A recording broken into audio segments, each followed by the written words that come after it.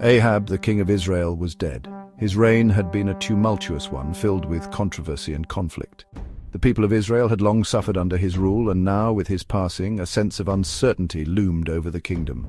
He had been a wicked king, leading his people astray. His decisions had brought about great suffering and turmoil. The people, once united under a common faith, were now divided and lost. Ahab had worshipped false gods and turned away from the one true God. His devotion to these idols had not only corrupted his own soul, but had also led many of his subjects down a path of sin and disobedience. His reign was marked by idolatry and sin. Temples dedicated to false gods sprang up across the land, and the true worship of the God of Israel was suppressed. The moral fabric of the kingdom was in tatters. Now his son Ahaziah ascended the throne. The young king faced a kingdom in disarray, a people yearning for guidance and a return to righteousness. The weight of his father's legacy was a heavy burden to bear. Would he follow in his father's footsteps or seek a new path? The court was filled with whispers and plots, each faction vying for influence over the new king. Ahaziah's every move was watched, his every decision scrutinized. The kingdom held its breath. The people, weary from years of misrule, hoped for a change. They longed for a leader who would restore their faith and lead them back to the true God. Ahaziah inherited not only a kingdom, but also a legacy of disobedience. The sins of his father cast a long shadow over his reign. The young king struggled with the expectations placed upon him and the reality of the kingdom's dire state. The weight of his father's choices pressed upon him. Every decision he made was influenced by the past, and the pressure to break free from that legacy was immense. Ahaziah knew that the future of Israel depended on his choices. Would he break free from the chains of idolatry, or would he tighten their grip? The young king stood at a crossroads, his heart torn between the teachings of his ancestors and the allure of the false gods his father had worshipped. The fate of Israel hung in the balance. The people watched anxiously, their hopes and fears intertwined. The kingdom teetered on the edge of a precipice, and the direction Ahaziah chose would determine its future. The shadow of Ahab loomed large. His influence was still felt in the palaces and temples, a constant reminder of the past. The young king could feel the weight of his father's presence in every corner of the kingdom. His influence could still be felt in the palaces and temples. The remnants of Ahab's reign were everywhere, from the grand halls of the palace to the sacred spaces of the temples. The past was not easily forgotten. The prophets of Baal, emboldened by years of royal patronage, continued to spread their lies. They held sway over many, their voices loud and persuasive. The true prophets of the God of Israel were marginalized and silenced. Ahaziah faced a critical choice. Would he serve the God of his ancestors or bow to the idols of his father? The decision he made would shape the future of Israel. The young king's heart was heavy with the weight of this choice, knowing that the destiny of his people rested in his hands.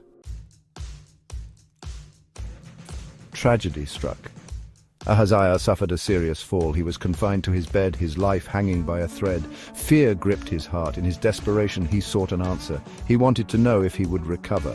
But instead of turning to the God of Israel, he sought guidance elsewhere. Ahaziah sent messengers on a perilous journey, their destination Ekron, a Philistine city, their mission to consult Baal-zebub, a false god.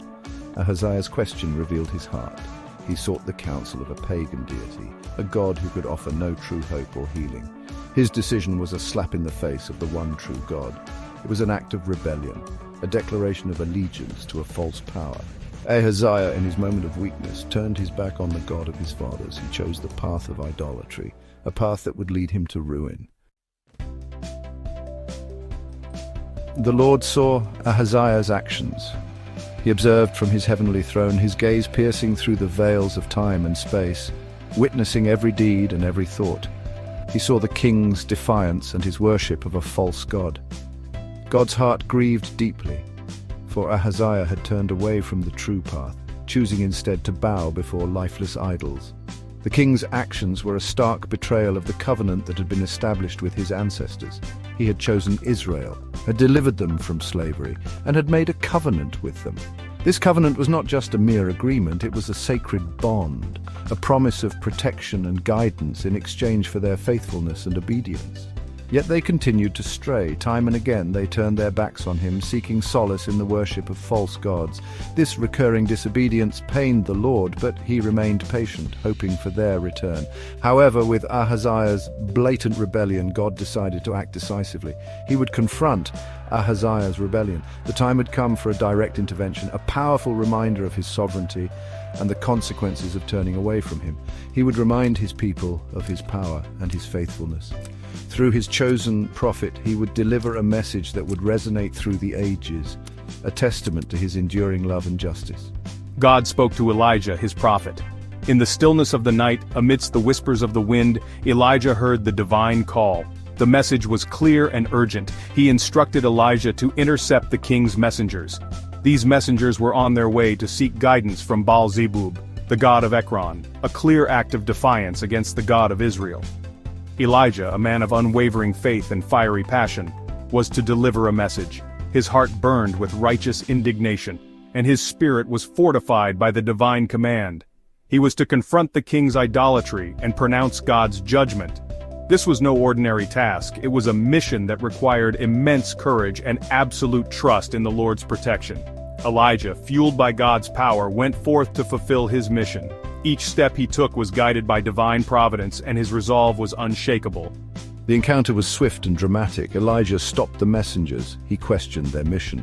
His voice, filled with authority, echoed through the air, demanding answers. Why, he asked, would the king of Israel seek guidance from Baal-zebub? His question was not just a query, but a challenge to their misplaced faith. Was the God of Israel unable to heal? The messengers were taken aback, their minds racing to comprehend the gravity of Elijah's words. Elijah's words were sharp, cutting through their excuses. His presence was commanding, and his message was clear and undeniable. He announced God's judgment. Ahaziah would not recover. The king's fate was sealed, a direct consequence of his defiance. He would die in his bed.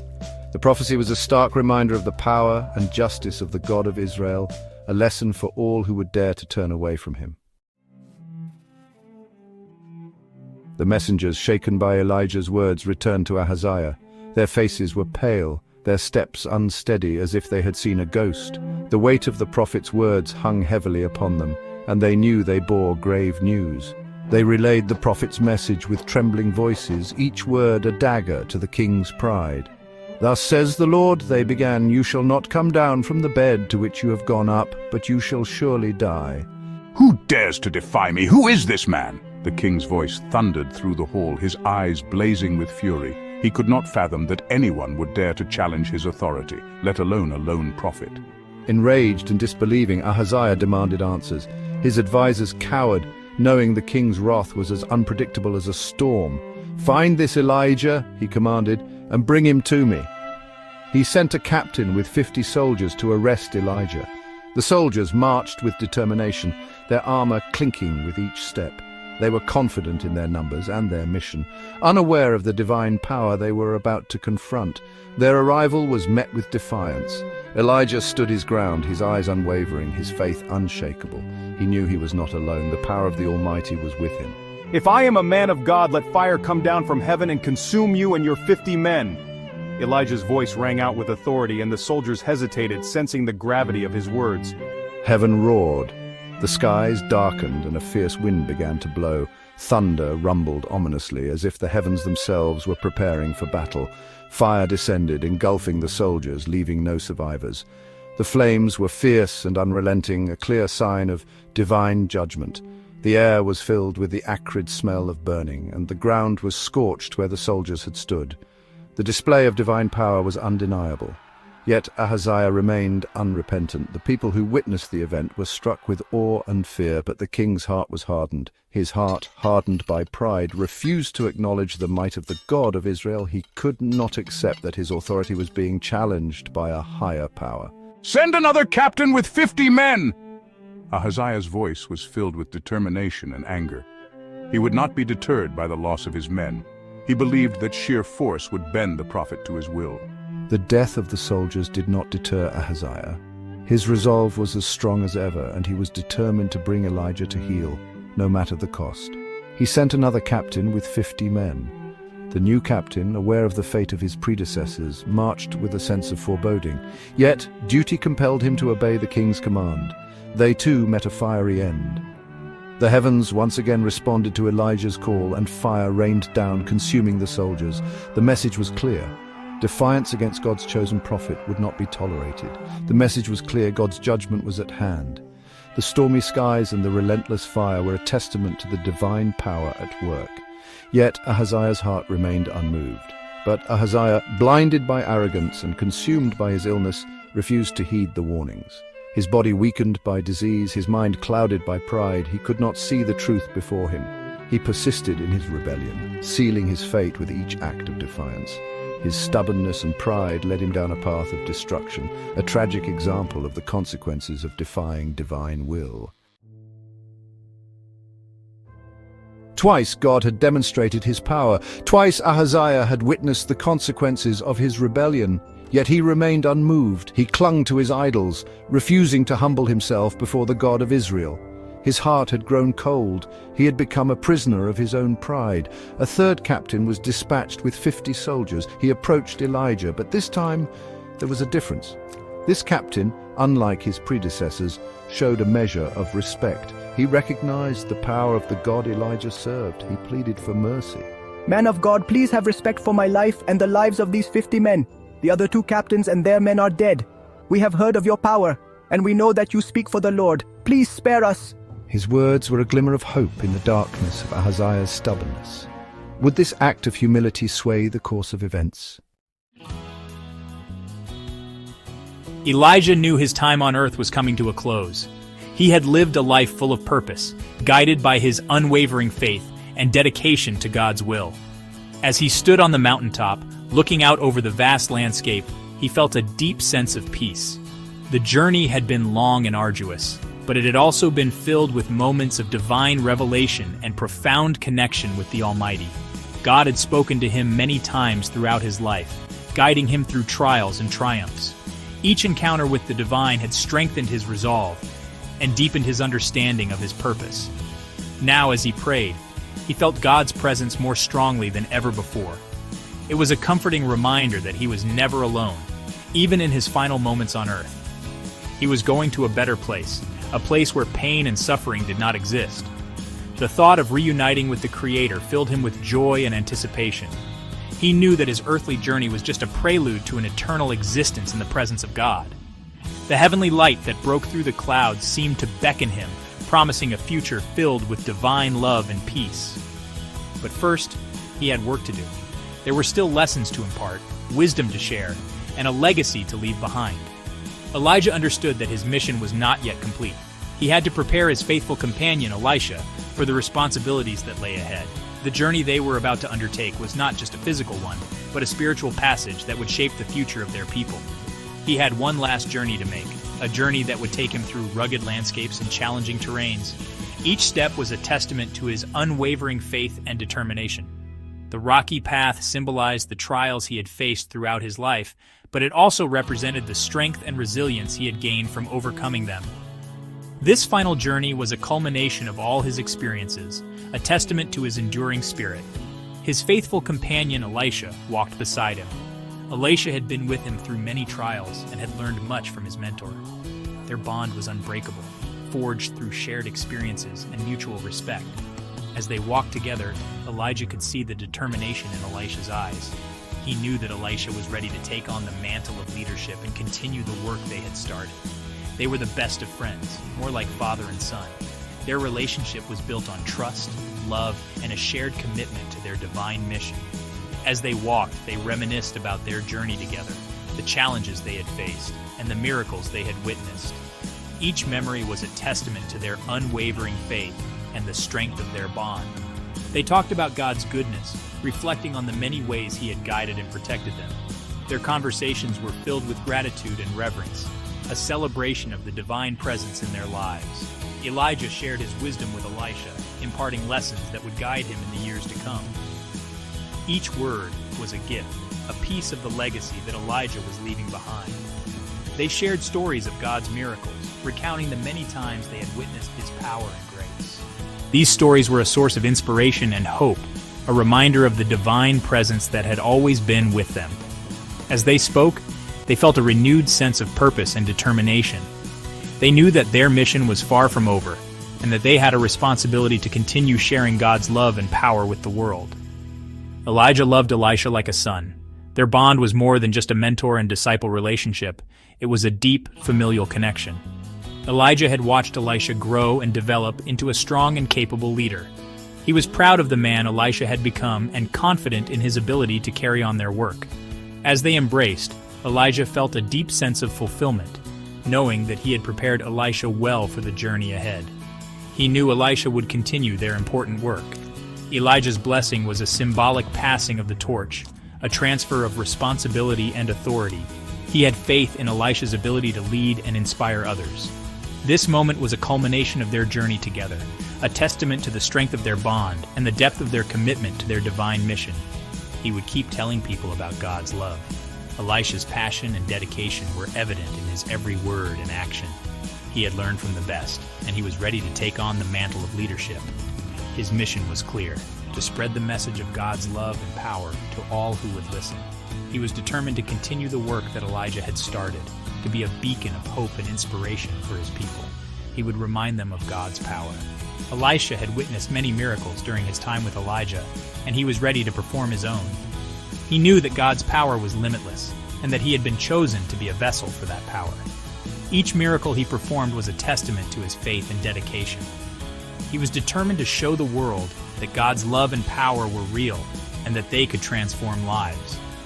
They walked for many miles, their journey taking them through diverse and challenging landscapes. Each step was a testament to their faith and determination. The rugged terrain symbolized the trials they had faced and the strength they had gained from overcoming them. Their journey was not just a physical one, but a spiritual passage that would shape the future of their people. Each step brought Elijah closer to his heavenly home. The radiant light that guided him was a symbol of the divine presence that had always been with him. He felt a deep sense of peace and fulfillment, knowing that he had lived a life of purpose and dedication. As he neared his destination, he felt a sense of anticipation and joy, knowing that he was about to be reunited with his Creator. Each step strengthened Elisha for the journey ahead. He felt a renewed sense of purpose and determination, knowing that he had been chosen to continue the work that Elijah had started. The journey had been long and challenging, but it had also been filled with moments of divine revelation and profound connection with the Almighty. Elisha was ready to take on the mantle of leadership and continue spreading the message of God's love and power to the world. The Lord told Elijah to go to Bethel. Elijah turned to Elisha, his faithful companion and devoted disciple, who had been with him through thick and thin. The bond between them was strong, forged through years of shared experiences and divine missions. "Please stay here," Elijah said. "The Lord has sent me to Bethel." His voice was firm but gentle, knowing the journey ahead would be challenging and perhaps perilous. He wanted to spare Elisha the hardship, but he also knew Elisha's determination. Elisha shook his head with determination. "As surely as the Lord lives," Elisha vowed, "and as surely as you live, I will not leave you." His eyes were filled with unwavering resolve, reflecting his deep commitment to his mentor and to the mission they shared. So they went on together, side by side, their footsteps in sync as they journeyed towards Bethel. The road was long and dusty, but their spirits were high, fueled by faith and the knowledge that they were fulfilling God's will. When they arrived in Bethel, a group of prophets approached Elisha. These prophets, who were also followers of the Lord, had heard of Elijah's impending departure and were concerned about what it meant for their community and for Elisha. They knew God was about to take Elijah away. The air was thick with anticipation and a sense of solemnity. The prophets looked towards the sky, as if seeking answers from the heavens, their faces etched with concern and curiosity. "Do you know that the Lord will take your master from you today?" they asked. Their voices were filled with a mix of sorrow and respect, understanding the gravity of the moment and the impact it would have on Elisha. Elisha nodded. "Yes, I know," he replied, "but do not speak of it." His voice was calm but firm, reflecting his acceptance of the inevitable and his desire to focus on the present moment with his mentor. He refused to be separated from his beloved mentor. His loyalty was unwavering. Elisha's heart was filled with admiration and respect for Elijah. and he was determined to stay by his side until the very end, no matter what challenges lay ahead. This journey was not just a physical one, but a spiritual odyssey that would test their faith and fortitude. As they continued their journey, the sun began to set, casting a golden hue over the landscape. The horizon seemed to stretch endlessly before them, symbolizing the unknown future that awaited. Yet, in that moment, there was a sense of peace and purpose, knowing they were walking the path laid out by the Lord. They shared quiet moments along the way, moments of reflection and prayer. These were times when words were unnecessary and the bond between them spoke volumes. The silence was filled with mutual respect and a deep understanding of the divine mission they were on. Elisha often looked up at the sky, deep in thought, contemplating the future without his mentor. But his resolve never wavered. He knew that his journey with Elijah was preparing him for the responsibilities that lay ahead, and he was ready to embrace them with faith and courage. Finally, they reached the gates of Bethel. The city loomed before them, a testament to their journey and the challenges they had overcome. As they entered, they were greeted by the prophets, who looked at them with a mix of reverence and anticipation, knowing that a significant moment in their spiritual journey was about to unfold. Elisha stood tall, ready to face whatever the future held. His faith was his anchor, and his loyalty to Elijah was his guiding light. Together, they had walked a path of faith, and now Elisha was prepared to continue that journey, carrying forward the legacy of his beloved mentor. Elijah and Elisha continued their journey. They came to Jericho, a city known for its walls.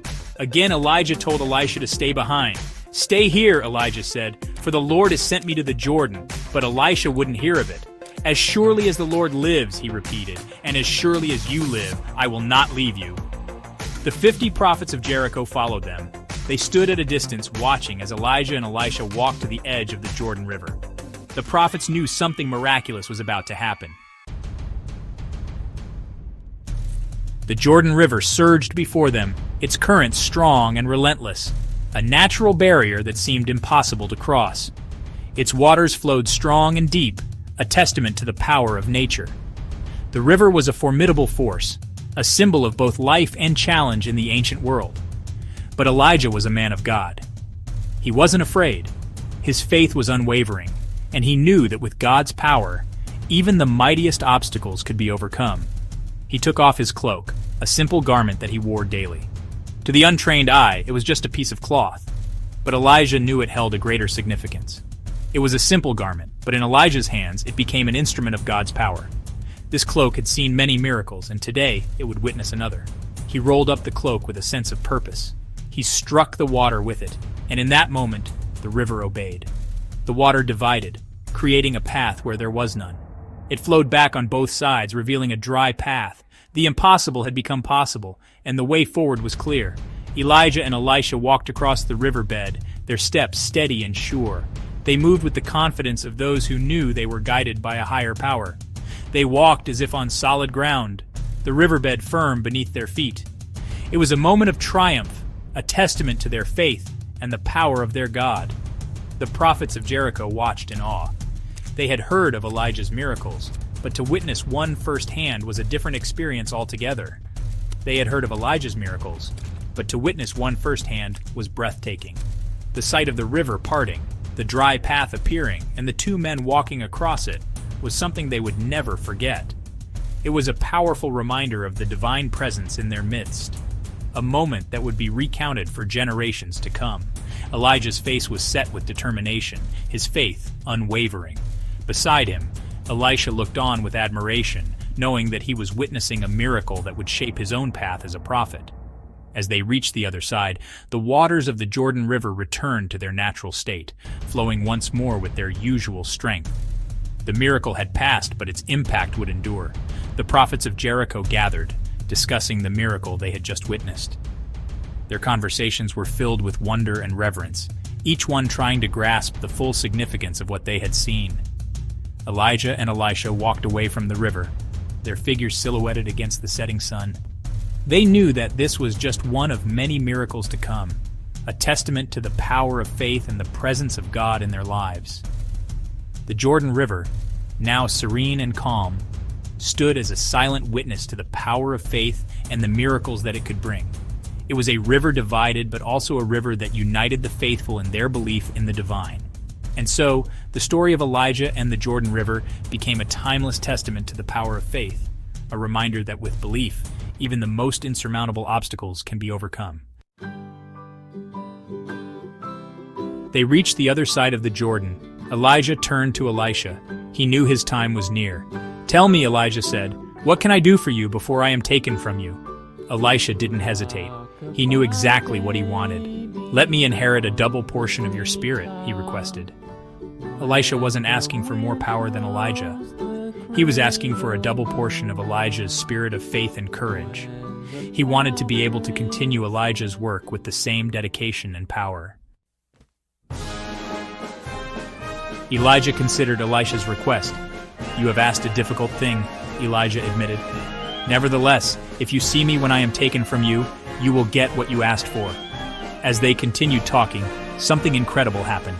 A chariot of fire appeared in the sky. The chariot was pulled by horses of fire. It came down from heaven and stopped right in front of them. Elisha watched in amazement as Elijah stepped into the chariot. The chariot, with Elijah inside, began to rise. It soared into the sky. Elisha watched as his teacher, his friend, his mentor, was carried away. The story begins with the reign of Joram, the son of Ahab, who has just ascended to the throne of Israel. Joram, unlike his father, made attempts at reforming the kingdom by removing the sacred pillar of Baal, a remnant of his mother Jezebel's legacy. Despite these partial reforms, Joram's heart did not fully turn from the sins of Jeroboam, the first king of Israel, who led the people into idolatry with his golden calves. The land was still rife with spiritual decay, as the people continued to worship false gods. Joram was a cautious ruler. He understood that the stability of his kingdom depended on the delicate balance of alliances and the suppression of rebellious vassals. One such vassal was the kingdom of Moab, a region known for its rich pastures and fertile lands.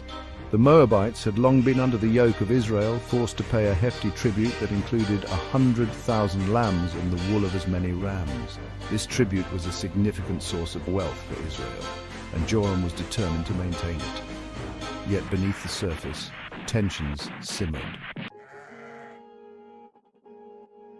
The tribute that the Moabites were forced to pay was not just a financial burden, but also a symbol of their subjugation. For years, Mesha had dutifully sent his flocks northward, appeasing the demands of the Israelite kings. However, with the changing tides of leadership in Israel, Mesha saw an opportunity to break free. The tribute was an affront to Moab's sovereignty, and Mesha's pride could no longer bear the humiliation. Mesha was a shrewd ruler known for his strategic mind and passionate speeches that stirred the hearts of his people. As he gathered his council, he spoke of freedom and the Moabite destiny.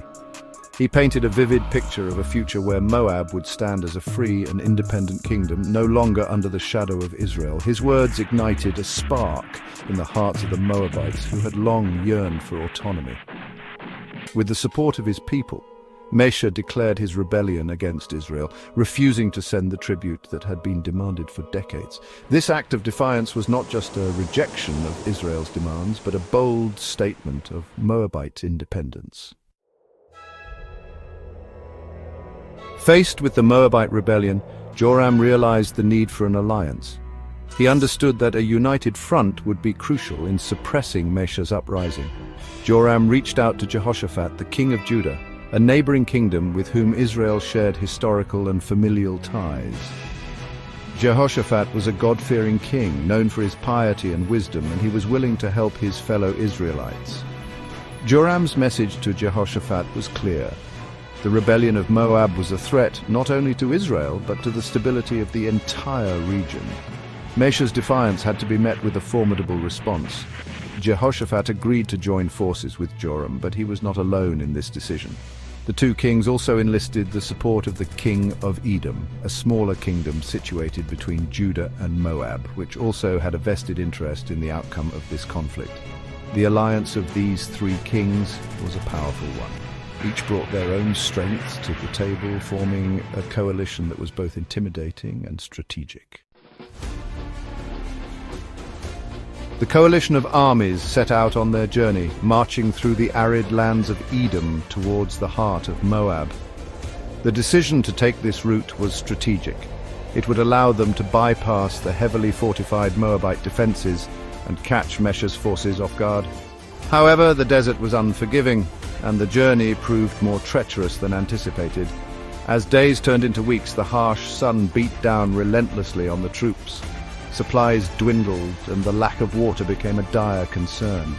The morale of the soldiers began to waver as thirst gnawed at their resolve. Tensions ran high, and whispers of doubt spread among the ranks. The once confident alliance now faced an unexpected adversary, the barren wilderness that threatened to undo their plans before they even reached Moab. The kings, too, were not immune to the growing sense of desperation. Joram, Jehoshaphat, and the king of Edom convened to discuss their options. In their moment of need, the kings turned to Elisha, the prophet who had succeeded Elijah and was renowned for his deep connection with God. Elisha was a man of unwavering faith, whose words carried the weight of divine authority. His presence among the armies brought a sense of hope and anticipation, for the kings knew that his counsel could mean the difference between victory and defeat. Elisha was initially reluctant to aid Joram, given the king's partial adherence to the idolatrous practices of his ancestors. However, out of respect for Jehoshaphat, who remained faithful to the Lord, Elisha agreed to prophesy. He requested a musician to play, and as the music filled the air, the hand of the Lord came upon him. In a voice filled with conviction, Elisha declared that the Lord would provide water for the armies and their animals without rain or wind. This prophecy was both a promise and a challenge. As dawn broke over the desert landscape, the armies awoke to an incredible sight. Water filled the ditches they had dug, shimmering in the morning light. It was a miraculous provision, exactly as Elisha had prophesied. There had been no rain or storm, yet the valleys were now brimming with life-giving water. The soldiers drank deeply, their thirst quenched and their spirits rejuvenated. This miraculous event was a strategic boon for the Allied forces. Not only did the provision of water restore the physical strength of the troops, but it also served as a powerful morale booster. The soldiers, now confident in their divine favor, were ready to face the Moabites with renewed vigor. From the Moabite perspective, the water appeared red as blood in the early light. The Moabites, seeing what they believed was a river of blood, assumed that the Allied armies had turned on each other and destroyed themselves. With their thirst quenched and spirits lifted, the Allied forces marched towards the unsuspecting Moabites. The confusion caused by the appearance of blood in the water had led Mesha's forces to lower their defenses. As the Moabites approached, expecting to find a battlefield of corpses, they were met instead by a well-prepared army, ready to engage in battle. The surprise was complete, and the Moabites were caught off guard. The allied forces of Israel, Judah, and Edom charged with ferocity. Their earlier desperation transformed into a formidable offensive. The battle was fierce, with clashing swords and the cries of warriors filling the air. The strength of the Allied forces, combined with the element of surprise, overwhelmed the Moabite army. Mesha, realizing his mistake and the dire situation his forces were in, fought valiantly to rally his troops. However, the momentum of the battle had shifted irrevocably in favor of the Allied forces. The Moabites, disoriented by the unexpected assault, began to falter. In the wake of their victory, the Allied forces advanced deeper into Moabite territory, determined to bring Mesha to heel and ensure the complete submission of Moab. The cities they encountered were systematically dismantled, their fields destroyed and their wells filled with stones, crippling the Moabite infrastructure. The campaign was relentless, designed to break the will of the Moabite king and his people. Mesha, driven to desperation, retreated to the fortified city of Kir-Hareseth, where he made his last stand. The Allied forces laid siege to the city, poised to deliver the final blow that would end the Moabite rebellion. Inside the city walls, Mesha's situation grew increasingly dire as supplies dwindled and hope waned. In a dramatic and shocking turn of events, Mesha, in a bid to turn the tide, resorted to a desperate measure. He took his eldest son, the heir to the throne, and offered him as a burnt sacrifice on the city wall. This act of ultimate sacrifice was meant to invoke the favor of Chemosh, the Moabite god, and to strike terror and revulsion into the hearts of the besieging forces. The battle between Moab and the allied forces of Israel, Judah, and Edom was not just a military engagement, but a profound narrative of power, faith, and human resilience. The rebellion of Moab and the subsequent campaign showcased the complexities of ancient geopolitics, where alliances were both essential and fragile. The outcome of the conflict had far-reaching implications for the region, altering balances of power and testing the limits of human and divine intervention. The withdrawal of the Allied forces after Mesha's sacrifice marked a significant turning point. It demonstrated the unpredictable nature of war, where even the strongest alliances could be shaken by unexpected acts of desperation and the psychological impact of warfare. The Moabite rebellion, although ultimately subdued in terms of military might, left a lasting impression on the region and its rulers. For Joram, Jehoshaphat, and the king of Edom, the campaign against Moab was a lesson in the unpredictability of war and the importance of faith and divine guidance. The miraculous provision of water and the victory it facilitated served as a testament to the power of belief and the favor of the divine in human affairs. Yet the abrupt end to their campaign also reminded them of the limits of their own understanding and control. As the dust settled over the battlefield, the legacy of the Moabite conflict endured. Elisha was a man of God. He lived during a time when the people of Israel were often led astray by false prophets and idols. Despite the challenges, Elisha remained steadfast in his faith and dedication to God. He followed God with all his heart. His unwavering commitment was evident in everything he did. Elisha's life was a testament to the power of faith and obedience. God gave Elisha power to do miracles. These were not just ordinary acts, but divine interventions that showcased God's might and mercy. From healing the sick to raising the dead, Elisha's miracles were profound and impactful. These miracles showed God's love and care for his people. Each miracle was a reminder that God was always present, watching over his children and ready to intervene in their lives. Elisha lived a long time ago. His story is set in a period rich with history and culture, a time when prophets played a crucial role in guiding the people. But his story is still important today. The lessons from Elisha's life transcend time, offering wisdom and inspiration to people of all ages and backgrounds. It reminds us that God is powerful. The same God who empowered Elisha is still at work in the world today, capable of performing wonders beyond our imagination. He can help us in amazing ways. Just as he did in ancient times, God continues to reach out to those in need, offering hope and assistance in miraculous ways. We just need to trust him. Trust is the foundation of our relationship with God. When we place our faith in him, we open ourselves to his divine intervention and blessings. One of Elisha's most famous miracles involved a widow. The story highlights the profound impact of faith and the incredible ways God can provide for his people. She was in desperate need. Her situation seemed hopeless, and she had nowhere else to turn. In her moment of despair, she sought help from Elisha, trusting in God's power to save her. Let's see how God used Elisha to help her. This story is a powerful reminder of God's provision and the miracles that can happen when we place our trust in him. The widow was very poor. Her husband had died. Now she had debts she couldn't pay. The creditor was coming to take her sons as slaves. The widow was desperate. She cried out to Elisha for help. She had nothing left but a small jar of oil. Elisha told her to have faith. He said, "Go, borrow vessels from everywhere, from all your neighbors, empty vessels. Do not gather just a few." Elisha's miracles weren't just about money. He also had the power to heal. One day he met a wealthy woman called the Shunammite woman. She showed him great kindness. The Shunammite woman had no children. Elisha prayed for her, and God gave her a son. But tragedy struck when the boy grew older. He became sick and died. The Shunammite woman was heartbroken. She rushed to find Elisha.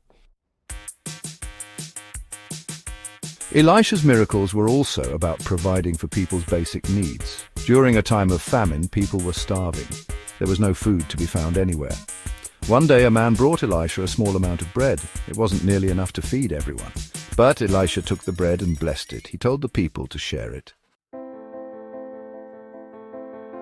Elisha also used his God-given power to heal the sick. His acts of healing were not just limited to physical ailments, but extended to the very elements of nature. Elisha's faith and divine connection allowed him to perform miracles that left an indelible mark on the people of his time. He was a protector, a guide, and a beacon of hope for many. His presence brought comfort and assurance to those who were troubled. Elisha's life was a testament to the power of faith and the miracles that can happen when one is truly connected to the divine. In one instance, he encountered a group of young prophets who were about to eat a stew. These young men, eager to learn and grow, often gathered to share meals and discuss their spiritual journeys. The communal meals were a time of bonding and learning. Unaware that a poisonous gourd had accidentally been added to the pot, the young prophets were on the brink of disaster. The gourd, though seemingly harmless, contained toxins that could cause severe illness or even death. They cried out in alarm upon tasting the deadly concoction. Panic spread quickly as they realized the danger they were in. The once joyful gathering turned into a scene of chaos and fear. Elisha, with his calm demeanor, took flour and tossed it into the stew. His actions were guided by his unwavering faith in God's power. The flour, a simple and common ingredient, became a tool for a miraculous intervention. Miraculously, the poison was neutralized and the stew was made safe to eat. The young prophets, who moments before were in despair, now rejoiced and praised God for the miracle they had witnessed. This event strengthened their faith and deepened their respect for Elisha. In another display of God's power through Elisha, he healed the contaminated waters of Jericho.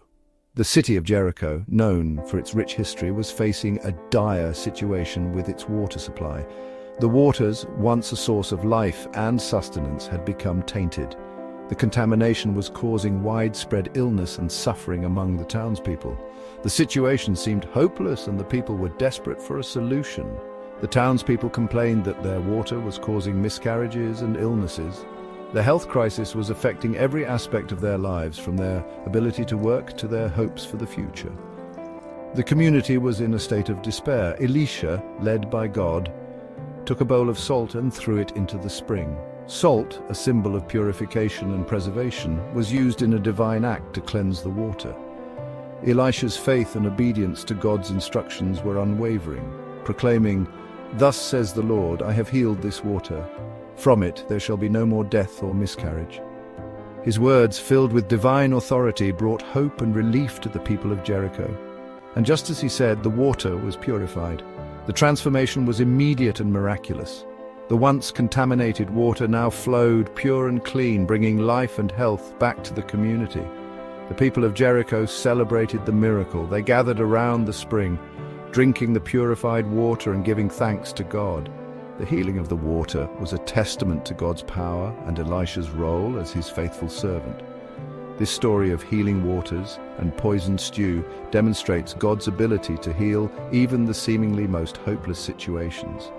Through Elisha, God's power was made manifest, bringing hope, healing, and faith to the people. These miracles serve as a reminder of the divine presence that watches over and cares for humanity, even in the darkest of times. Elisha's story reminds us that even though great leaders may pass on, their legacy and spirit can live on through those who follow them. This is a timeless truth that resonates across cultures and eras. The story of Elisha and Elijah is a powerful testament to the enduring nature of mentorship and the passing of wisdom from one generation to the next. It shows us that the impact of a great leader does not end with their departure, but continues to influence and inspire through their successors. When his mentor, the prophet Elijah, was taken up to heaven in a whirlwind, Elisha received a double portion of Elijah's spirit. This dramatic event was not just a physical departure, but a profound spiritual transition. Elijah's ascent to heaven in a whirlwind was a divine act that signified the end of one era and the beginning of another. For Elisha, witnessing this miraculous event was both awe-inspiring and humbling. It marked the moment when he would step into his mentor's shoes and carry forward the mission with renewed vigor and divine empowerment. This transfer of power was symbolized by Elijah's cloak falling upon Elisha. The cloak, or mantle, was more than just a piece of clothing. It was a symbol of authority, responsibility, and divine blessing. When Elisha caught the cloak, It was a tangible sign that he had been chosen to continue Elijah's work. This act of catching the cloak was a public declaration of his new role and the divine endorsement of his prophetic ministry. It was a moment of transformation where Elisha moved from being a follower to a leader, from a student to a teacher. This event marked the beginning of Elisha's own ministry as a prophet, where he performed even more miracles than his predecessor, demonstrating that God's power is passed on and multiplied through generations of faithful servants. Elisha's ministry was characterized by numerous miraculous acts, from healing the sick to multiplying resources and even raising the dead. Each miracle was a testament to the divine power that had been entrusted to him. The people of the ancient Middle East witnessed these wonders and were filled with awe and reverence. Elisha's actions not only validated his role as a prophet, but also reinforced the belief that divine power and blessings are not confined to a single individual, but are meant to be shared and expanded through faithful service. His life and works continue to inspire and remind us of the enduring legacy of spiritual mentorship and the boundless potential of divine empowerment. Elisha's miracles weren't just for special people, they were for everyone who needed help. Whether they were rich or poor, young or old, God cared about them. Elisha's story shows us that God is still in the miracle business today. He still answers prayers, he still provides for our needs, he still heals the sick and comforts the hurting. We may not see miracles like parting the Red Sea or raising the dead, but God still works in amazing ways. We need to have faith like Elisha and the people he helped. When we face problems, remember Elisha's story. Remember that God is bigger than our problems. He can do more than we can imagine. God is still working miracles today. He heals broken hearts. He provides for families in need. He gives strength to the weak. Let's ask God for faith to believe in his miracles. Let's be open to seeing his power at work in our lives. And let's share his love with everyone we meet. Naaman was a powerful man. He was the commander of the Syrian army. Victories covered him in glory, yet a hidden sorrow gnawed at his heart. Naaman suffered from leprosy. This terrible disease left his skin discolored and his future uncertain. Naaman longed for healing. He had tried every remedy, every potion, every physician. Nothing worked. Despair began to grip him as tightly as the disease that ravaged his body. He feared his strength would soon fade, leaving him a shell of the warrior he once was. One day, a glimmer of hope appeared in an unexpected form. A young Israelite girl, captured in a raid and now serving in Naaman's household, spoke of a prophet in her homeland. "Elisha," she declared, "he can heal your master." Naaman clung to her words like a lifeline. He had nothing to lose. With the king's permission, he set out for Israel, his heart filled with a mix of hope and skepticism. Could this prophet, this Elisha, truly do what no one else could? Naaman's journey to Israel was long and arduous. He traveled with an entourage befitting his status, his chariots and horses kicking up dust as they crossed the miles. He carried with him a king's ransom in gold and silver, a gift for the one who could cure him. Finally, they reached Elisha's humble dwelling. Naaman expected a grand reception, a display of mystical power. Instead, Elisha sent a messenger to greet him. "Go," Elisha instructed, "wash yourself 7 times in the Jordan River and your flesh will be restored." Naaman was furious. This was an insult. Were the rivers of Damascus not good enough for this supposed prophet? He had expected miracles, not mundane instructions. His pride wounded, Naaman turned his back on Elisha and stormed away. As he fumed, Naaman's servants approached him cautiously. They saw the raging storm in his eyes, the bitterness twisting his features. One, braver than the rest, dared to speak. "Sir," he pleaded, "if the prophet had asked something difficult, wouldn't you have done it?" "How much more should you obey when he simply says, 'Wash and be clean'?" Naaman stood on the banks of the Jordan, his heart a battleground of anger and desperation. Elisha's words echoed in his mind, "Wash and be clean." The command was simple, almost laughably so, yet there was a quiet authority in those words, a power that resonated deep within Naaman's soul. He looked at the muddy waters of the Jordan. They were so ordinary, so unlike the grand rivers of his homeland. Could these humble waters truly hold the key to his healing? He had scoffed at the idea at first, his pride wounded by Elisha's seemingly insignificant instruction. But his servant's words had planted a seed of doubt in his mind. What if Elisha spoke the truth? What if the answer to his years of suffering lay not in elaborate rituals or expensive potions, but in simple obedience? Naaman took a deep breath, the weight of his pride pressing down on him. He knew what he had to do. With a heavy heart, he began to lower himself into the cool, flowing water of the Jordan. The first plunge into the Jordan was a shock to Naaman's system. The water was cold, a stark contrast to the warm baths he was accustomed to. He emerged, his skin still bearing the marks of leprosy. Doubt gnawed at him. Had he been a fool to listen to Elisha? He dipped again and then again, each time the cold water a reminder of his vulnerability. 5 times he submerged himself, and still there was no change. Frustration welled up within him. Was this all for nothing? But then he remembered Elisha's words. Wash yourself 7 times, 2 more times. He had come this far, he would see it through.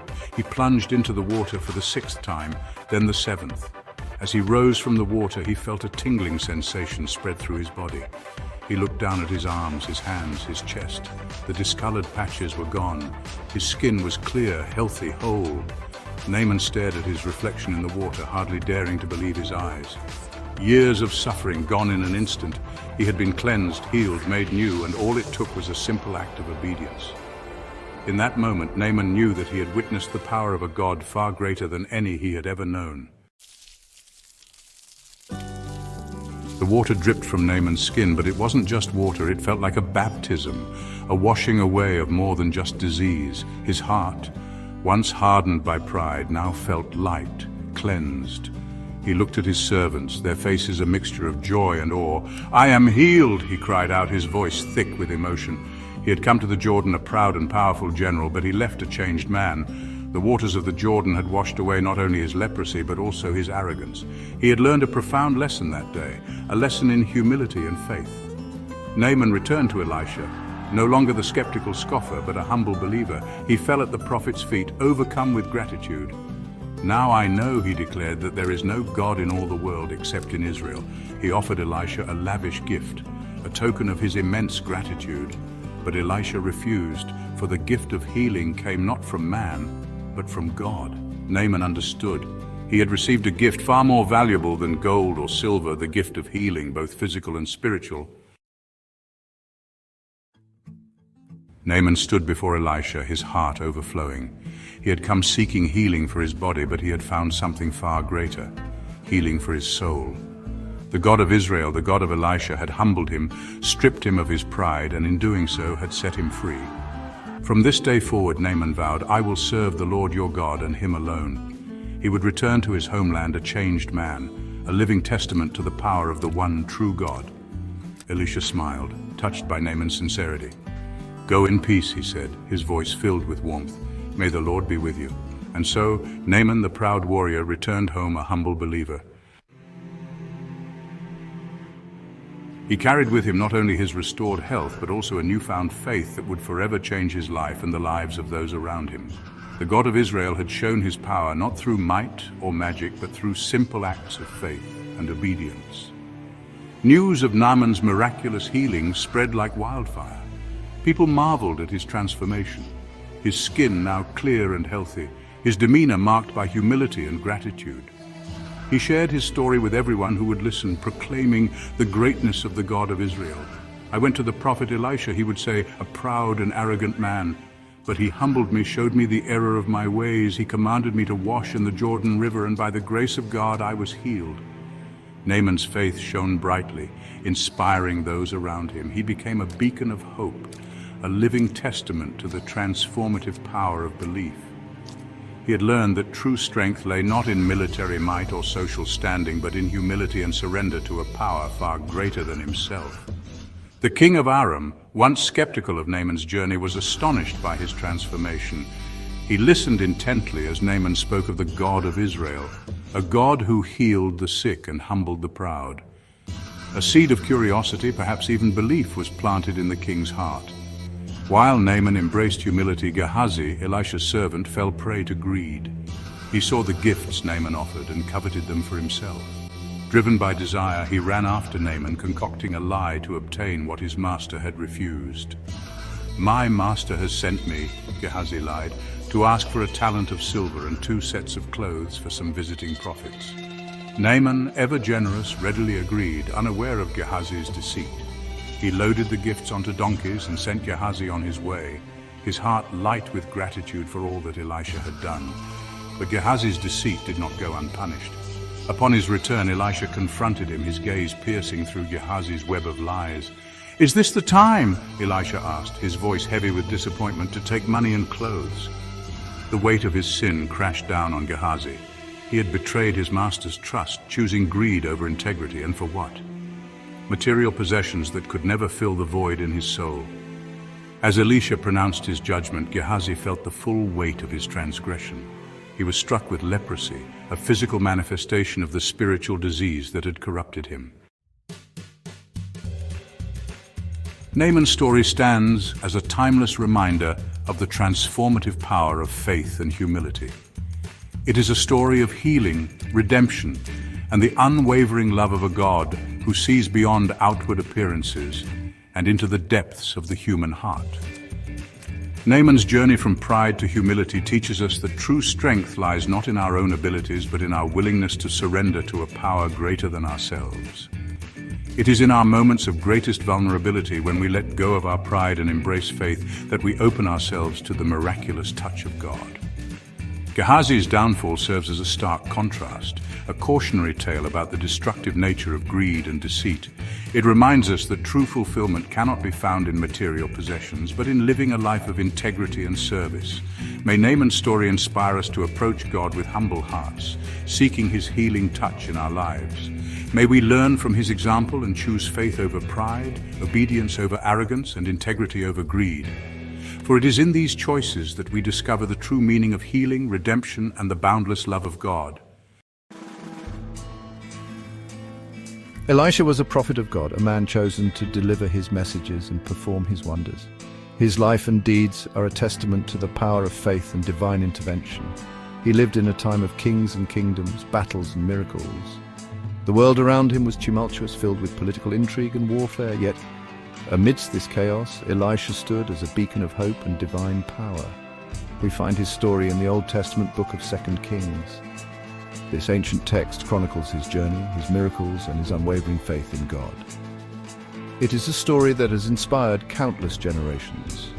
Elisha wasn't born into a life of prophecy. He came from humble beginnings, living in a simple rural village. His early life was far removed from the grandeur of kings and the drama of prophets. He was a farmer, a worker of the land. His days were spent ploughing fields, harvesting crops, and tending to livestock. It was a life of hard work and simplicity, far from the extraordinary path that lay ahead. But God had a special plan for him, a call to follow in the footsteps of the great prophet Elijah. This divine calling would transform his life, taking him from the fields to the forefront of God's work on earth. One day Elijah approached Elisha. This encounter was no ordinary meeting, it was a moment orchestrated by God. Elijah, the revered prophet, saw in Elisha the potential for greatness, the capacity to carry on his prophetic mission.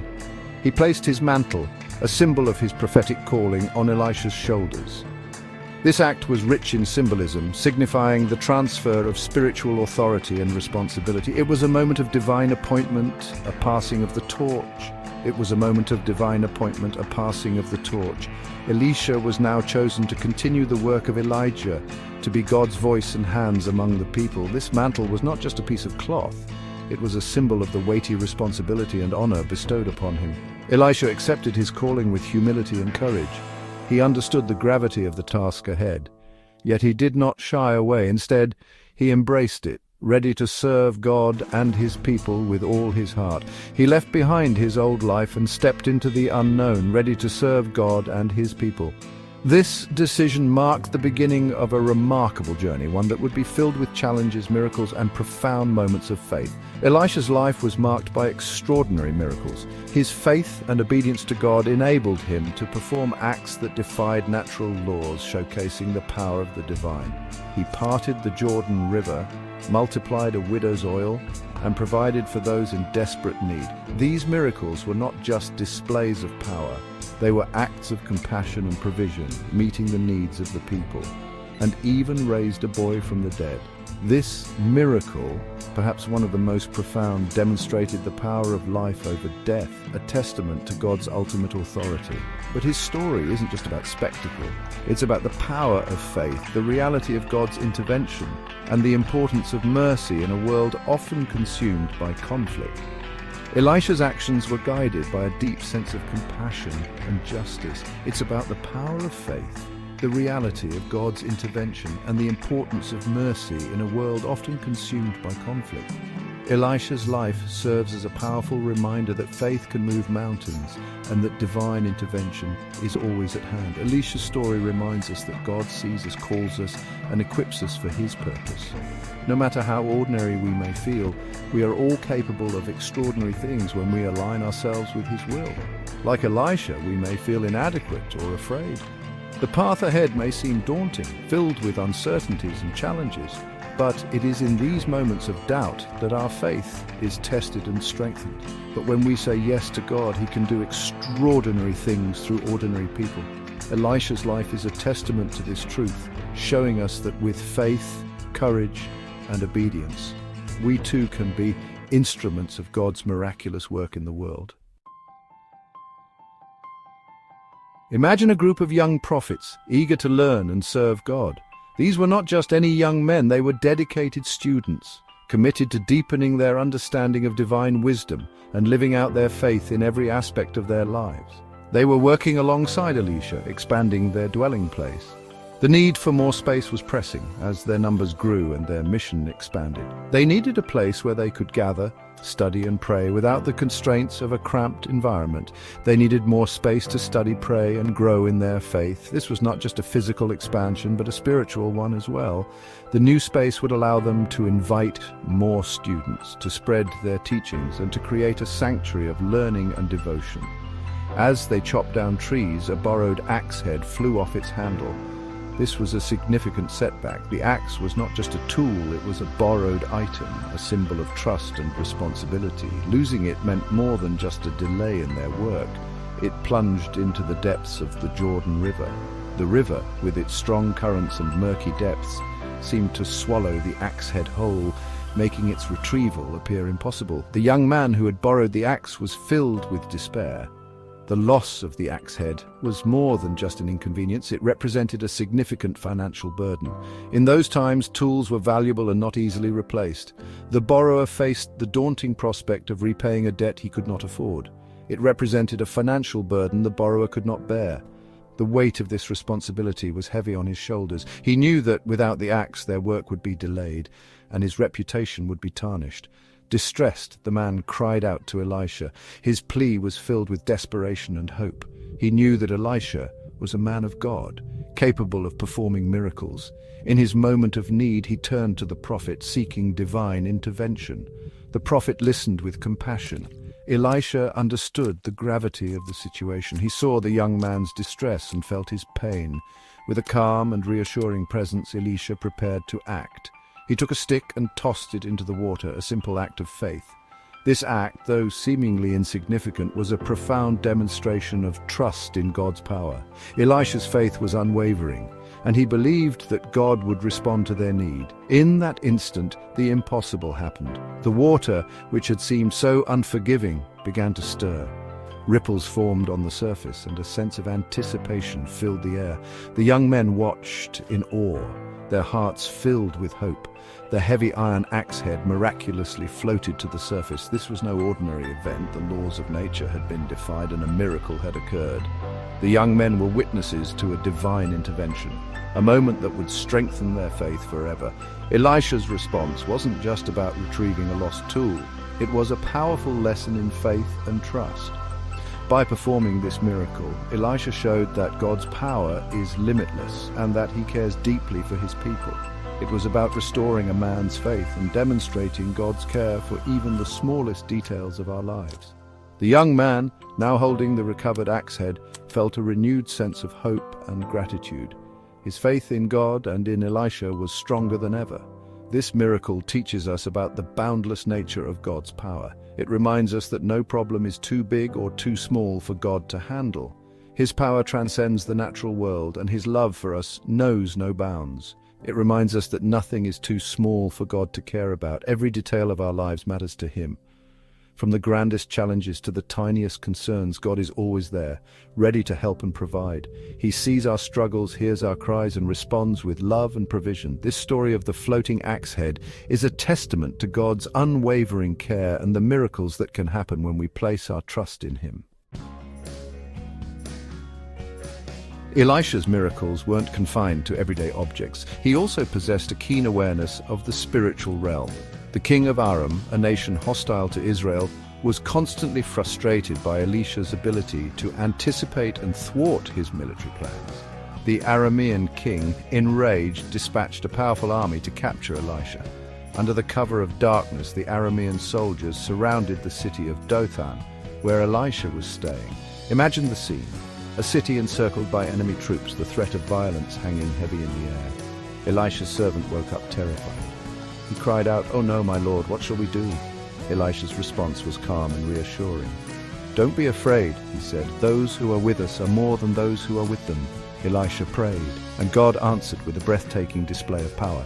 He opened the servant's eyes, allowing him to see the invisible army of God, chariots of fire and horses of fire surrounding Elisha, a testament to God's protective presence.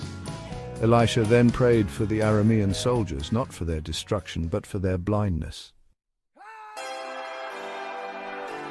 Blinded by a divine power they could not comprehend, the Aramean soldiers stumbled about, powerless and confused. They had come with the intent to conquer, to lay waste to the land of Israel, but now they found themselves in a state of utter disarray. Their vision was taken from them, and with it their sense of direction and purpose. They were like lost children in a foreign land, unable to find their way or understand what had befallen them. Elisha, instead of striking them down in their vulnerability, did something extraordinary. He saw their helplessness, their confusion, and chose a path that defied the expectations of both his allies and his enemies. In a world where might often makes right, Elisha's actions were a beacon of a different kind of power, a power rooted in compassion and wisdom. He approached them and said, "Follow me, and I will lead you to the man you are looking for." His voice was calm and reassuring, a stark contrast to the chaos that surrounded them. The soldiers, having no other option, followed him, trusting in the voice of the one who had shown them mercy instead of wrath. Elisha led the blinded army, not to a trap or an ambush, but to Samaria, the very heart of the nation they had come to attack. As they entered the city, the people of Samaria watched in astonishment. What was this? Their enemies, led by their prophet, walking into their city without a fight? It was a sight that defied all logic and expectation. Imagine the astonishment of the Israelite king when he saw his enemy delivered into his hands. He had prepared for battle, for bloodshed, and now here were his foes, vulnerable and at his mercy. The king's mind raced with possibilities. This was an opportunity to end the threat once and for all, to strike a decisive blow against his enemies. His first instinct was to strike them down. The urge to eliminate the threat, to secure his kingdom's safety through force, was strong. He could almost feel the weight of the sword in his hand, the finality of the act that would rid him of his enemies. But Elisha, filled with the Spirit of God, intervened. He saw beyond the immediate threat, beyond the fear and anger that clouded judgment. He stepped forward, placing himself between the king and the soldiers, and spoke words that would change the course of history. He urged the king to show mercy. "Would you kill those you have captured with your own sword or bow?" he asked. "Set food and water before them so that they may eat and drink and then go back to their master." His words were a call to a higher standard, a reminder that true strength lies not in the ability to destroy, but in the capacity to show compassion. "Prepare a great feast for them," Elisha instructed. The king, moved by the prophet's wisdom, ordered a banquet to be prepared. The tables were set, laden with food and drink, a feast fit for a celebration, not a battlefield. The soldiers, still bewildered, were invited to sit and partake in the meal. So they fed their enemies, offering them bread and water in a gesture of radical hospitality. The act was more than just feeding the hungry. It was a profound statement of peace and reconciliation. The soldiers who had come to destroy now found themselves recipients of kindness and generosity. Imagine the scene: former enemies sharing a meal, their weapons laid down, their hearts softened by an unexpected act of kindness. The tension that had once filled the air was replaced by a sense of shared humanity. They were no longer just soldiers of opposing sides, they were men breaking bread together, finding common ground in the simple act of sharing a meal. The Aramean army, humbled and deeply moved by the Israelites' compassion, returned to their land. They carried with them not just the memory of the feast, but the lesson that had been imparted. A lesson in mercy, in the power of kindness to transform hearts and minds. The siege was broken, not through bloodshed, but through an act of extravagant grace. It was a victory not just for Israel, but for the ideals of peace and humanity. In a world often torn apart by conflict, this story stands as a testament to the power of compassion and the possibility of reconciliation, even with those we consider our enemies. Samaria was in trouble. A terrible famine gripped the city. Food was scarce and prices soared. People were desperate. Starvation loomed over the city like a dark cloud. King Jehoram, Israel's leader, was helpless. He felt the weight of his people's suffering. The king blamed Elisha, the prophet of God, for the city's misfortune. Elisha had a history of speaking God's word and seeing miracles unfold, but in the king's desperation he saw Elisha not as a beacon of hope, but as a source of his problems. He was angry and afraid, his heart hardened by the suffering around him. Elisha, however, remained a source of hope for the people. One day, Elisha boldly declared, "Elisha, this time tomorrow there will be plenty of food in Samaria. Flour and barley will be sold cheaply in the city's gates. Abundance will replace scarcity. A miracle is on the horizon." His words offered a ray of hope in the darkness. But could such a dramatic turnaround truly be possible? Could God really intervene in such a powerful way? The people of Samaria desperately clung to Elisha's words, their hearts yearning for the promised relief. Among those who heard Elisha's prophecy was a royal official, a man of position and authority. Yet he was skeptical. The official found it hard to believe. How could such a drastic change occur in just one day? The famine had been so severe, the situation so desperate. Even if the Lord were to open the windows of heaven, could this really happen? The official's doubt reflected the fear that had gripped the city. He struggled to see beyond the current circumstances, to grasp the power of God to intervene. Unbeknownst to the people of Samaria, God was already working behind the scenes, orchestrating events that would soon unfold in a miraculous way. Outside the city walls, 4 lepers, ostracized because of their disease, faced a terrible choice. They were not only battling the physical and social isolation that came with their condition, but also the dire consequences of a severe famine that had gripped the land. Starvation threatened to take their lives. The city of Samaria was under siege, and resources were dwindling rapidly. The lepers knew that staying where they were meant certain death from hunger. Desperate, they decided to approach the enemy Aramean camp, hoping for mercy, however slim the chance. They reasoned that if the Arameans spared them, they would live. If not, they would die. But it was a risk they were willing to take. As they approached the enemy camp, they found it eerily deserted. The Arameans had vanished without a trace. The silence was deafening, and the lepers were filled with a mix of fear and curiosity. Confusion turned to amazement as they explored further. They cautiously moved from tent to tent, expecting at any moment to encounter an enemy soldier. But there was no one. The camp was filled with abandoned supplies, food, clothing, gold, and weapons. It was as if the Arameans had left in a hurry, leaving behind everything of value. God had caused the Aramean army to hear the sounds of a mighty host, sending them fleeing in terror, leaving everything behind. The lepers, once outcasts, now found themselves in the midst of an unexpected bounty, a testament to the divine intervention that had turned their plight into a moment of providence. The lepers, initially hesitant, stood at the edge of the camp, their hearts pounding with uncertainty. They had been outcasts for so long, shunned by society and left to fend for themselves. The sight before them was almost too good to be true. But as they began to gather the provisions, their hesitation turned into determination. They filled their arms with food and supplies, their minds racing with the possibilities of what this discovery could mean for them and their people. "This is wrong! We can't keep this to ourselves!" one of them exclaimed, his voice filled with a mix of guilt and urgency. The others nodded in agreement, realizing the gravity of the situation. "We have to share this incredible news with the starving people in Samaria," another leper said passionately, his eyes shining with hope. They knew that their discovery could mean the difference between life and death for many. Racing back to the city gates, their hearts pounded with a mix of fear and excitement, they had to get the word out before it was too late. They shouted out their discovery, their voices echoing through the streets. The people of Samaria had to know what they had found. Their voices filled with urgency and excitement, they recounted their tale to anyone who would listen. The news spread quickly, carried on the wings of hope and desperation. "Everyone, listen! We found an abandoned camp with food and supplies!" One of the lepers called out, his voice breaking with emotion.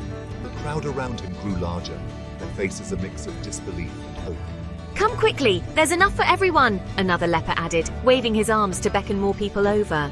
The crowd surged forward, eager to see for themselves. Their words spread through the city like wildfire.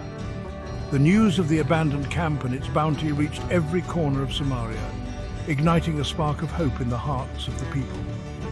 People poured out of their homes, their initial disbelief giving way to cautious hope. They had been through so much, and the idea of relief seemed almost too good to be true. Their initial disbelief giving way to cautious hope, they began to make their way towards the city gates. Could it really be true? Could their suffering finally be coming to an end? "Could it be true?" one person asked, their voice trembling with emotion. The crowd around them murmured in agreement, their faces reflecting the same mix of hope and doubt. Had God really intervened in such a miraculous way? Another person wondered aloud, their eyes lifting to the sky as if seeking confirmation from above. The idea of divine intervention filled them with awe and gratitude. The city of Samaria was transformed, as hope and relief washed over the people like a long-awaited rain.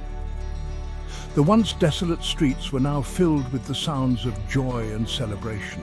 The people of Samaria had been given a second chance, and they embraced it with open arms. Section 6. Fear gives way to faith. As the people reached the Aramean camp and witnessed the abandoned provisions with their own eyes, doubt transformed into overwhelming joy. It was a scene of incredible abundance. Everything Elisha had prophesied had come true. Food, once so scarce, was now plentiful. The city erupted in celebration. The famine was broken. God's faithfulness was evident. The impossible had become reality. The story of the miraculous siege lift became a testament to the power of faith and the boundless nature of God's provision. Section 7. Abundance out of scarcity.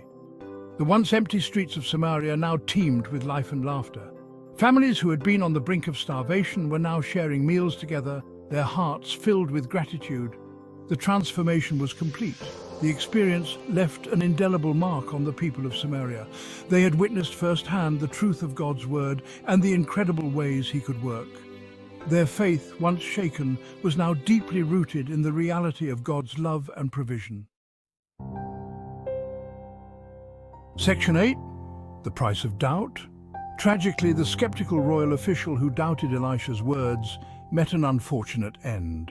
As the people rushed out to gather provisions, he was trampled in the chaos. His doubt cost him his life, a stark reminder of the consequences of failing to trust in God's promises. His story serves as a cautionary tale, highlighting the importance of aligning our hearts and minds with God's word, even when circumstances seem dire. It reminds us that God is faithful, even when we struggle to believe. Section 9. Trusting in God's timing. The miraculous siege lift stands as a timeless testament to the power of faith and the faithfulness of God. In the ancient city of Samaria, the people faced insurmountable odds. Surrounded by enemies, they were on the brink of despair, yet they held on to their faith, believing that God would deliver them. It reminds us that God is always at work, even when we can't see it. In our own lives, we often face challenges that seem impossible to overcome.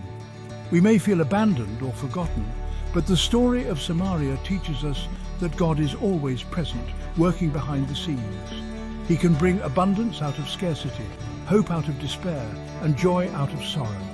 Just as he provided for the people of Samaria, he can provide for us in our times of need. When we trust in his timing, we open ourselves to the blessings he has in store for us, and victory out of defeat. The return of the victorious soldiers symbolizes the triumph of faith over fear. It shows us that no matter how dire our circumstances may seem, with faith we can overcome any obstacle. The story challenges us to trust in God's timing, to be patient and wait for his perfect plan to unfold. Patience is a virtue that is often tested, but it is through waiting that we grow stronger in our faith, to believe in his promises and to hold on to the hope that he will fulfill. The ancient prophets spoke of God's promises, and the people believed. Their faith was not in vain as God delivered them in their time of need, and to hold on to hope even in the darkest of times. In the stillness of the night, when all seems lost, it is hope that lights our way. The people of Samaria held on to hope, and it was this hope that sustained them through their darkest hours. For when we put our faith in God, we open ourselves up to the possibility of experiencing his miraculous power in our own lives. The sunrise over Samaria symbolizes a new beginning, a fresh start. It reminds us that no matter how dark the night, the dawn will always come. By trusting in God's timing, we allow his light to shine through us, bringing hope and healing to our lives. Hello again, friends. Today, we delve into a story from ancient Israel, a land steeped in history and divine encounters. We journey back to the land of Israel, a place that has seen both the heights of prosperity and the depths of despair. This land, known for its rich history, has experienced both blessings and hardship in equal measure. The book of 2 Kings, chapter 8, opens with a tale of famine, a devastating event that gripped the land for 7 long years. Imagine the desperation and hopelessness that must have filled the hearts of the people as they watched their crops wither and their livestock perish. Remember the Shunammite woman whose son Elisha had brought back to life. Her story is one of faith and divine intervention. This woman, known for her unwavering faith, found herself facing the harsh realities of the famine. Her once prosperous life was now overshadowed by scarcity and fear. She had shown remarkable hospitality to the prophet Elisha, offering him a place to stay and food to eat whenever he passed by. And in return, God had blessed her with a son, a precious gift that brought joy and hope into her life. Now, in her time of need, she would once again experience the hand of God at work. Her faith and past acts of kindness would pave the way for another miracle, reminding us all of the power of faith and divine providence. Imagine the plight of this woman, forced to flee her homeland with her family to survive. The famine had stripped away their livelihood and security. She sought refuge in the land of the Philistines, a place often at odds with Israel. For 7 years she lived among them, a stranger in a strange land. Can you imagine the uncertainty, the challenges she must have faced? Yet even in exile, her faith did not waver. She held on to the hope of returning to her land, the land promised to her people by God. As fate would have it, the famine eventually ended. The Shunammite woman, hearing news of her homeland's recovery, decided to return. She longed for her home, for her land. However, upon her return, she discovered a grave injustice. Her property, her inheritance, had been seized. Imagine her despair, the feeling of being uprooted not once but twice. With a determined spirit, she decided to seek justice. She had heard that the king, Jehoram, was in Jezreel. She set out on a journey to appeal directly to the king, a testament to her courage and her belief in the power of truth. At that very moment, a divine orchestration was unfolding. The air was thick with anticipation, as if the very walls of the palace were holding their breath, waiting for the next act in this divine drama to unfold. King Jehoram, seated on his majestic throne, was engaged in a deep conversation with Gehazi, the loyal servant of the prophet Elisha. The king's eyes were fixed on Gehazi, his expression a mix of curiosity and reverence. Gehazi, with a voice filled with awe and respect, was recounting the numerous miracles performed by Elisha. He spoke of the miraculous provision of oil, the healing of Naaman, and most notably, the extraordinary story of the Shunammite woman and the resurrection of her son. Each word painted a vivid picture of divine intervention and unwavering faith. As Gehazi's tale reached its climax, the doors of the royal court swung open, and to everyone's astonishment, the Shunammite woman herself walked in.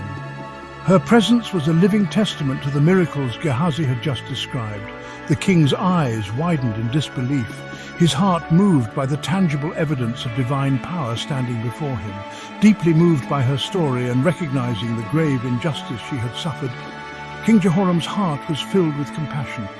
He immediately issued a royal decree ordering the full restoration of her land. His voice echoed through the grand hall, a beacon of hope and justice. But the king's generosity did not stop there. He went further, instructing that she be compensated for all she had lost during the years of famine. The royal officials moved swiftly, ensuring that every detail of the king's decree was carried out to the letter. The Shunammite woman received not only her land, but also the fruits of her labor that had been taken from her. This act of justice, though initiated by the king, was ultimately guided by a divine hand. It served as a powerful reminder that God sees the plight of the oppressed and works tirelessly to restore what has been lost. The divine light that shone through the palace windows seemed to affirm this truth, casting a heavenly glow over the scene of justice and restoration. While the Shunammite woman's story unfolded, another event of great significance was taking place. Elisha received a visitor, Hazael, a high-ranking official from Aram. Hazael's master, King Ben-Hadad, was ill and had sent him to inquire about his health. Elisha, however, saw beyond the surface. He received a message from God, a prophecy about Hazael's future. He told Hazael that Ben-Hadad would indeed recover from his illness, but would ultimately die. Elisha then revealed the second part of the prophecy. Hazael himself would become king of Aram. Section 6, a prophecy fulfilled, Hazael's rise to power. Hazael, taken aback by this unexpected prophecy, returned to his master. He relayed the first part of Elisha's message, that Ben-Hadad would recover. However, the second part of the prophecy, the part about his own ascension to the throne, he kept to himself. Driven by ambition, perhaps, or some darker impulse, Hazael took matters into his own hands. He suffocated Ben-Hadad, eliminating his rival and fulfilling the prophecy Elisha had spoken. Thus, Hazael ascended to the throne of Aram, marking the beginning of his reign. Section 7. The reign of Jehoram of Judah. Meanwhile, in the southern kingdom of Judah, Jehoram, the son of Jehoshaphat, reigned as king. Jehoram's reign, however, was a far cry from his righteous fathers. He allowed the worship of false gods to flourish, leading his people astray. He even married Athaliah, the daughter of Ahab and Jezebel, the wicked rulers of the northern kingdom. This alliance, though seemingly strategic, would have dire consequences for Judah. Jehoram's reign serves as a reminder that leadership matters, and straying from God's path has severe repercussions. Section 8. Ahaziah, a short and ill-fated rule. After Jehoram's death, his son Ahaziah inherited the throne of Judah. Ahaziah, following in his father's footsteps, continued the pattern of wickedness and idolatry. He formed an alliance with his uncle Joram of Israel to fight against Hazael, the new king of Aram, in a battle at Ramoth-Gilead. This alliance proved fatal for Ahaziah. He was wounded in battle and later died, his reign cut tragically short. Section 9. Reflections on Justice, Prophecy and Faith. The events of 2 Kings chapter 8 offer us profound insights into the nature of justice, prophecy, and faith. This chapter is a tapestry of divine intervention, human response, and the unfolding of God's plan. It invites us to delve deeper into the lives of those who lived in ancient times and to draw lessons that are still relevant today. We witness the Shunammite woman's unwavering faith, rewarded by God through the restoration of her land. Her story is a testament to the power of faith and the importance of trusting in God's promises, even when circumstances seem dire. Her perseverance and trust in God serve as an inspiration for us to hold on to our faith, no matter the challenges we face. We see the fulfillment of prophecy in Hazael's rise to power, a reminder that God's word always comes to pass. The anointing of Hazael as king is a powerful illustration of how God's plans are set in motion, often in ways that are beyond our understanding. It underscores the importance of being attentive to God's word and recognizing the signs of his work in our lives. And we are reminded of the consequences of straying from God's path, as seen in the reigns of Jehoram and Ahaziah. Their stories serve as a cautionary tale about the dangers of turning away from God's guidance. The turmoil and suffering that ensued during their reigns highlight the importance of remaining faithful to God's commandments and seeking his wisdom in all our decisions.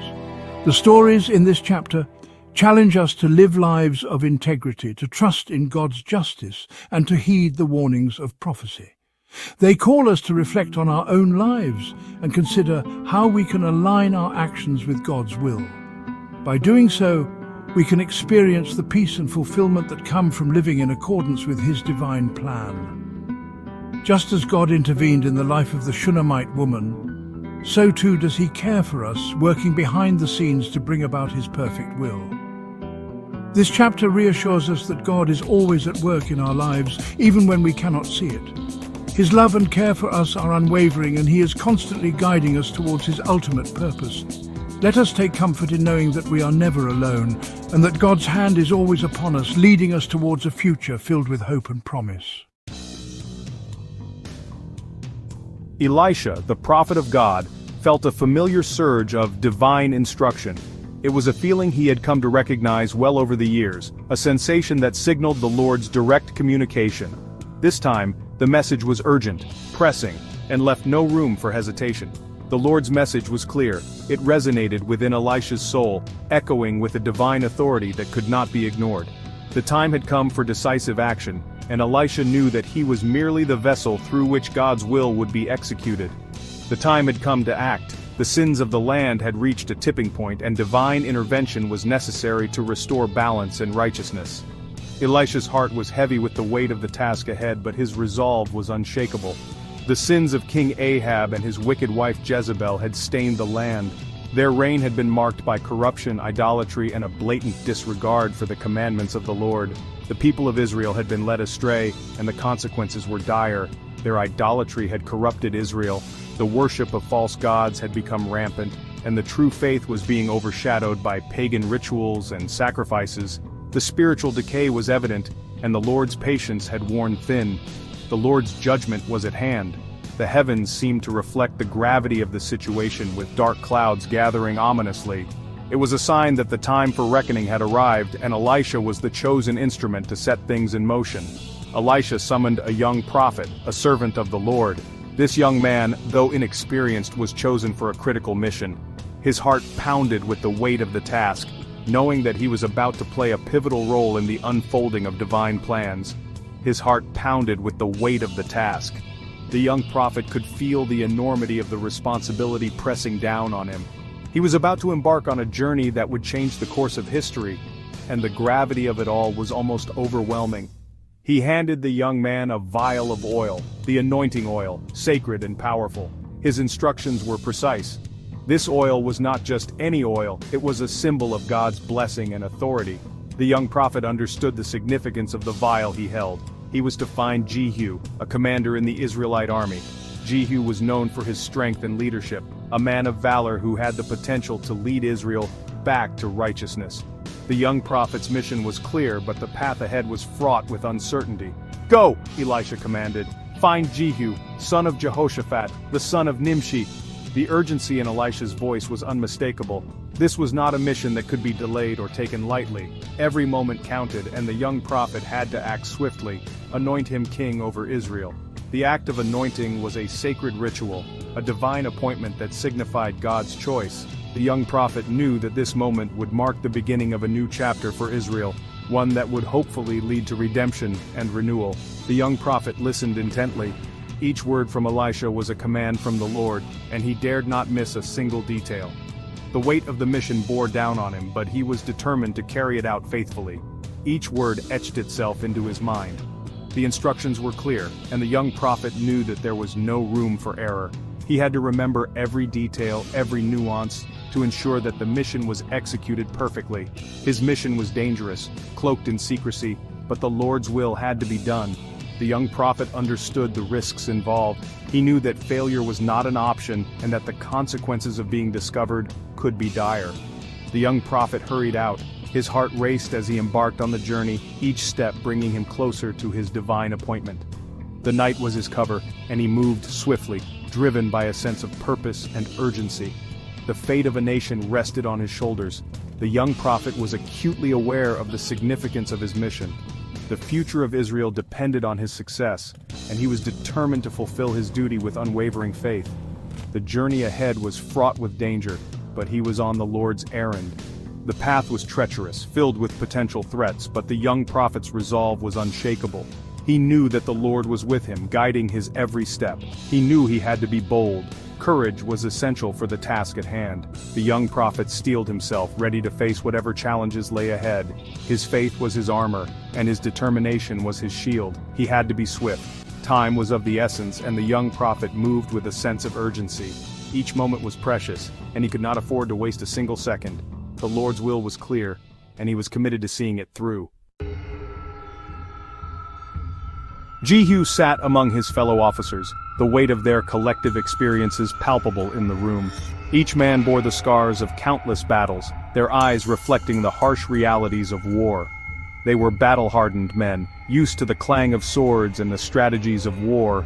Their faces, weathered by the sun and the strain of combat, told stories of bravery and loss. The air crackled with tension, a silent acknowledgement of the looming threat. Conversations were hushed, and every glance carried unspoken fears. The Arameans were at their borders, a formidable enemy that had tested their defenses time and again. The horizon seemed to hold its breath, waiting for the inevitable clash. The fate of Israel hung in the balance, a delicate thread that could snap at any moment. The officers knew that their next move could determine the survival of their people. Suddenly, a figure emerged from the flickering lamplight, casting long shadows on the walls. The room fell silent, all eyes turning to the newcomer. It was the young prophet, his presence commanding attention despite his youth. His eyes burned with a fervor that spoke of divine purpose. His eyes darted around, searching for someone specific. The intensity of his gaze made the officers shift uncomfortably in their seats. He spotted Jehu, his face a mixture of anxiety and determination. The prophet's gaze locked onto him, and Jehu felt a chill run down his spine. Stepping forward, the prophet pulled Jehu aside, away from the curious eyes of the other officers. The room buzzed with speculation, but no one dared to interrupt. "I have a message for you," the prophet whispered, his voice low and urgent. "A message from the Lord. A message from the Lord." The words hung in the air, heavy with significance. Jehu's heart pounded as he tried to grasp the gravity of the moment. Jehu, a seasoned warrior, felt a shiver run down his spine.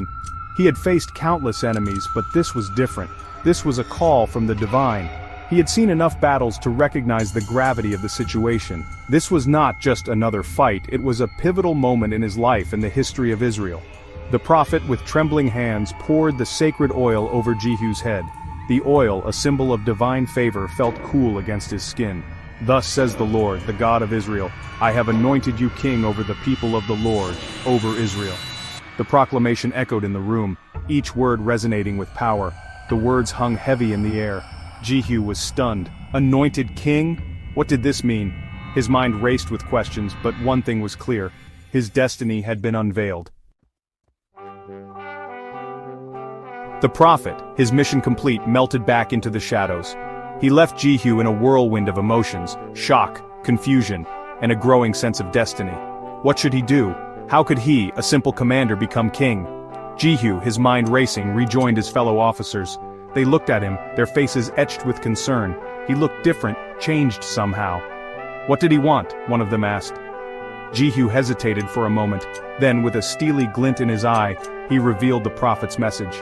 He anointed me king over Israel, he declared. The impact of his words was instant.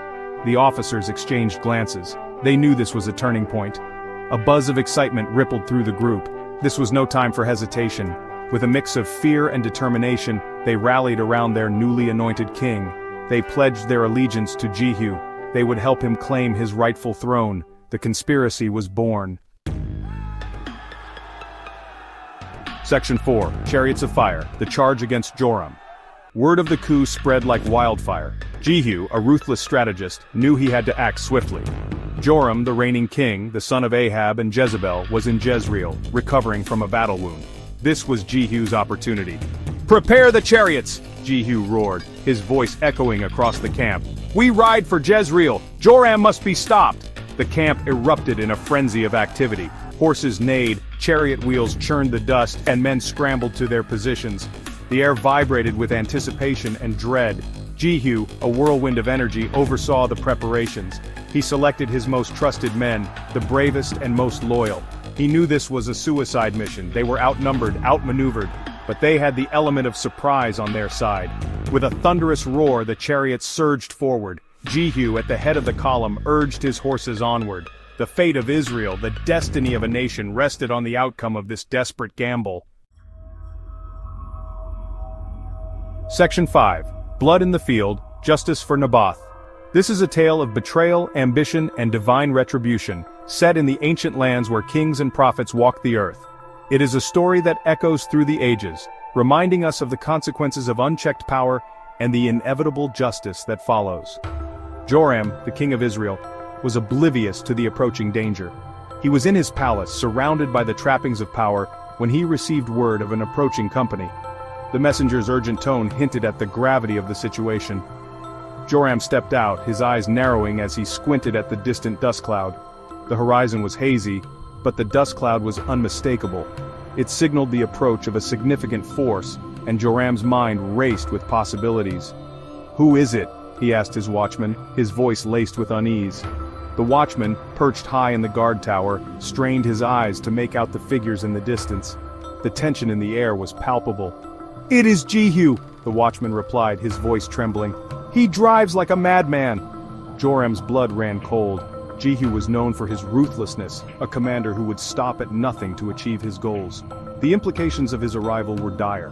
Joram knew Jehu well. He was a ruthless commander, an ambitious officer who had risen through the ranks with a combination of skill and sheer force of will. Jehu's presence here could only mean one thing: trouble. What was he doing here? Joram's mind raced with questions. Had Jehu come to challenge his authority, or was there another more sinister reason for his sudden appearance? In a desperate attempt to buy time and perhaps understand Jehu's intentions, Joram rode out to meet him. The king of Israel was not alone. He was accompanied by Ahaziah, the king of Judah, his ally, and his friend. Together, they hoped to confront Jehu and defuse the situation. The two kings rode side by side, their chariots cutting through the field of Naboth. This was no ordinary field. It was a place forever etched in infamy. It was here that Ahab, Joram's father, had committed a terrible sin, seizing Naboth's vineyard through deceit and murder. The field of Naboth was a symbol of injustice, a stark reminder of the consequences of unchecked power. As Joram and Ahaziah approached, the weight of history bore down upon them. They were about to face the repercussions of past sins. "Is it peace, Jehu?" Joram called out, his voice a mixture of hope and trepidation. He needed to know if Jehu came in peace or if he brought war. The answer would determine their fate. "What peace?" Jehu retorted, his voice dripping with contempt. "As long as the harlotries of your mother Jezebel and her witchcrafts are so many..." Jehu's words were a scathing indictment of Joram's family, a declaration of war. In that moment, Joram knew that his time was up. The realization hit him like a blow. There would be no negotiation, no escape from the judgment that was about to befall him. Desperation took hold as Joram wheeled his chariot around, shouting, "Treachery! Ahaziah!" He hoped to warn his ally, to make a last-ditch effort to flee from the impending doom. but it was too late. The die had been cast and there was no turning back. The field of Naboth would witness yet another tragic end. Jehu, with the precision of a seasoned warrior, drew his bow. The arrow flew through the air, its deadly trajectory unerring. It found its mark with a sickening thud. Joram slumped lifeless in his chariot, his reign brought to a sudden and violent end. The prophecy of Elijah, spoken years before, was fulfilled in that instant. The words of the prophet Elijah echoed in the minds of those who witnessed the scene. Justice had been served and the blood of Naboth was avenged. Joram's blood stained the ground of Naboth's field, a grim reminder of the cost of sin and the certainty of divine retribution. The field, once a symbol of injustice, now bore witness to the ultimate justice. The kingdom of Israel trembled. The air was thick with tension and uncertainty. Jehu, a military commander, had been anointed by God. This divine selection set him apart from others. He was tasked with a bloody mission, a mission that would test his resolve and faith. He was to destroy the house of Ahab, a house that had long defied the will of God. Ahab's reign had been one of idolatry and wickedness. His actions had led Israel astray. Jehu would be the instrument of divine judgment, a harbinger of God's wrath. Jehu knew the task before him was monumental. The weight of his mission bore heavily on his shoulders. He would need cunning and ruthlessness, traits that would serve him well in the battles to come. He gathered his loyal soldiers, men who would follow him into the heart of danger. They prepared for the inevitable confrontation, each man steeling himself for the trials ahead. Jehu would become both king and executioner, a ruler with the power to shape the future of Israel. He was driven by a potent mixture of ambition and divine purpose. His resolve was unshakable. His rise to power would be paved in blood, each victory marked by sacrifice and loss. The stage was set for a power struggle of epic proportions, a clash that would echo through history. The fate of Israel hung in the balance. Every decision, every action would shape its destiny. Jehu's actions would have far-reaching consequences, ripples that would be felt for generations. He would become a pivotal figure in Israelite history, a man whose legacy would be remembered. His story is a chilling reminder of the dangers of unchecked power and the complexities of religious zeal. A tale that warns of the fine line between righteousness and tyranny. Jehu wasted no time. He penned letters to the elders and guardians of Ahab's 70 sons in Samaria. The message was clear. Choose between your lives and the house of Ahab. Declare your allegiance to me or face the consequences. The letters were dispatched with haste. Fear gripped the hearts of the recipients. They knew Jehu's reputation for ruthlessness. They were caught in a web of terror. Their loyalty was torn between the memory of their king and the threat of imminent death. The thought of opposing Jehu filled them with dread. The elders and guardians huddled, their faces pale with anxiety. They weighed their options. Could they defy Jehu and survive? Could they betray the sons of their former king? Their decision would seal the fate of Ahab's lineage. Their fear outweighed their loyalty. They chose self-preservation. Jehu received a chilling reply, one that would set the stage for a brutal and bloody chapter in the history of Jezreel. The elders proclaimed their loyalty to Jehu, pledging their unwavering support in the face of impending doom. They renounced the sons of Ahab, severing ties with the once powerful dynasty that had ruled over them. They awaited Jehu's arrival in Jezreel, the city that had been the heart of Ahab's reign. The city where Ahab's dynasty had flourished would now witness its gruesome end, a turning point in the annals of history. Jehu's chariot thundered towards Jezreel, driven by a relentless determination to fulfill his mission. He was a man possessed, his eyes burning with a fierce resolve. He entered the city gates, a harbinger of death, bringing with him the promise of retribution. He ordered the execution of Ahab's 70 sons, a merciless act that would forever change the course of Jezreel's history. Their blood flowed freely, staining the ground crimson, a stark reminder of the cost of defiance. The massacre was a spectacle of horror, a chilling display of Jehu's ruthless efficiency.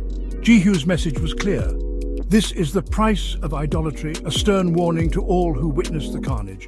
This is the wrath of God, a divine retribution that spared no one. The gruesome task complete, Jehu ordered the heads of Ahab's sons to be piled at the city gates, a macabre display of his triumph, a grotesque monument to his victory, a chilling reminder of his unyielding power, a warning to any who dared to oppose him, a testament to the fate that awaited his enemies. The stench of death permeated the air, a suffocating presence that hung over the city. The people of Jezreel cowered in fear. Their king was dead, their princes were slaughtered. The once mighty city was now a place of dread. Jehu was now the undisputed master of Israel, his authority unchallenged, his power absolute. Jehu's bloody purge was not yet complete. He learned of Ahaziah's relatives, 42 in total, who were passing through Samaria. They were descendants of Ahab's lineage, and Jehu saw them as a threat. He could not allow any remnants of Ahab's bloodline to survive. He set out to eliminate them all. He intercepted them at Beth-Eked. They were unsuspecting, oblivious to the danger that awaited them. Jehu showed them no mercy. He ordered their immediate execution. Their blood mingled with the dust of the road. Their bodies lay strewn across the path, a grim testament to Jehu's ruthlessness. With each passing kill, Jehu solidified his grip on power. He had eliminated all potential rivals. His reign of terror had begun. The land of Israel was now his to rule. He had fulfilled the first part of his divine mission. The house of Ahab was no more. Section 5. A false invitation. Jehu's thirst for religious purification was not yet quenched. His mission to cleanse the land of idolatry was far from over. He turned his attention to the pervasive worship of Baal, which had deeply infiltrated the kingdom. Ahab's wife, Jezebel, had been a zealous advocate for Baal worship, spreading its influence far and wide. Jehu saw this as an affront to God, a direct challenge to the divine order he sought to restore. He devised a cunning plan to eradicate it, a plan that would require both deception and boldness. He proclaimed a grand sacrifice to Baal, an event that would draw all the worshippers together. He invited all the prophets and followers of Baal to gather in the temple at Samaria, promising a spectacular ceremony. Jehu played the role of a devout follower, masking his true intentions with a facade of piety. His plan was a masterpiece of deception, a carefully crafted trap that would ensnare his enemies. He would use their faith as a weapon against them, turning their devotion into their downfall. The day of the sacrifice arrived, and the temple grounds were abuzz with anticipation. The temple was filled to capacity. Priests chanted. Music filled the air, creating an atmosphere of solemn reverence. The followers of Baal were oblivious to the danger lurking beneath the surface of Jehu's fabricated piety, unaware of the trap that had been set for them. They believed they were in a place of worship, a sanctuary of their faith. Little did they know they were walking into a death trap meticulously orchestrated by Jehu. Section 6. The Reckoning of Baal. Jehu entered the temple, his face a mask of religious fervor. His soldiers surrounded the building, their swords hidden beneath their cloaks. Jehu gave a prearranged signal. The doors slammed shut. The trap was sprung. With a roar, Jehu's soldiers stormed the temple. They showed no mercy. The air filled with the screams of the terrified worshippers. The clang of steel echoed through the halls. The floor ran red with the blood of the slain. Jehu watched impassively, his heart hardened by his mission. When the slaughter ended, the temple was silent. The stench of death hung heavy in the air. Jehu had eradicated the worship of Baal in Israel, at least for now. He had proven his loyalty to God, but at what cost? His methods were brutal. His reign continued to be marked by violence and fear. Section 7. A zeal tainted by blood. Jehu's actions sent shockwaves through Israel. He had eliminated the corrupting influence of Baal worship. He had shown himself to be a zealous follower of God, but his methods were extreme. His hands were stained with the blood of countless innocents. He had secured his throne, but at a terrible price. His reign would forever be remembered for its brutality. His story serves as a cautionary tale. It highlights the dangers of religious extremism. It demonstrates how even acts done in the name of faith can have devastating consequences. Jehu's reign was a paradox. He was a man of great faith who committed terrible atrocities. He was a king who brought both stability and bloodshed to Israel. His story is a complex tapestry of power, betrayal, and religious fervor. Section 8. The Legacy of Jehu. Jehu's reign lasted for 28 years. He ruled with an iron fist. He maintained stability in Israel. He expanded the kingdom's borders. But he never fully eradicated the sins of Jeroboam. He continued to allow the worship of golden calves. This partial obedience would have lasting consequences. God punished Jehu's dynasty. His descendants would face constant threats. They would struggle to maintain control of the kingdom. Jehu's zeal had brought about a temporary reprieve from idolatry, but it could not fully erase the sins of the past. Jehu's legacy is a complex one. He is remembered as both a hero and a tyrant, a man who purified Israel through bloodshed, a king who secured his throne through violence.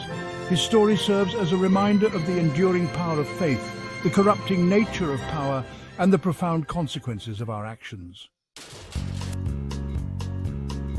Section 9. A reign of contradictions. Jehu's story is a stark reminder. Even with good intentions, even with divine purpose, we are capable of great darkness. Jehu's reign was a whirlwind of change and violence. He toppled a dynasty. He reshaped the religious landscape of Israel. But his methods left an indelible stain on his legacy. We are left to ponder the complexities of faith and action. We are forced to confront the uncomfortable truth that even the most righteous among us are capable of terrible deeds. Jehu's story is a timeless cautionary tale, echoing through the ages, reminding us of the fragility of peace, the seductive nature of power, and the enduring consequences of our choices.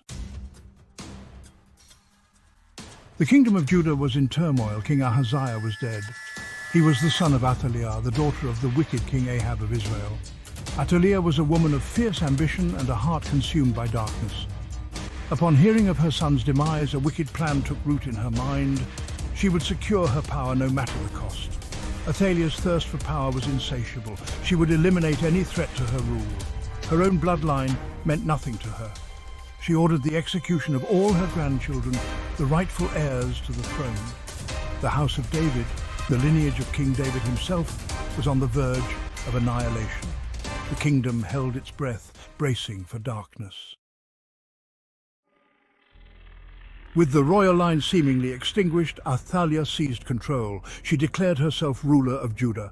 The people were aghast. They knew they were under the rule of a tyrant. However, none dared to oppose her. The memory of the massacre was fresh. Athaliah, drunk on power, reveled in her newfound authority. She desecrated the temple. She imposed the worship of Baal, the pagan god. The people of Judah were forced to watch as their beloved kingdom descended into wickedness. Their hearts yearned for a righteous leader. Fear and oppression gripped the land. Athaliah's reign was a dark chapter in Judah's history. The people whispered prayers in secret. They pleaded for deliverance from her tyranny. Little did they know hope was growing in a secret chamber within the temple walls. The rightful heir, Joash, was safe for now. However, the threat of discovery loomed large. Athaliah's spies were everywhere. The future of Judah was balanced on a knife's edge. Jehosheba's husband was Jehoiada, a high priest of the temple. He was a man of great wisdom and unwavering faith, known throughout the land for his devotion to God and his people. Together they devised a daring plan to hide Joash, the last surviving heir of the royal lineage.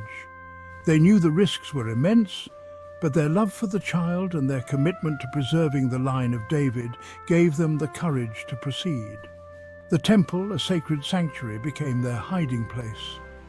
Its ancient walls, steeped in history and reverence, would now serve as a fortress for the young prince. It was a risky move, but they had faith. Every prayer they whispered was a plea for protection. Every candle they lit was a beacon of hope in the darkness. They believed God would protect them. Their faith was their shield, their trust in divine providence, their guiding light. Jehoiada, a man of deep faith, knew the weight of their secret. The burden of safeguarding the future of their people rested heavily on his shoulders. He transformed a secluded chamber within the temple into a nursery. This hidden room, away from prying eyes, would be Joash's sanctuary. It would become Joash's home for the next 6 years. Within these walls he would grow, nurtured by the love and care of his guardians. Jehoiada and Jehosheba became his guardians, shielding him from the outside world.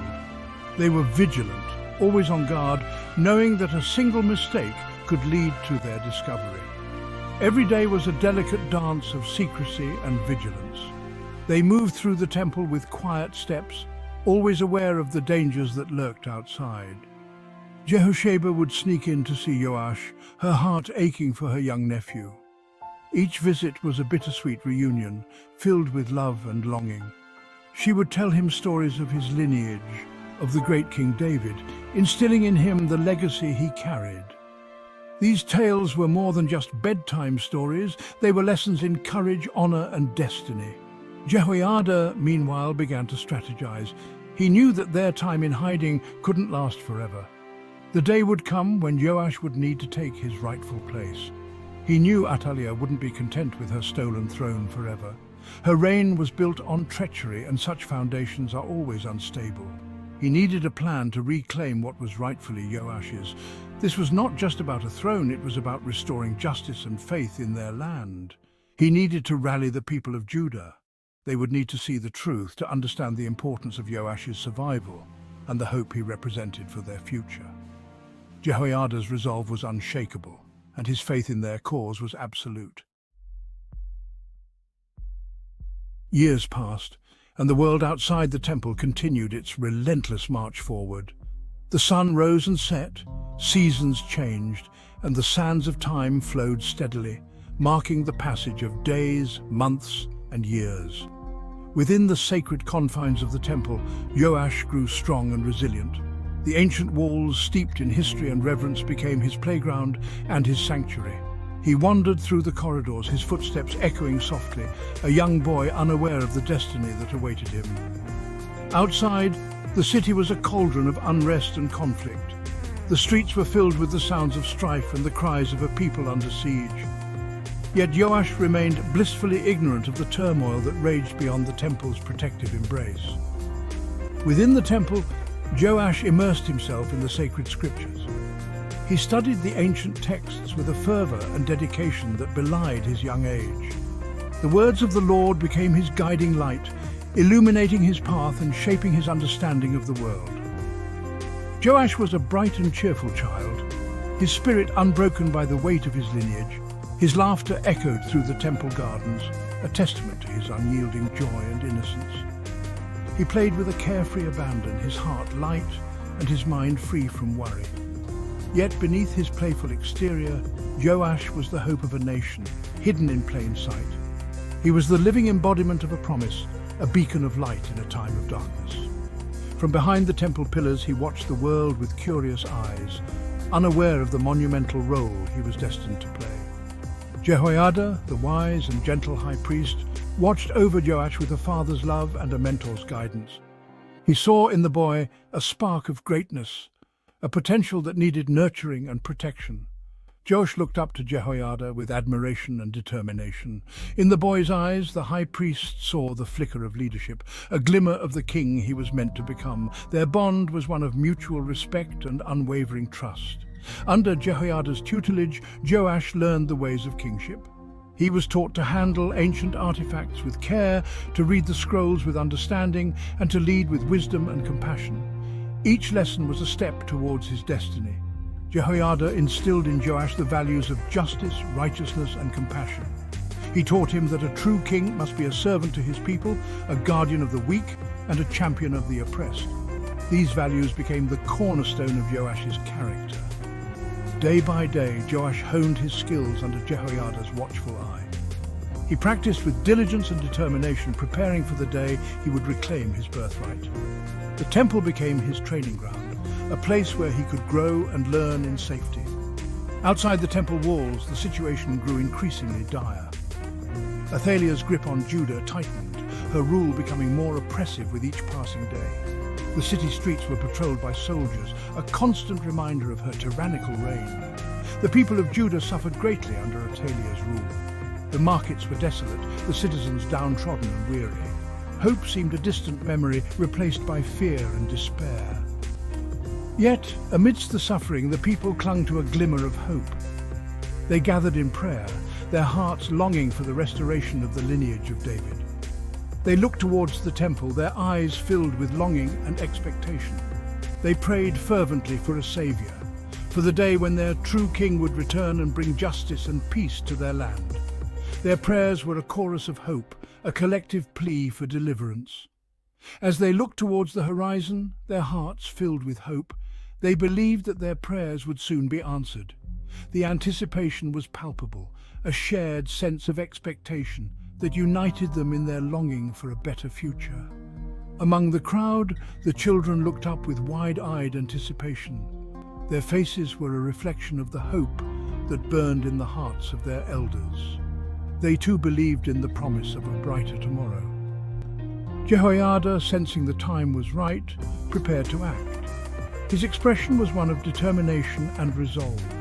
He knew that the moment had come to set his plan in motion. With meticulous planning and unwavering resolve, Jehoiada set his plan in motion. The people moved with purpose, their actions guided by a shared vision of liberation and justice. The stage was set for a dramatic confrontation. The tension in the air was palpable as two opposing forces prepared to clash in a battle that would determine the fate of Judah. The fate of Judah hung in the balance as the people anxiously awaited the outcome. Their hopes and dreams rested on the shoulders of a young boy hidden within the sanctuary of the temple, ready to emerge and claim his destiny. Jehoiada, a master strategist, began to rally support. He was a man of great wisdom and foresight, understanding the delicate balance of power and the importance of timing in such a volatile situation. He secretly met with the captains of the Carites and the guards. These meetings were held under the cover of night in the shadows, away from prying eyes and ears. These were the loyal soldiers of the kingdom. They despised Athaliah's reign. Her rule was marked by tyranny and oppression, and the soldiers had grown weary of her heavy hand. They yearned for the rightful king's return.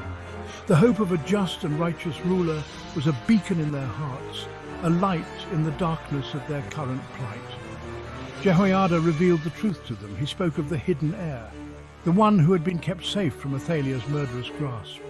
Joash, the heir to the throne, was alive.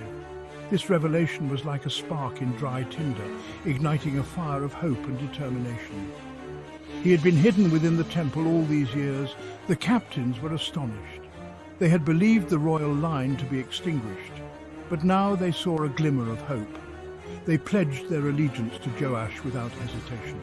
Their loyalty was unwavering, their resolve strengthened by the knowledge of the true king's survival. The embers of rebellion were fanned into a flame. Jehoiada devised a plan. He knew that timing was crucial and that their actions must be swift and decisive. On the Sabbath, under the cover of the religious festivities, he would reveal Joash to the people. The Sabbath was a time of gathering, a perfect opportunity to unveil the hidden heir. It was a risky maneuver. The stakes were incredibly high, and the consequences of failure were dire. Athaliah would be present at the temple for the Sabbath. Her presence added an element of danger, but also an opportunity to confront her directly. However, Jehoiada was a man of immense faith. He believed that their cause was just and that they were guided by a higher power. He trusted in God's plan. His faith was a source of strength and courage, bolstering the resolve of those around him. The tension in Jerusalem was palpable. The city was a powder keg, ready to explode at the slightest spark. Whispers of the true king's survival spread like wildfire. The news traveled quickly, carried on the lips of those who dared to hope. The people yearning for deliverance dared to hope again. They had suffered under Athaliah's rule, and the prospect of a rightful king brought a renewed sense of possibility. The stage was set for a showdown, a clash between tyranny and righteousness. The forces of good and evil were poised to collide, and the outcome would shape the future of the kingdom. The Sabbath arrived. The temple thronged with worshippers. Athaliah, unaware of the brewing storm, sat on her throne, a symbol of her usurped power. The air crackled with anticipation. The moment of truth was at hand. Jehoiada orchestrated every detail meticulously. He positioned the Carites and the guards strategically around the temple. They were armed and ready, their loyalty unwavering. Then, in a heart-stopping moment, he brought forth Joash. The crowd gasped. There, standing before them, was their true king. Young Joash, a picture of youthful innocence and regal bearing, stood tall. Jehoiada held a crown above the boy's head. It glittered under the temple lights, a symbol of hope. In that singular, electrifying moment, the tide turned. Joash was just a baby when his life took a dramatic turn. His father, King Ahaziah of Judah, had died. His wicked grandmother, Athaliah, seized power. Athaliah wanted to be the sole ruler. She ordered all the royal heirs, including Joash, to be killed. But Joash was rescued by his aunt, Jehosheba. She hid him in the temple with his nurse for 6 years. Jehosheba protected Joash from his grandmother's cruelty. When Joash turned 7, the high priest, Jehoiada, saw an opportunity. He revealed Joash to the people and crowned him king. King Joash grew up surrounded by the crumbling grandeur of the temple. Years of neglect under Athaliah's reign had taken their toll. The temple, once a beacon of God's glory, was in a sorry state. Its walls were damaged. Its treasures were plundered. The people had lost their spiritual center. Joash, raised in the temple's shadow, felt a deep sadness. He knew the temple's importance. It was the place where God chose to dwell among his people. Joash was determined to restore the temple to its former glory. He wanted to honor God and bring the people back to faith. Joash knew a task this big needed a plan. He summoned the priests and Levites. He ordered them to collect donations for the temple repairs. The king commanded that the money collected should only be used for the temple. He wanted the restoration to be a national effort, a testament to their faith. The people responded with enthusiasm. They understood the importance of the temple. They gave generously. They brought gold, silver, and materials. They were eager to see their holy place restored. The priests were put in charge of managing the funds and overseeing the repairs. Years passed and the repairs were moving slowly. King Joash grew impatient. He called upon the priests. He questioned them about the delays. The priests, it turned out, had been pocketing the donations. They were more interested in their own wealth than in God's house. Joash was furious. He had trusted them with a sacred duty. He ordered an investigation. The priests were found guilty. Joash stripped them of their positions. He reminded everyone that the temple was God's house. It deserved respect and honesty. Joash appointed honest men to oversee the project. These men were chosen for their integrity and dedication to the cause. They were tasked with ensuring that every aspect of the restoration was carried out with the utmost care and precision. Their leadership was crucial in maintaining the trust of the people and ensuring that the resources were used wisely. He placed a chest outside the temple. This chest was not just any ordinary container, it was a symbol of the collective effort and faith of the community. It stood as a beacon of hope and a call to action for everyone who passed by. The people could deposit their donations there directly. Every coin and offering was a testament to their commitment to the restoration. Men, women, and children alike came forward, eager to contribute to the sacred cause. The chest quickly filled with generous donations, reflecting the unity and dedication of the community. This way, no one could misuse the funds. The presence of guards and overseers ensured that every donation was accounted for and used appropriately. This transparency fostered a sense of trust and encouraged even more people to contribute. With renewed vigor, the work began again. Skilled craftsmen and laborers gathered, bringing their expertise and dedication to the monumental task. The air was filled with a sense of purpose and determination as they worked tirelessly to restore the temple to its former glory. The sounds of hammers and chisels filled the air. These sounds were not just noises. They were the heartbeat of the restoration effort. Each strike of the hammer and chisel was a step closer to reviving a sacred space that held immense significance for the people. Step by step, the temple was restored. Every stone laid and every beam placed was a testament to the collective effort and unwavering faith of the community. The restoration was not just a physical reconstruction, but a spiritual revival for the people. The damaged walls were rebuilt. The roof was repaired. Each part of the temple was meticulously restored, ensuring that it would stand strong for generations to come. The workers took great pride in their work, knowing that they were part of something much larger than themselves. The interior was adorned with gold and beautiful fabrics. These decorations were not just for aesthetic purposes. They symbolized the divine presence and the sanctity of the temple. The rich adornments reflected the reverence and devotion of the people towards their place of worship. The Ark of the Covenant, a symbol of God's presence, was returned to its rightful place. This moment was the culmination of the restoration effort, signifying the return of divine favor and blessing. The placement of the Ark was a deeply spiritual event, marking the temple as a sacred space once more. Finally, the day of celebration arrived. The entire community gathered to witness the restored temple in all its glory. There was singing, dancing, and joyous festivities as people celebrated their collective achievement. The atmosphere was filled with gratitude and reverence. The temple, resplendent in its renewed glory, stood as a testament to Joash's faith and leadership. It was a symbol of what could be achieved when a community comes together with a shared vision and purpose. The restored temple was not just a building. It was a beacon of hope, faith, and unity for all who beheld it. Section 6. Faithful Service. The Craftsman's Integrity. The story of the temple's restoration wasn't just about kings and priests. It was a collective effort that spanned across various strata of society. The vision of rebuilding the temple was shared by many, but it was the craftsmen who brought that vision to life. It was also about the countless craftsmen and laborers who toiled tirelessly. Carpenters, masons, and other skilled workers dedicated their lives to this monumental task. They worked day and night, often under harsh conditions, driven by a sense of purpose and devotion. Artists poured their skills into every detail, ensuring that the temple was not only structurally sound, but also aesthetically magnificent. Their artistry was a testament to their faith and their commitment to creating something that would stand the test of time. They saw their work not just as a job, but as a sacred calling.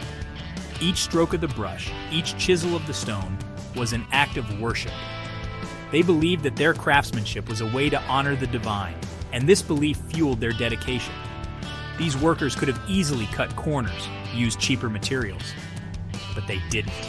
They chose the finest materials available, understanding that the quality of their work was a reflection of their faith. They meticulously examined each stone, each piece of wood, ensuring it met the highest standards. They understood the importance of their task. Every measurement, every plan was double-checked. They knew that any mistake could compromise the integrity of the entire structure. Their attention to detail was unparalleled, and their commitment to excellence was unwavering. They worked with integrity and devotion. Their collaboration was seamless, each craftsman bringing their unique skills to the table. They supported each other, shared knowledge, and worked as a cohesive unit. Their unity was their strength, and it was evident in the quality of their work. They knew they were building a house for God.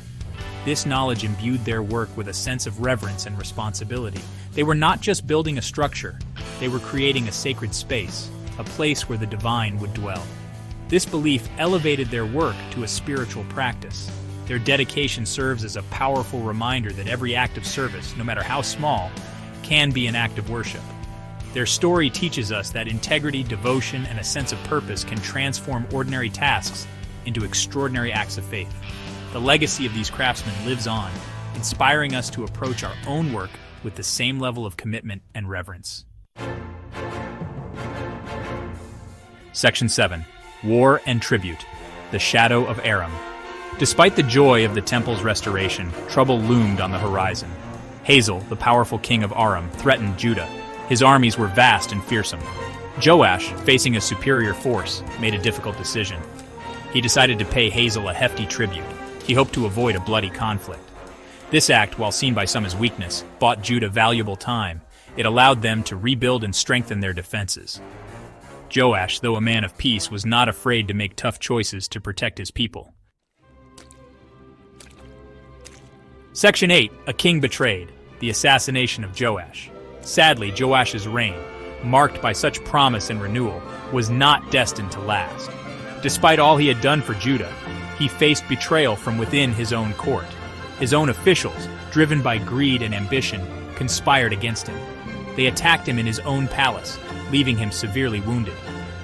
Joash, the king who had restored the temple and led his people with faith, died at the hands of those he trusted most. His assassination was a tragic end to a reign that had begun with such hope. Section 9. Joash's Legacy, a Reign of Reformation. Despite the tragic end, Joash's reign stands as a beacon in Judah's history. His story is one of resilience, faith, and unwavering commitment to his people and his God. Joash ascended to the throne at a tender age, and his early years were marked by guidance from the high priest Jehoiada, who played a crucial role in shaping his reign. He is remembered as the boy king who defied death, having been hidden away from the murderous rampage of Queen Athaliah. His survival was nothing short of miraculous, and it set the stage for a reign that would be remembered for its significant reforms and dedication to the faith. The devout leader who restored the temple, Joash initiated a comprehensive restoration project that saw the Temple of Jerusalem return to its former glory. This act was not just about physical restoration, but also about spiritual renewal for the people of Judah. The temple, being the center of worship, symbolized the heart of the nation's faith, and the courageous ruler who faced down threats, both internal and external. Joash's reign was not without its challenges. He had to navigate the treacherous waters of political intrigue and external threats from neighboring kingdoms. His ability to maintain stability and protect his people was a testament to his leadership and bravery. His story teaches us the importance of faith, courage, and integrity. Joash's life is a powerful reminder that true leadership is not just about power and authority, but about serving with a heart full of faith and a spirit of courage. His dedication to the teachings of his faith provided a moral compass that guided his decisions and actions. Joash's legacy reminds us that even in the face of adversity, one can stand firm. His reign was marked by numerous challenges, yet he remained steadfast in his commitment to his people and his faith. This resilience is a lesson for all, showing that determination and steadfastness can overcome even the most daunting obstacles. Even when surrounded by corruption, Joash strived to maintain integrity and righteousness. The court of Judah was not immune to corruption, and Joash had to contend with officials who sought to undermine his authority. His efforts to root out corruption and uphold justice were crucial in maintaining the moral fabric of his kingdom. One person's dedication to what is right can make a lasting difference. Joash's commitment to his principles and his people left an indelible mark on the history of Judah. His reforms and actions set a precedent for future generations, demonstrating that one individual's dedication can indeed change the course of history. His story continues to inspire, reminding us that true leadership lies in serving something greater than ourselves. Joash's life and reign are a testament to the power of faith, courage, and integrity. His legacy serves as a beacon of hope and inspiration, encouraging us to lead with a sense of purpose and a commitment to the greater good, reminding us that true leadership lies in serving something greater than ourselves. Joash's story is a powerful reminder that leadership is not about personal gain, but about serving others and making a positive impact on the world. His legacy continues to inspire leaders to this day, urging them to lead with integrity, courage, and a deep sense of responsibility. The book of 2 Kings tells a story about two kingdoms, Israel and Judah. It's a story about kings and prophets believing in God and letting him down, and times of war and peace. Chapter 13 takes us to a time when things were really tough in Israel. The country was fighting amongst itself. A powerful empire called Assyria was threatening them. The Israelites, who were once God's chosen people, had stopped following his rules. They were being treated badly and felt uncertain about the future. Jehoahaz, the son of Jehu, became the king of Israel, but he took over a kingdom that was weak from fighting and threats from other places. Sadly, Jehoahaz kept making the same mistakes as the kings before him. He didn't help the Israelites find their way back to God. During his time as king, the Arameans, led by Hazael and his son Ben-Hadad, were very mean to the Israelites. They took advantage of Israel's problems and caused a lot of pain and suffering. Jehoahaz wasn't a good leader and couldn't protect his people. Even though things were very bad, the Israelites were facing immense challenges. Their land was ravaged, their spirits were low, and their enemies seemed to have the upper hand. The people were in a state of despair, feeling abandoned and hopeless. But in the midst of this turmoil, they knew there was one place they could turn to for solace and help. The Israelites could still ask God for help. They gathered together, united in their faith, and lifted their voices in prayer. They believed that despite their suffering, God had not forgotten them. Their prayers were filled with hope and desperation, a plea for divine intervention in their darkest hour. The Bible says that Jehoahaz, feeling desperate, asked God to forgive him and his people. As their leader, Jehoahaz felt the weight of his people's suffering on his shoulders. He knew that they had strayed from God's path and that their current plight was a result of their actions. In his humility, he knelt down and poured out his heart to God, seeking forgiveness and mercy. He understood how much his people were hurting. Jehoahaz could see the pain and anguish in their eyes, the toll that their suffering had taken on them. He felt a deep sense of responsibility and compassion for his people, and this drove him to seek God's help with even greater fervor. God, who is always loving and kind, heard Jehoahaz's prayer. The Bible tells us that God's heart is moved by the sincere prayers of his people. In his infinite love and mercy, he listened to Jehoahaz's plea. The dark clouds of despair began to part, and a glimmer of hope shone through, as if a divine light was breaking through the darkness. God saw their pain and remembered his promise to always help them. He had made a covenant with his people, a promise to be their protector and provider. Even though they had strayed, his love for them remained steadfast. He looked down from heaven, saw their suffering, and was moved to act on their behalf. So God sent someone to rescue Israel, although the Bible doesn't tell us exactly who this hero was. This mysterious savior came at a crucial time, bringing relief and hope to the beleaguered Israelites. The identity of this hero may remain unknown, but their impact was undeniable. They were a symbol of God's unwavering commitment to his people. This act of kindness from God gave them a little bit of hope during a difficult time. The Israelites, once downtrodden and despondent, now had a reason to rejoice. They celebrated this divine intervention, their hearts filled with gratitude and renewed faith. This moment of hope was a reminder that even in the darkest times, God's love and mercy are always present, ready to lift his people out of despair. The freedom from the Arameans didn't last forever. Instead of learning from their mistakes and turning back to God completely, the Israelites went back to their old ways. They started worshipping idols again, which made God angry. Sadly, this pattern of doing bad things, getting punished, saying sorry, and being rescued happened over and over again in their history. When Jehoahaz passed away, his son Jehoash became the new king. He inherited a kingdom that was still trying to break free from its enemies and its own habit of doing wrong.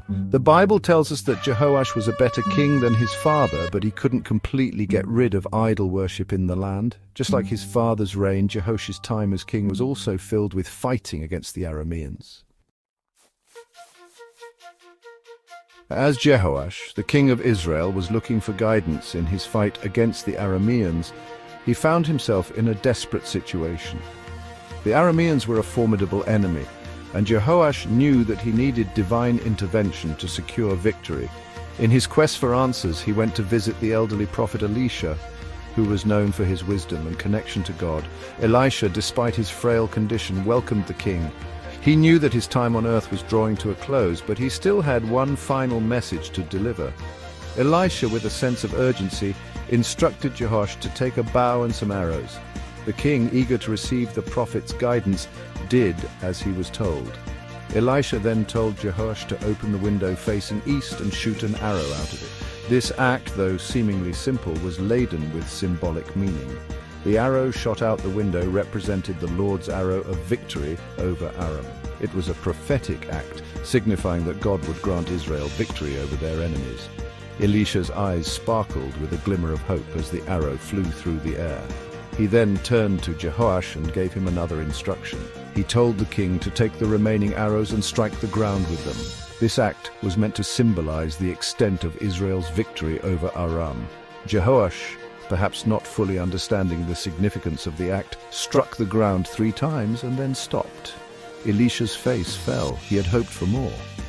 The prophet, with a tone of disappointment, explained to Jehoash that by striking the ground only 3 times, he had limited the extent of Israel's victory.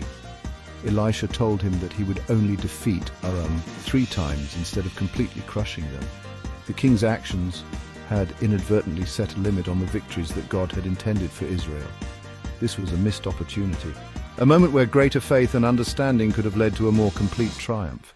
Elisha's disappointment was palpable. He'd seen the potential for a decisive victory, but Jehoash's lack of fervor had curtailed it. This story serves as a powerful reminder of the importance of wholehearted obedience to God's instructions. When we only partially follow His guidance, we may miss out on the full blessings He has in store for us. The meeting between Elisha and Jehoash highlighted a crucial lesson: the need to fully listen to and act upon God's word, and it showed that even small acts of faith and obedience can have significant consequences. Jehoash's partial obedience resulted in a partial victory, a lesson that resonates through the ages. This meeting showed how important it is to fully listen to God and the problems that can happen when we don't. It underscores the importance of faith, obedience, and the willingness to act fully on divine instructions. The story of Elisha and Jehoash is a timeless reminder that our actions, guided by faith, can shape our destiny. When we heed God's guidance completely, we open ourselves to the fullness of His blessings. Conversely, when we hold back or act half-heartedly, we may find ourselves facing the consequences of missed opportunities and limited success. Let this story inspire us to trust and obey fully, knowing that God's plans for us are always for our ultimate good. Just as Elisha predicted, Jehoash won against the Arameans 3 times, taking back some of the land they had lost during his father's rule. However, he didn't defeat them completely. The threat from Assyria, although not as noticeable in this chapter, was still there. Even though Jehoash had some victories in battle, he couldn't bring lasting peace or safety to Israel. The threat from Assyria was still hanging over Israel. Even though Jehoash won some battles against the Arameans, the bigger danger was still there. The Assyrian Empire, known for being cruel and having a powerful army, would eventually conquer the northern kingdom of Israel. This is a reminder that even when we win some of the time, it might not last. True safety comes from completely trusting in God. The story of Jehoahaz and Jehoash teaches us important lessons that are still true today. These 2 kings of Israel, who ruled during a tumultuous period, faced numerous challenges and adversities. Their reigns were marked by conflict, both internal and external, and their responses to these challenges provide us with valuable insights into the nature of faith and leadership. It reminds us that even when we feel hopeless, God hears our prayers for help. Jehoahaz, despite his shortcomings, turned to God in a moment of desperation. His heartfelt plea was not ignored. This act of seeking divine intervention in times of distress is a powerful reminder that no matter how dire our circumstances may seem, there is always hope when we turn to God in prayer. It shows us that it's important to have strong and faithful leaders, encouraging us to choose leaders who will help us do what's right. Jehoash, on the other hand, demonstrated the importance of wisdom and guidance. His interactions with the prophet Elisha highlight the necessity of seeking counsel and being open to divine wisdom. Leaders who are grounded in faith and guided by righteous principles can inspire and lead their people towards a better future. Most importantly, it reminds us that true peace and security don't come from having a strong army or being good at politics, but from trusting in God and following His ways. The Israelites, under the rule of these kings, learned that their ultimate security lay not in their military might or political alliances, but in their relationship with God. This lesson is timeless, reminding us that our true strength and peace come from our faith and adherence to divine principles. The problems faced by the Israelites in 2 Kings 13 might seem like they happened a long time ago, but the lessons we can learn from them are still very important to our lives today. The struggles, the prayers, the leadership, and the ultimate reliance on God are themes that resonate with us even now. In our modern world, where we face our own set of challenges and uncertainties, the stories of Jehoahaz and Jehoash serve as a beacon, guiding us towards faith, wise leadership, and the constant need for God in our lives. The kingdoms of Israel and Judah, once united under the legendary King David and his son Solomon, had been fractured for over a century. This division was not just a simple political split, it was a deep and complex rift that affected every aspect of life in the region. The unity that had once brought prosperity and strength was now a distant memory, replaced by a landscape of division and discord. This division stemmed from internal strife and political turmoil. The seeds of discord were sown during the later years of Solomon's reign, as heavy taxation and forced labor led to widespread dissatisfaction. After Solomon's death, his son Rehoboam's harsh policies further alienated the northern tribes, leading to their secession and the establishment of the northern kingdom of Israel. The consequences of this schism were profound, leading to constant conflict and weakening both kingdoms. The once formidable united monarchy was now two smaller, vulnerable entities, often at odds with each other. This ongoing strife drained resources and diverted attention from other pressing issues such as external threats and internal development. It was amidst this backdrop of division and instability that Amaziah ascended to the throne of Judah, while Jeroboam II took the helm of the northern kingdom of Israel.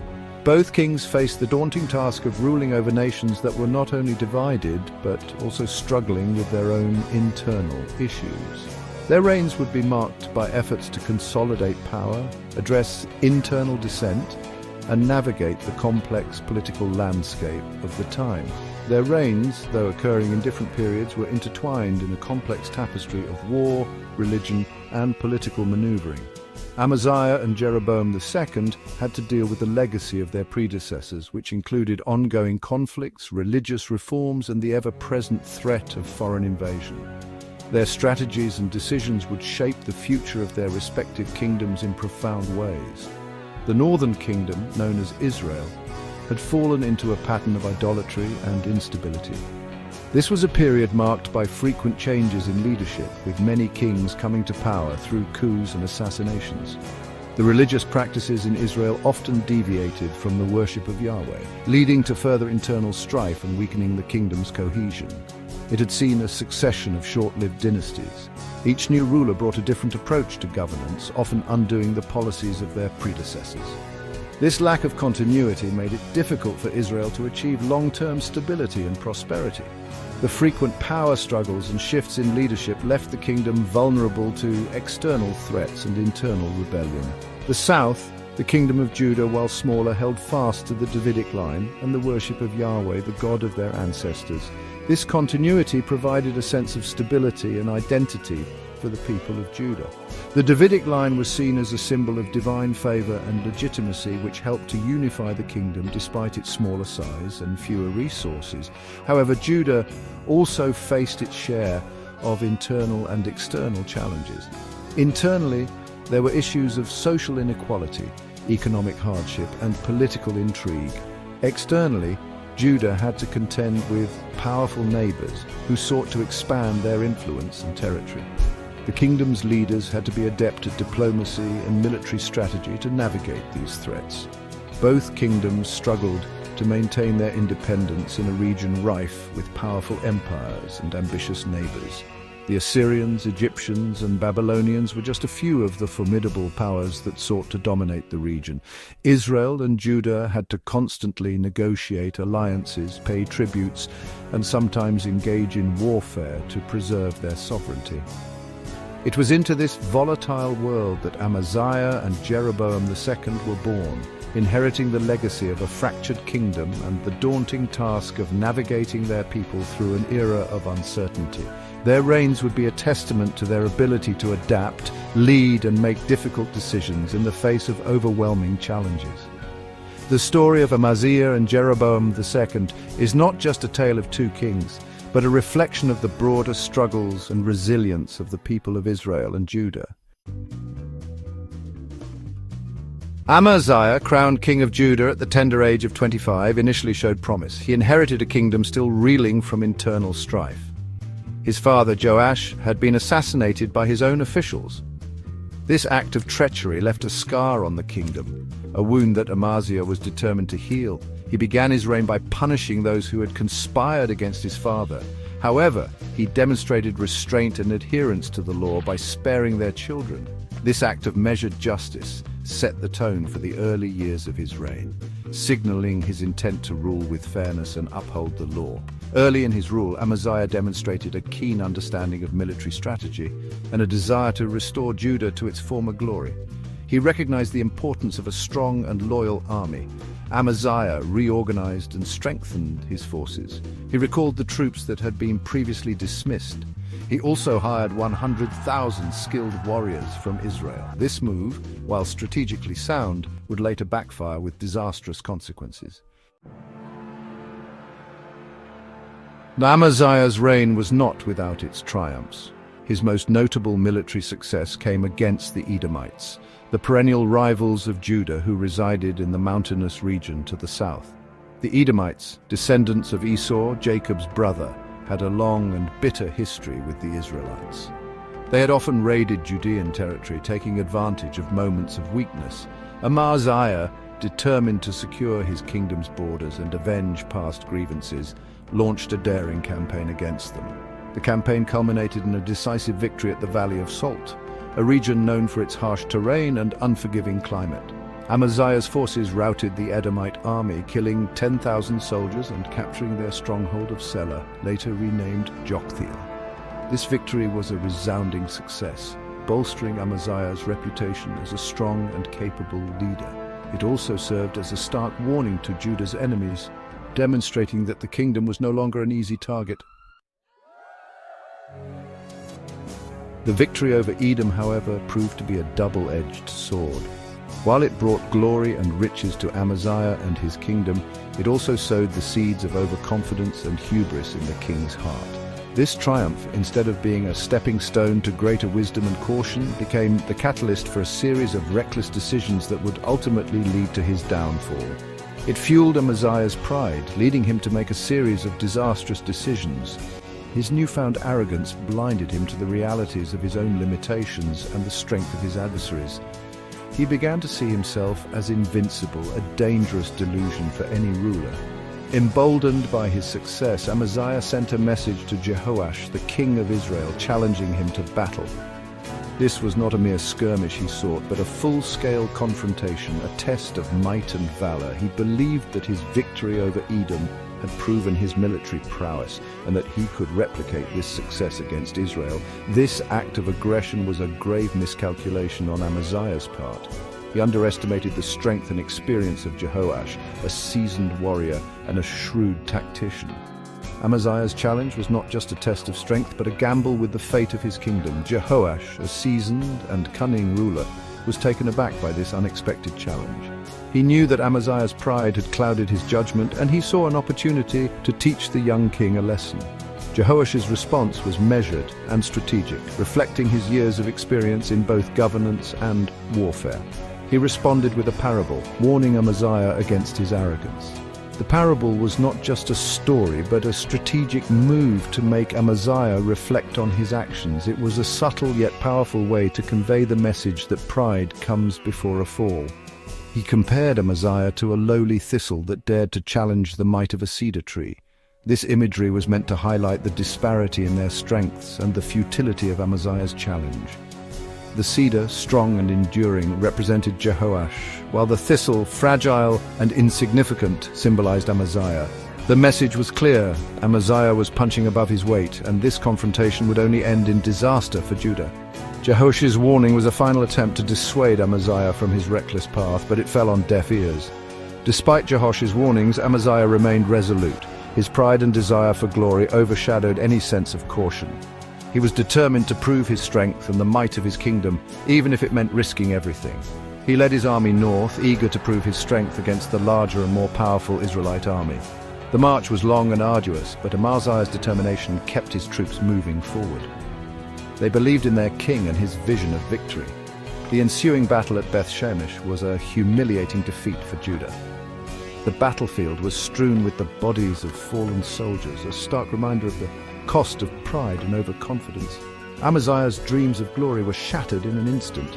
The Israelite army under Jehoash's command crushed the Judean forces.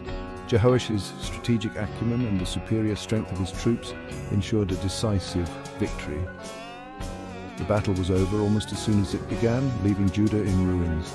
Amaziah was captured, and Jehoash marched on Jerusalem, breaching its walls and plundering the city's treasures. The once proud king was now a prisoner, and his kingdom lay in tatters. The treasures of Jerusalem, symbols of its wealth and power, were carried away by the victors. The defeat was a crushing blow to Judah, both militarily and psychologically. The kingdom's defenses were shattered, and its people were left in despair. The psychological impact of the defeat was perhaps even greater than the physical destruction. The kingdom was left vulnerable and demoralized. The once proud and confident nation was now a shadow of its former self, struggling to recover from the devastating blow dealt by Jehoash and his forces. The legacy of Amaziah's costly confrontation with Jehoash would haunt Judah for years to come.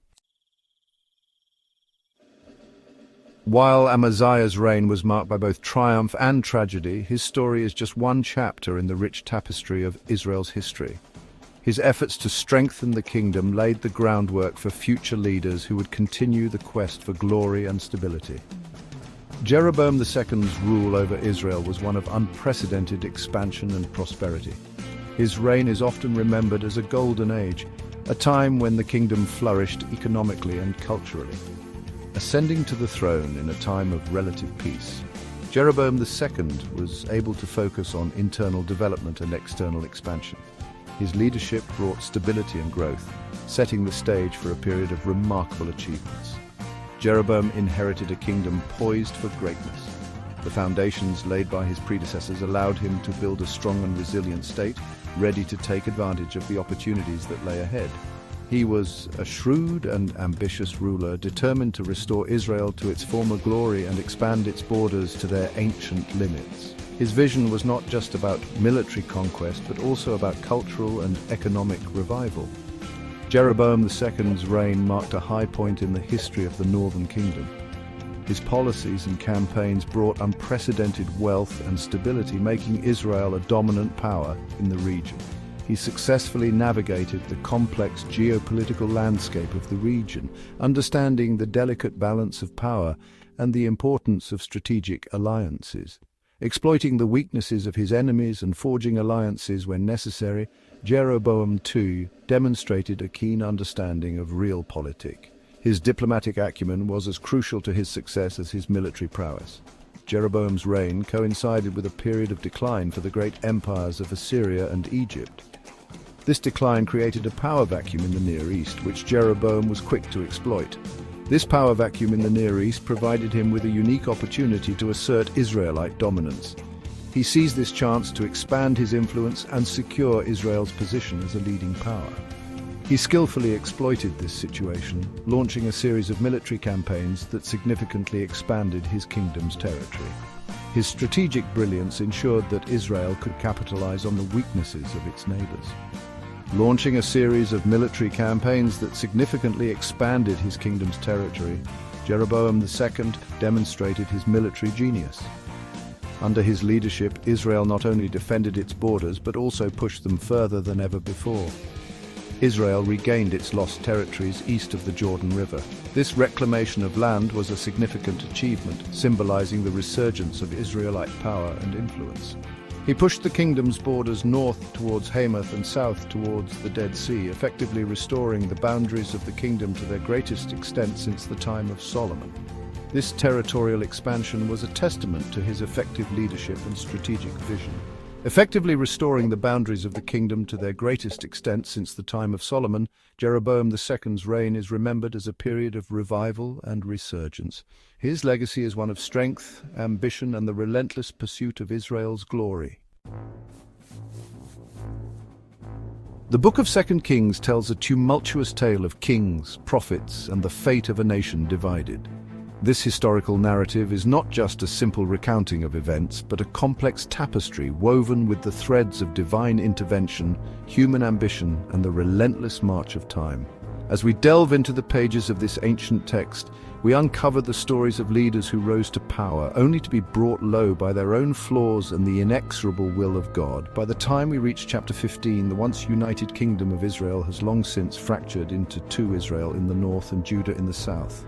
This division, born out of political strife and spiritual disobedience, set the stage for a series of conflicts and power struggles that would shape the destiny of the Hebrew people. The northern kingdom, known as Israel, was larger and more prosperous, but it was also more prone to idolatry and internal discord. Meanwhile, the southern kingdom, Judah, was smaller and often overshadowed by its northern neighbor. Yet it held a special place in the hearts of the people due to its connection to the Davidic line. The northern kingdom, plagued by instability and idolatry, faces the looming threat of the Assyrian Empire. The Assyrians, known for their military prowess and ruthless tactics, were a constant menace to the smaller, divided kingdoms of Israel and Judah. Their approach was not just a physical threat, but also a spiritual one, as the Israelites struggled to remain faithful to their covenant with God amidst the pressures of foreign influence and internal corruption. The Assyrian threat was a reminder of the consequences of turning away from divine commandments and the peril that awaited those who did not heed the warnings of the prophets. Judah, though smaller and less powerful, clings to the hope offered by the Davidic line and the occasional righteous king. The Davidic covenant promised that a descendant of David would always sit on the throne, providing a glimmer of hope and stability in an otherwise turbulent time. This hope was often embodied in the figure of a righteous king who sought to lead the people back to the worship of Yahweh and adherence to the laws given to Moses. These kings were seen as beacons of light in the darkness, guiding their people through periods of reform and renewal. 2 Kings 15 plunges us into this chaotic period, chronicling the reigns of 4 kings in Israel and 2 in Judah. Each king's reign is a story unto itself, filled with intrigue, betrayal, and the ever-present struggle for power. The narrative does not shy away from depicting the harsh realities of leadership in ancient times, where a king's success or failure could hinge on a single decision, and where the line between faithfulness and apostasy was often blurred. The chronicling of these reigns serves as a sobering reminder of the fragility of human authority and the ultimate sovereignty of God. It's a story of ambition, violence, faith, and the consequences of both obedience and disobedience to God. The actions of these kings and their people had far-reaching implications, not just for their own time, but for the future of the nation of Israel. Their stories are a testament to the enduring struggle between human will and divine purpose, a struggle that continues to resonate with us today. As we explore the events of 2 Kings 15, we are invited to reflect on our own lives and the choices we make, and to consider the ways in which we, too, are part of a larger narrative that transcends time and place. 2 Kings 15 opens with Azariah, also known as Uzziah, ruling in Judah. His reign marks a significant period in the history of Judah, a time characterized by both remarkable achievements and tragic downfalls. He takes the throne at a young age, just 16, and reigns for over 50 years, making his one of the longest reigns in Judah's history. This longevity allows him to implement long-term strategies and witness their fruition, a rare opportunity for any ruler. Azariah is a capable leader. His wisdom and strategic acumen are evident from the very beginning of his reign. He surrounds himself with wise counselors and skilled administrators, ensuring that his decisions are well-informed and beneficial for his kingdom. He strengthens Judah's defenses, expands its territory, and enjoys a period of peace and prosperity. The fortifications he builds around Jerusalem and other key cities make Judah a formidable power in the region, deterring potential invaders and securing the safety of his people. He invests in agriculture and infrastructure, bringing stability and wealth to the kingdom. Under his rule, the land flourishes. He initiates extensive agricultural projects, improving irrigation systems and ensuring that the fields yield abundant harvests. This not only feeds his people, but also boosts the economy through trade. 2 Chronicles tells us that Azariah is victorious in battle, further solidifying Judah's position in the region. His military campaigns are well planned and executed with precision, leading to significant victories that expand Judah's influence and control over neighboring territories. However, Azariah's success proves to be his undoing. The adulation and power he receives begin to affect his judgment. He starts to believe that his achievements are solely the result of his own abilities, forgetting the divine guidance that has played a crucial role in his success. He grows proud and arrogant, forgetting the source of his blessings. His pride blinds him to the reality that his power and success are gifts from God, not merely the result of his own efforts. This hubris leads him to make a grave mistake. He enters the temple, a place reserved for priests, and attempts to offer incense to God, a direct violation of God's law. This act of sacrilege is not just a breach of religious protocol, but a profound display of his inflated ego and disregard for divine commandments. This act of pride earns him a swift and severe punishment, leprosy. The disease is not just a physical ailment, but a symbol of his spiritual corruption and the consequences of his arrogance. It serves as a divine reprimand, a stark reminder of the limits of human power. Azariah spends the rest of his days isolated from his people, a stark reminder that even the most successful kings are not above God's law. His isolation is both a physical and symbolic separation from the community he once led, underscoring the importance of humility and obedience to divine will. His story serves as a cautionary tale, illustrating that true leadership requires not just strength and wisdom, but also humility and reverence for higher powers. The Northern Kingdom fares far worse than Judah during this turbulent period. Zechariah, the son of Jeroboam II, inherits the throne but quickly falls victim to the instability that has long plagued Israel. His reign lasts a mere 6 months before he is assassinated by Shallum, marking the violent end of Jehu's dynasty. Shallum's own reign is even shorter, lasting only a single month before his demise. He is overthrown and killed by Menahem, ushering in a new era of violence and unrest in Israel.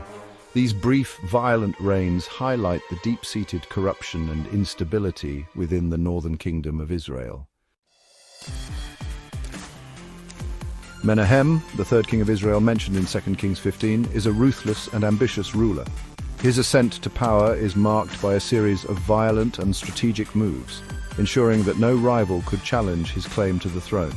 Menahem's reign is characterized by his relentless pursuit of control and his willingness to use any means necessary to maintain his authority. His story is one of power, ambition, and the harsh realities of ancient politics. He secures his throne through bloodshed, brutally crushing any opposition to his rule. The annals of history recount his merciless tactics, where entire towns were decimated and countless lives were lost to ensure his dominance. Menahem's ruthlessness was not just a display of power, but a calculated strategy to instill fear and obedience among his subjects. His reign was a stark reminder of the brutal nature of ancient monarchies, where the sword often dictated the law.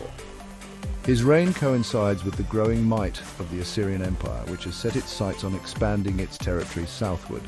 The Assyrians, known for their military prowess and strategic acumen, were a formidable force in the ancient world. Their empire was expanding rapidly and their ambitions knew no bounds. For Menahem, the threat of Assyrian invasion was a constant source of anxiety.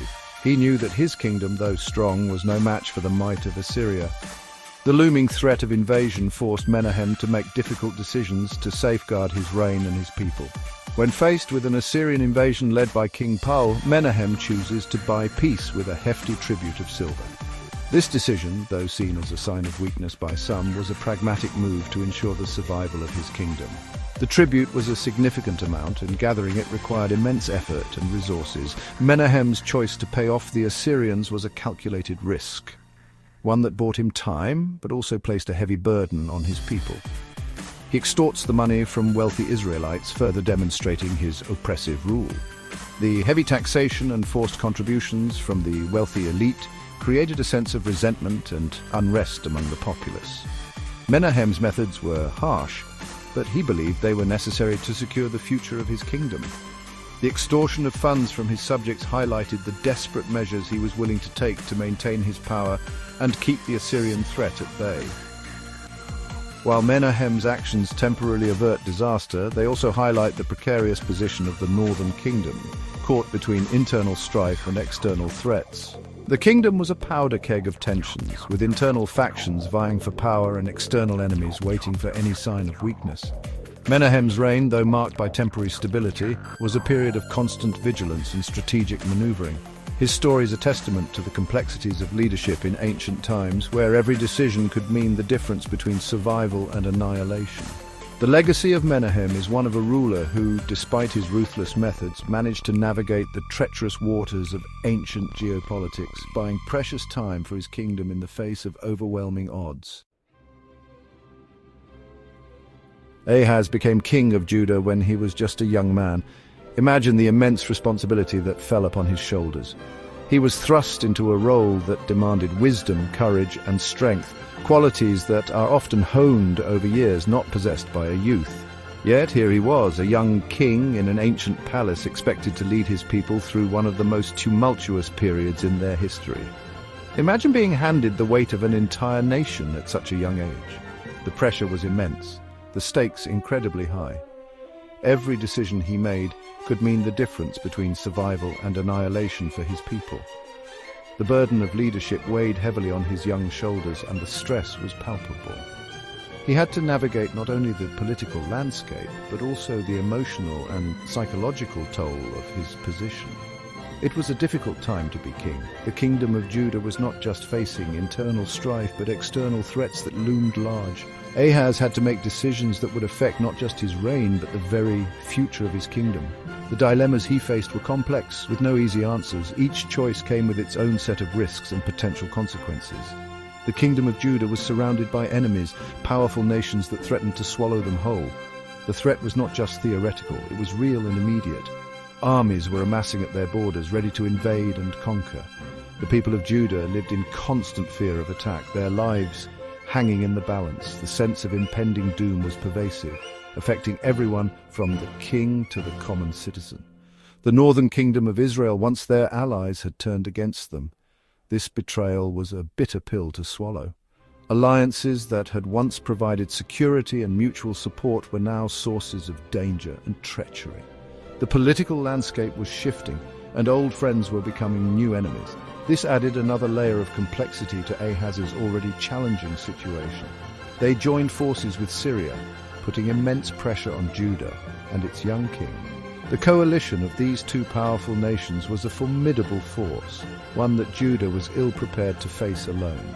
The combined military might of Israel and Syria was overwhelming, and their intentions were clear: to conquer and subjugate Judah. Ahaz had to find a way to counter this threat, to protect his people from the impending invasion.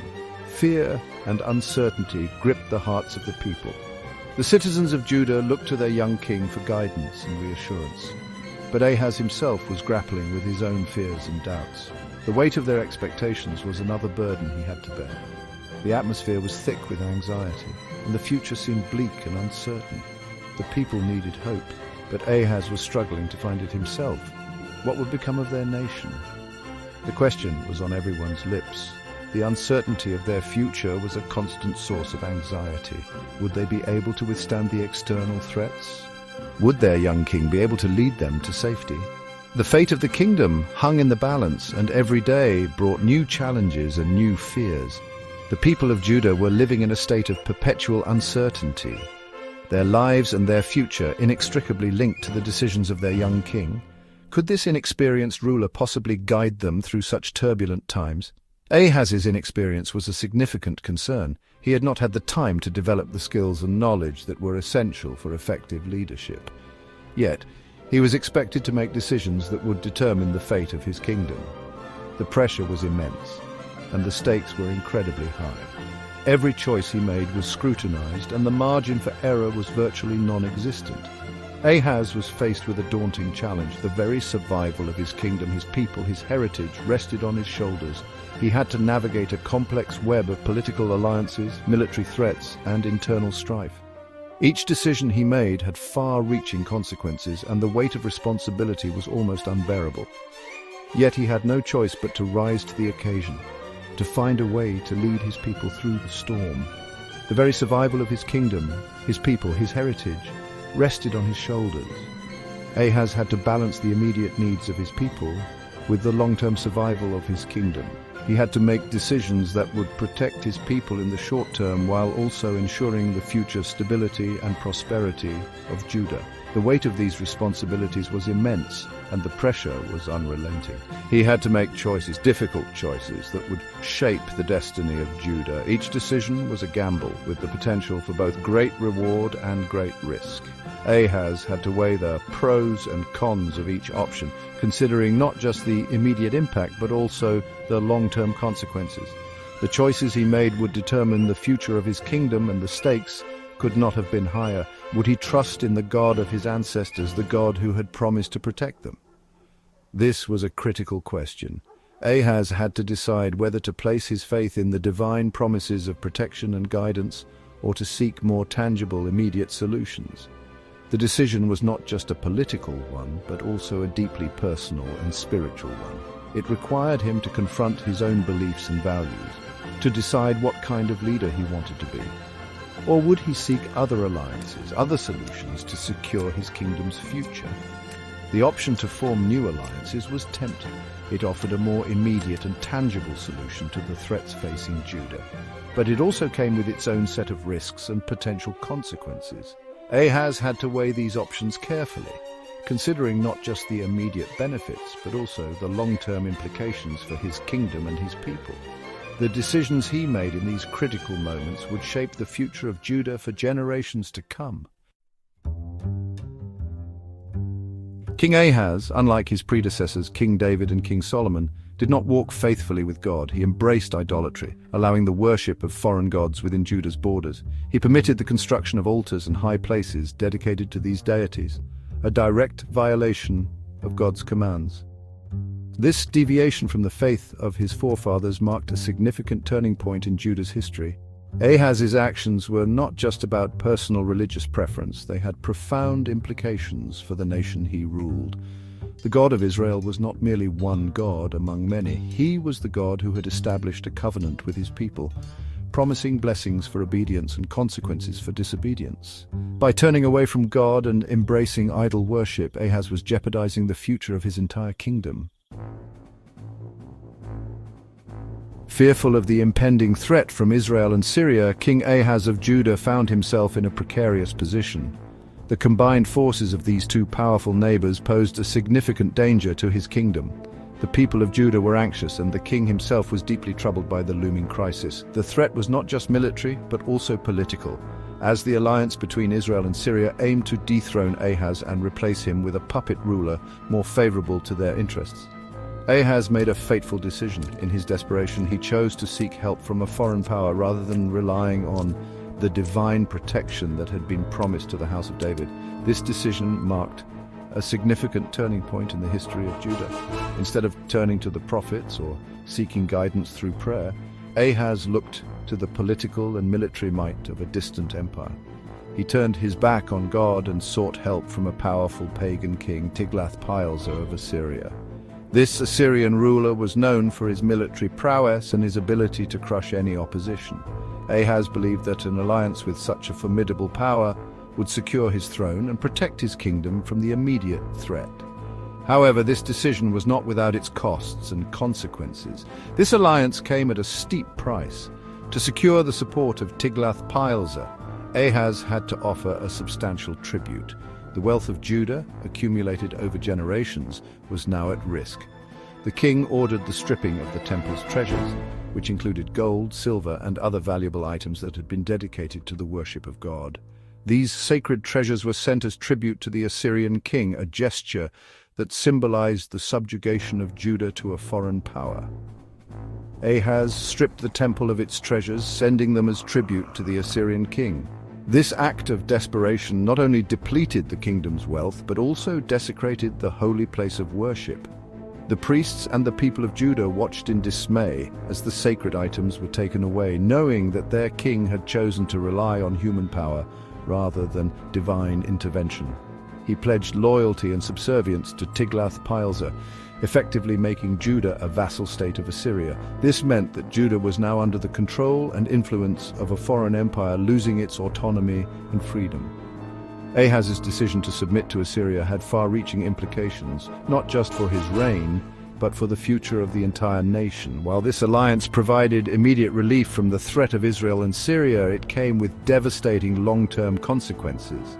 The people of Judah might have felt a temporary sense of security, but the price they paid was too high. The kingdom's independence was compromised, and its spiritual integrity was undermined.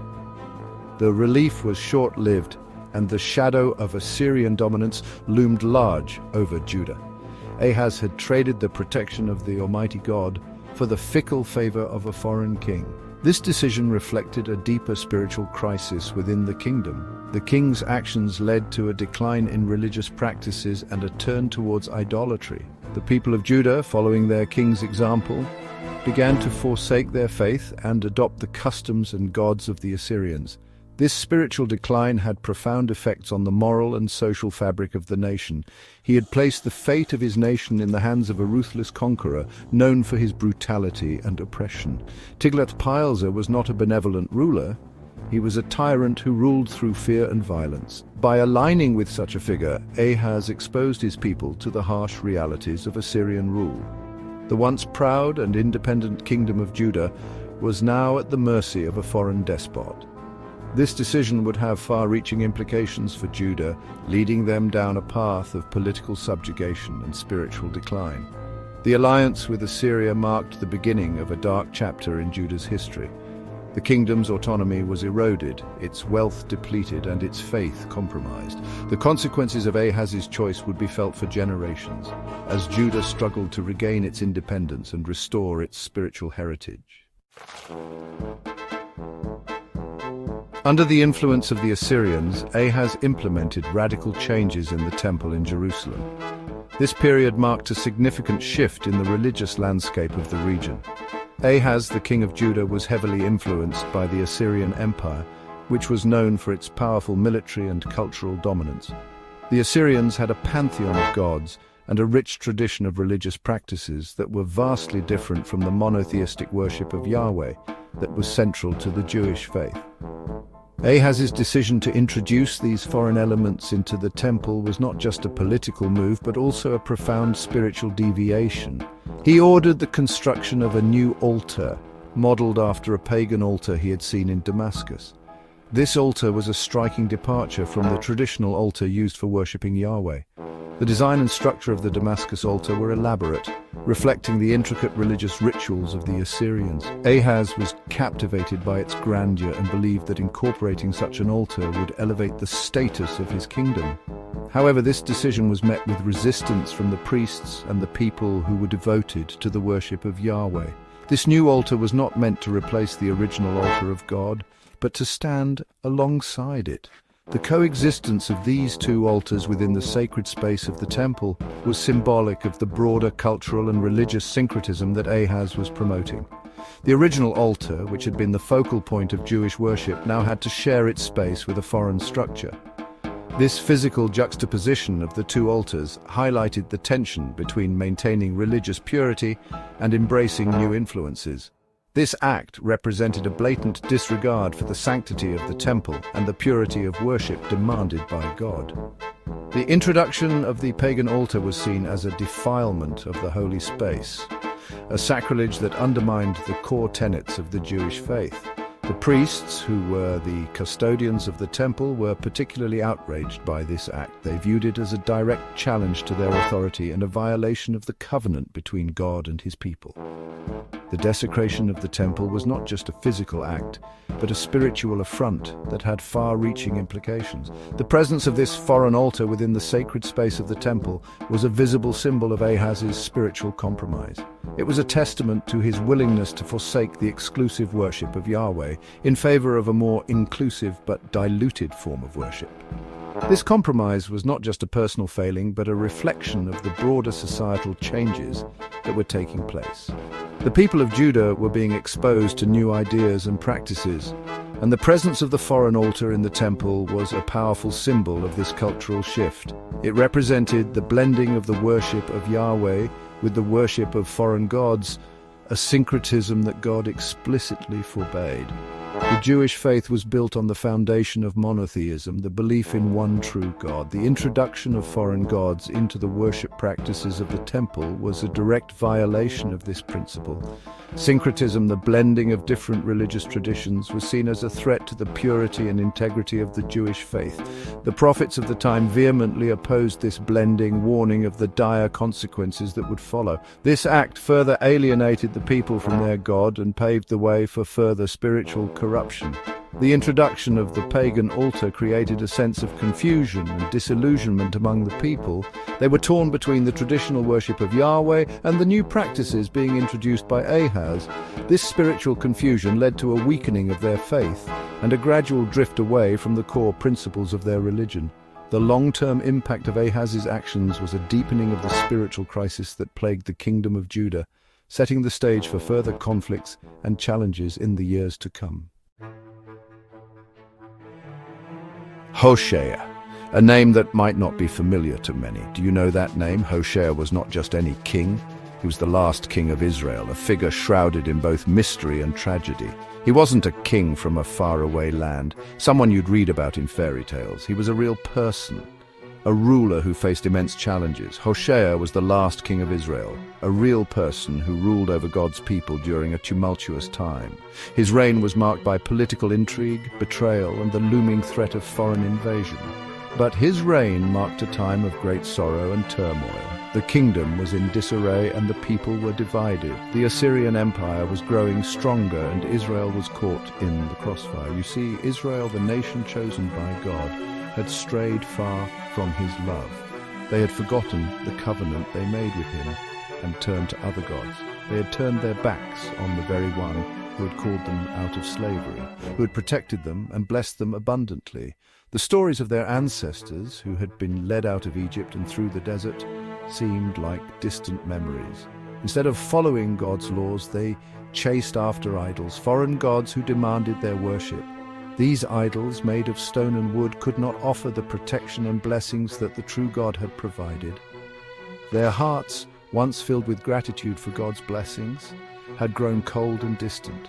The people of Israel were lost, and their king, Hoshea, was unable to bring them back to the path of righteousness. His story serves as a poignant reminder of the consequences of turning away from divine guidance.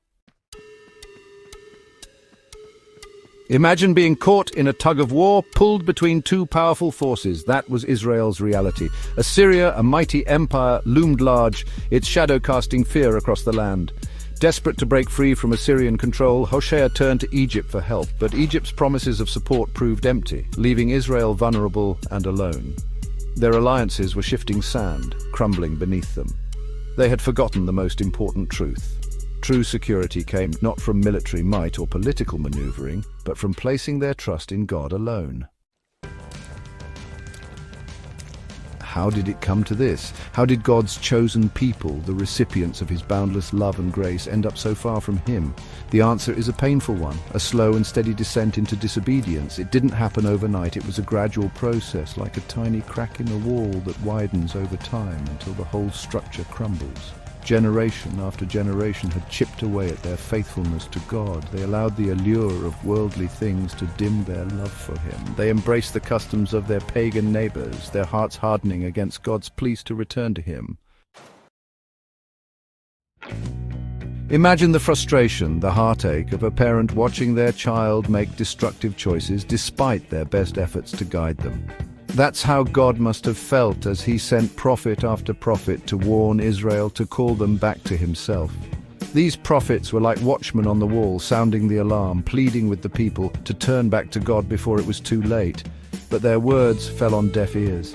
The Israelites ignored the warnings, dismissing them as the ramblings of madmen. They refused to acknowledge the consequences of their actions, clinging stubbornly to their sinful ways. Section 5. Turning away from God. The Israelites' sin wasn't just about breaking rules or disobeying commands. It was a profound betrayal, a turning away from the very essence of their faith and identity. They had been chosen, set apart to be a light to the nations, yet they chose darkness over light.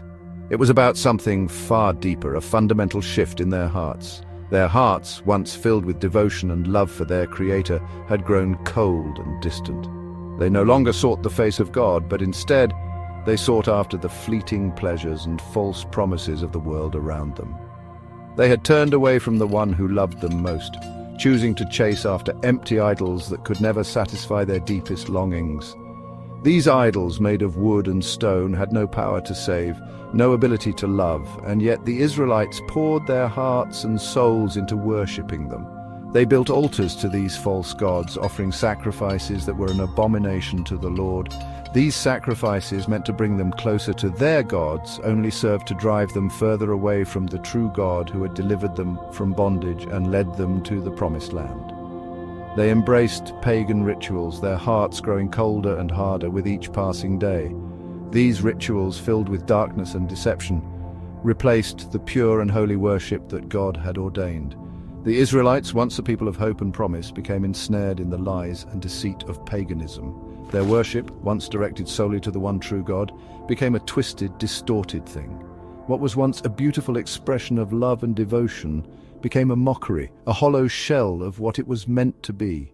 The Israelites had lost their way, their worship tainted by the very idols they had embraced. They had traded the pure gold of God's love for the worthless trinkets of idolatry.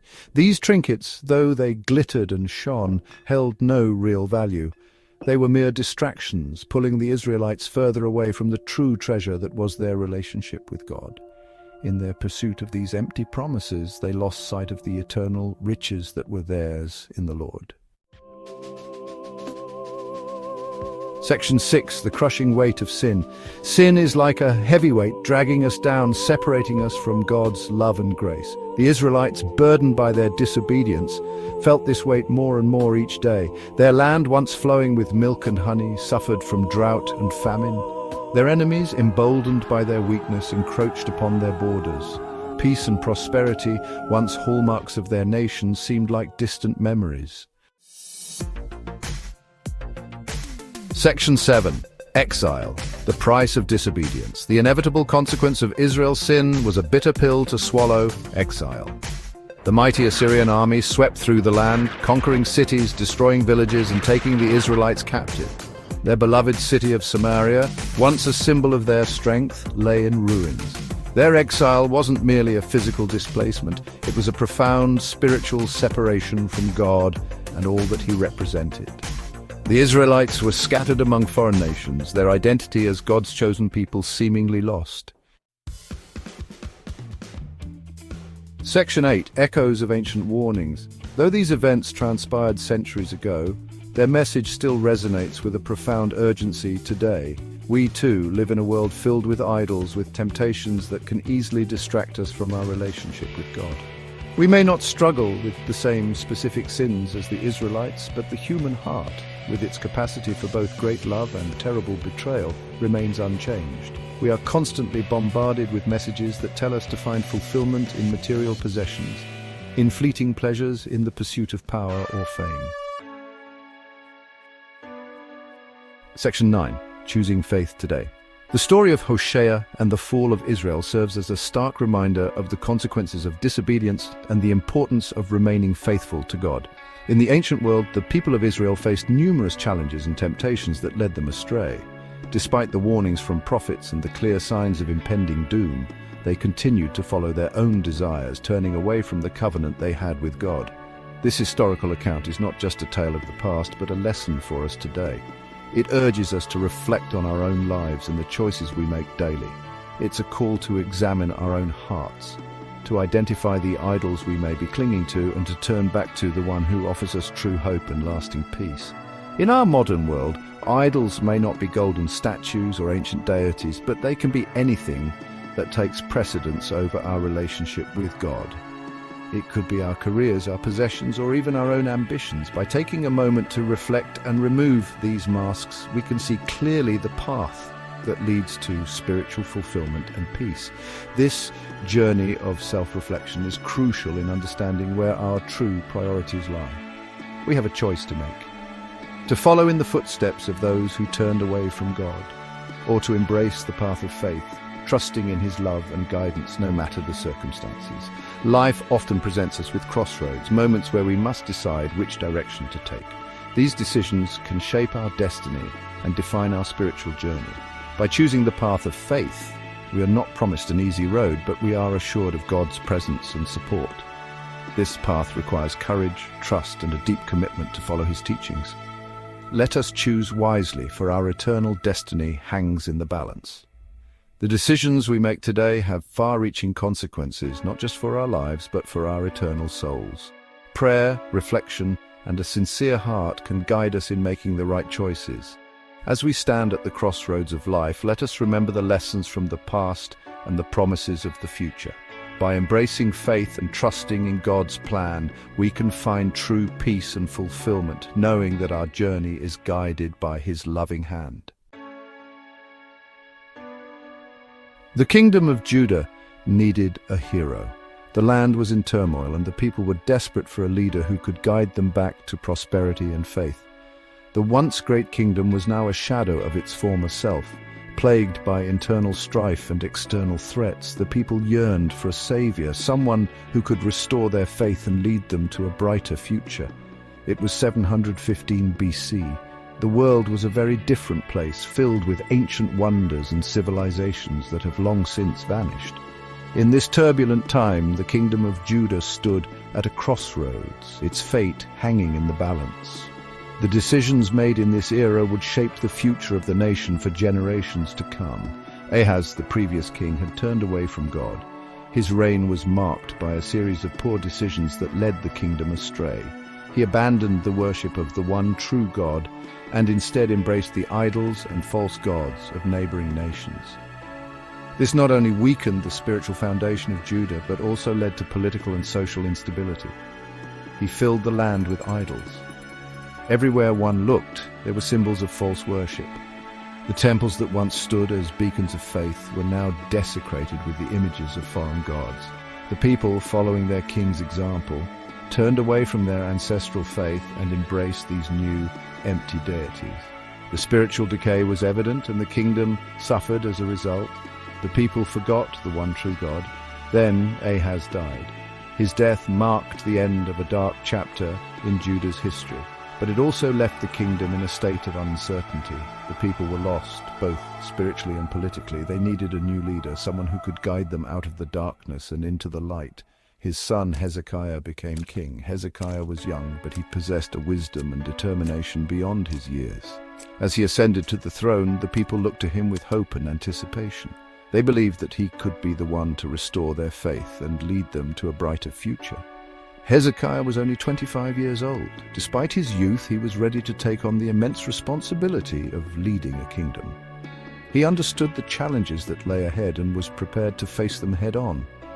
His age did not deter him. Instead, it fueled his determination to prove himself as a capable and righteous leader. He was a young man in a difficult position.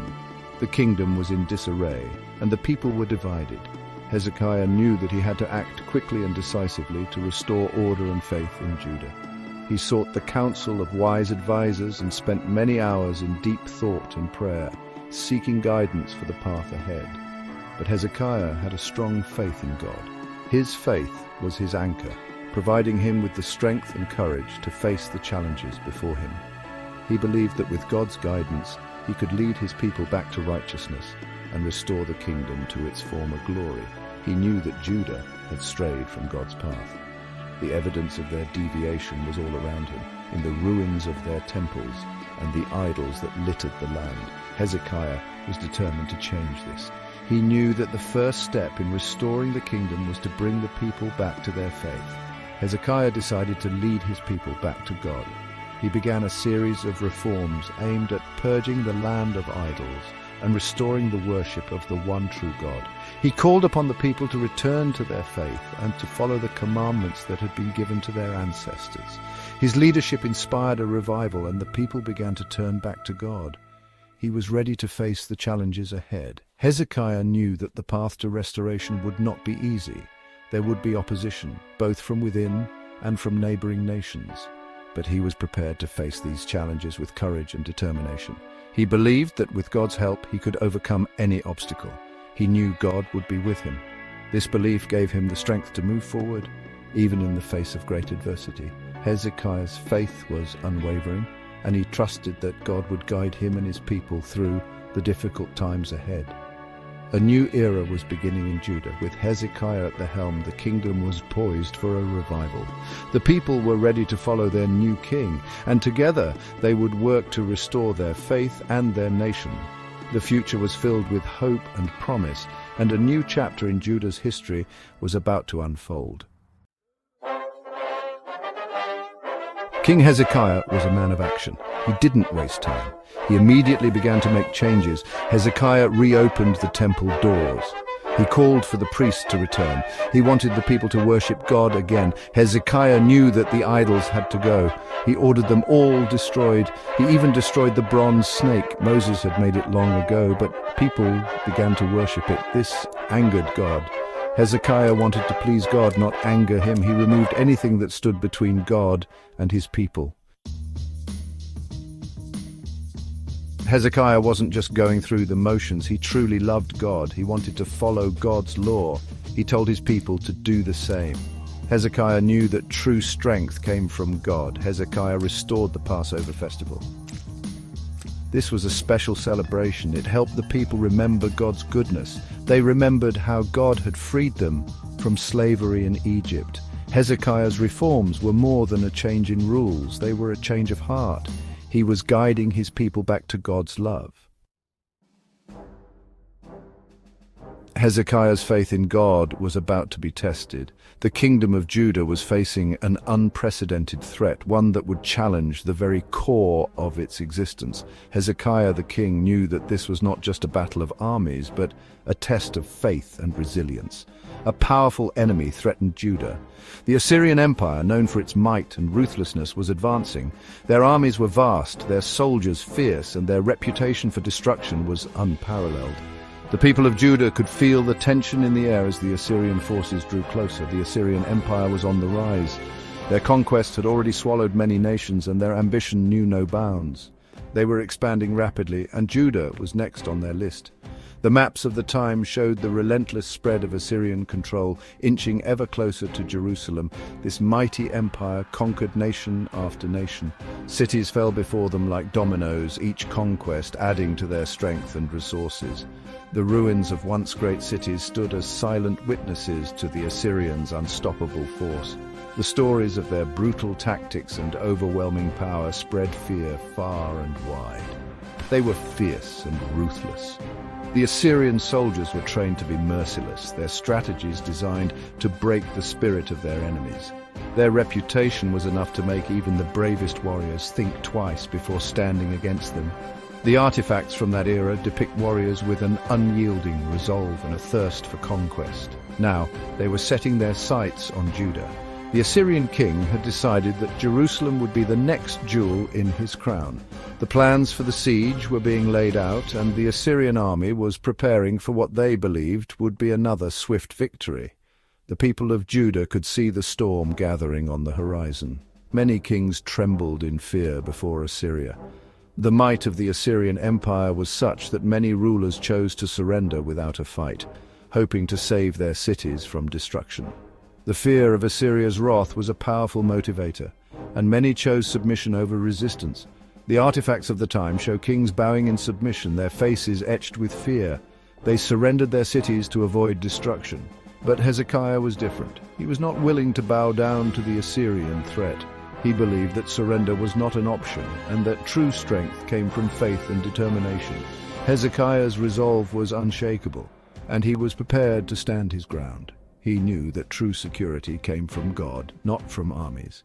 Hezekiah's faith was his greatest weapon. He turned to prayer, seeking divine guidance and strength. He believed that with God's help, Judah could withstand the Assyrian onslaught. His faith inspired his people, giving them hope in the face of overwhelming odds. Hezekiah prepared for the Assyrian attack. He strengthened Jerusalem's defenses. The city walls were fortified, and every possible measure was taken to ensure that Jerusalem could withstand a siege. The people worked tirelessly, driven by the belief that their efforts would make a difference. He built a tunnel to bring water into the city. This tunnel, known as Hezekiah's Tunnel, was a remarkable feat of engineering. It ensured that the city would have a steady supply of water even during a siege. This strategic move was crucial for the survival of Jerusalem, and it demonstrated Hezekiah's foresight and leadership. Hezekiah was determined to resist. He knew that the battle ahead would be tough, but he was ready to face it with unwavering resolve. His determination was a beacon of hope for his people, showing them that they could stand strong against the might of Assyria. He trusted that God would protect his people. Hezekiah's faith was the cornerstone of his resistance. He believed that with God's protection, Judah could overcome any challenge. His prayers were a testament to his unwavering belief in divine intervention, and they inspired his people to hold on to their faith and hope. Section 5. Sennacherib's Challenge. The Assyrian army, led by King Sennacherib, marched towards Jerusalem. They set up camp outside the city walls. Sennacherib was confident. He had never lost a battle. He thought Jerusalem would be easy to conquer. He sent his chief official, Rabshakeh, to speak to the people. Rabshakeh stood outside the city walls and shouted insults at the people of Jerusalem. He mocked their God and their king. He told them resistance was pointless. He tried to break their spirit. He wanted them to surrender without a fight.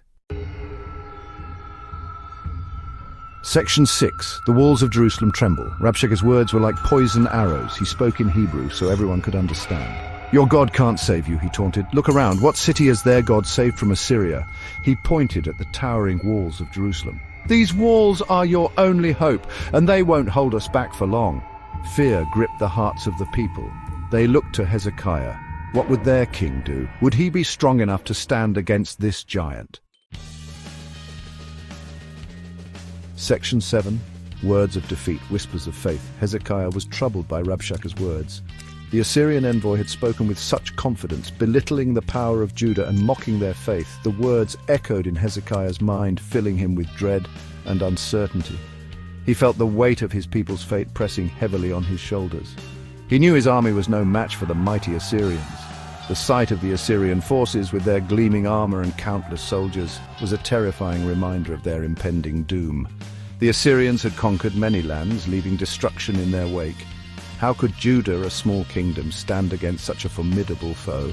He went to the temple and prayed. In the sacred halls of the temple, Hezekiah sought solace and guidance. The flickering light of the candles cast long shadows, mirroring the darkness that threatened his kingdom. Hezekiah's heart was heavy, but he knew that only through prayer could he find the strength to face the challenges ahead. Lord, we are in danger, he cried out. His voice echoed through the empty halls, a desperate plea for divine intervention. Hezekiah's faith was unwavering, but the fear of the unknown gnawed at him. He poured out his heart, hoping that his prayers would reach the heavens. The Assyrians are here to destroy us. Please, God, save us. The threat was real and imminent. The Assyrian army was at their gates, ready to unleash their wrath. Hezekiah's plea was not just for himself, but for his people, his city, and his faith. He knew that only a miracle could save them now. Show them that you are the one true God. Hezekiah's prayer was a declaration of faith. He believed that God would not abandon them in their hour of need. He prayed for a sign, a demonstration of divine power that would not only save Judah, but also reaffirm their faith in the one true God. Then Hezekiah sent messengers to the prophet Isaiah. Hezekiah knew that Isaiah, a man of God, would have the wisdom and guidance they needed. The messengers ran through the streets, their urgency reflecting the gravity of the situation. They carried with them the hopes and fears of an entire kingdom. Isaiah was a man of God. He had a reputation for his deep faith and his connection with the divine. In times of crisis, people turned to him for counsel and comfort. Isaiah's words had the power to inspire and to bring hope to the hopeless. He would know what to do. Hezekiah trusted Isaiah's wisdom. He believed that through Isaiah, God would provide the guidance they desperately needed. The prophet's insight and connection with the divine were their best hope in these dark times. The people waited anxiously for Isaiah's response.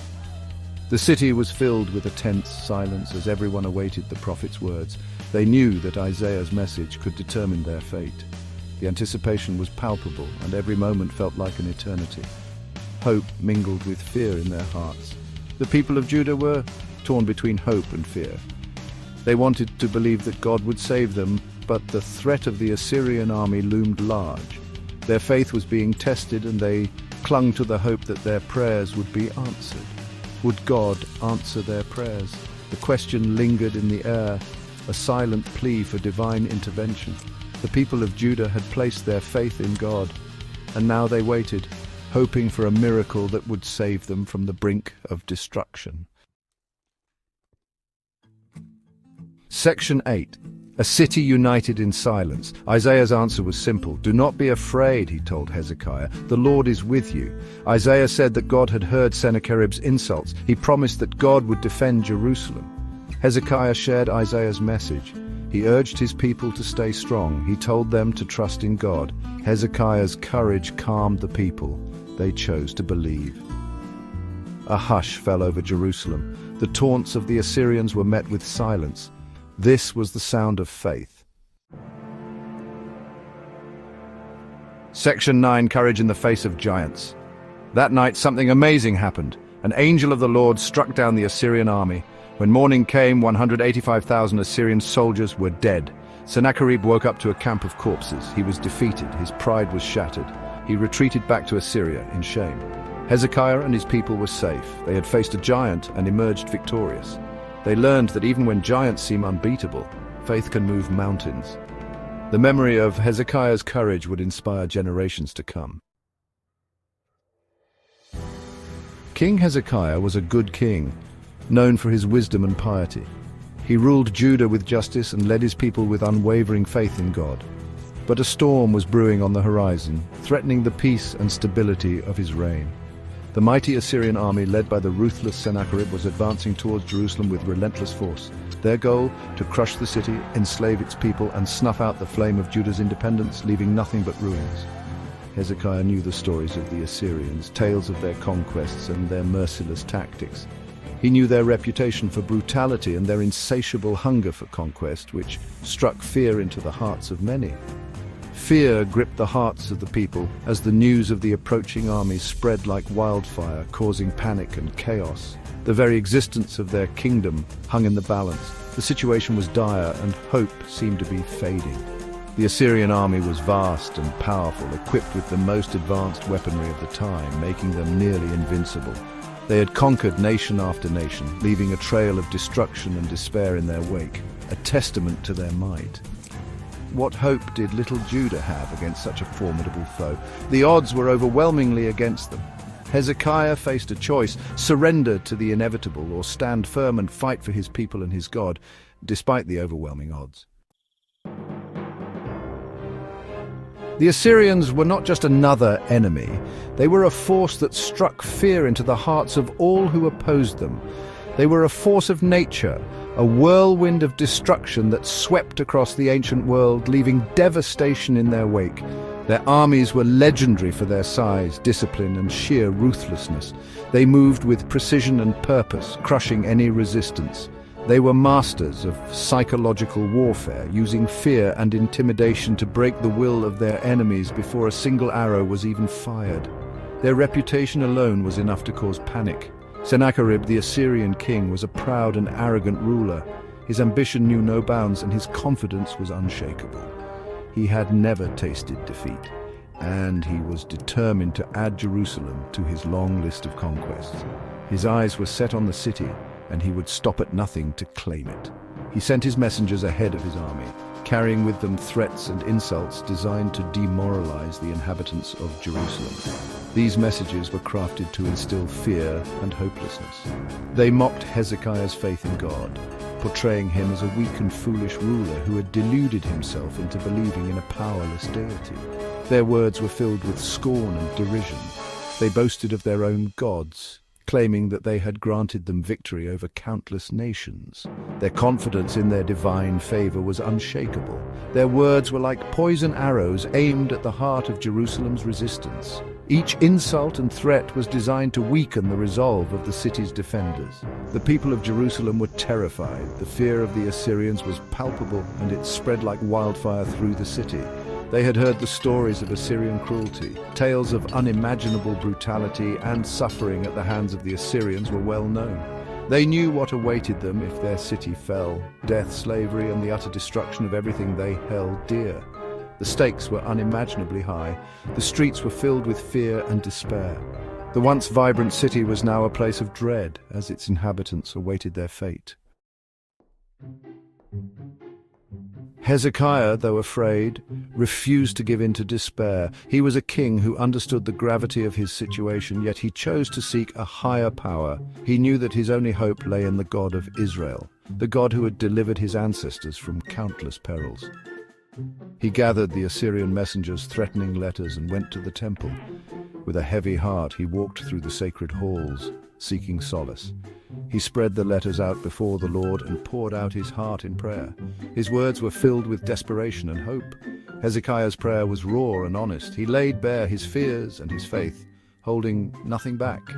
He didn't try to sugarcoat the situation or pretend that he wasn't afraid. His vulnerability was his strength. He acknowledged the power of the Assyrian army and the very real danger that faced his people. The threat was imminent and overwhelming, but he also reminded God of his promises, his faithfulness, and his love for his people. He recounted the stories of old, where God had shown his might. He prayed for deliverance, not just for himself or for Jerusalem, but for the honor of God's name. His plea was for divine intervention. He knew that if Jerusalem fell, it would be seen as a victory for the Assyrian gods and a defeat for the God of Israel. The stakes were higher than ever. He refused to let that happen. His resolve was unshakable. He clung to the belief that God was bigger than Sennacherib, bigger than the Assyrian army, bigger than the fear that threatened to consume him. His faith was his fortress. God heard Hezekiah's prayer and responded through the prophet Isaiah. Isaiah brought a message of hope to the terrified people of Jerusalem. He told them that God had heard their cries and seen their tears. He assured them that he had not abandoned them in their hour of need.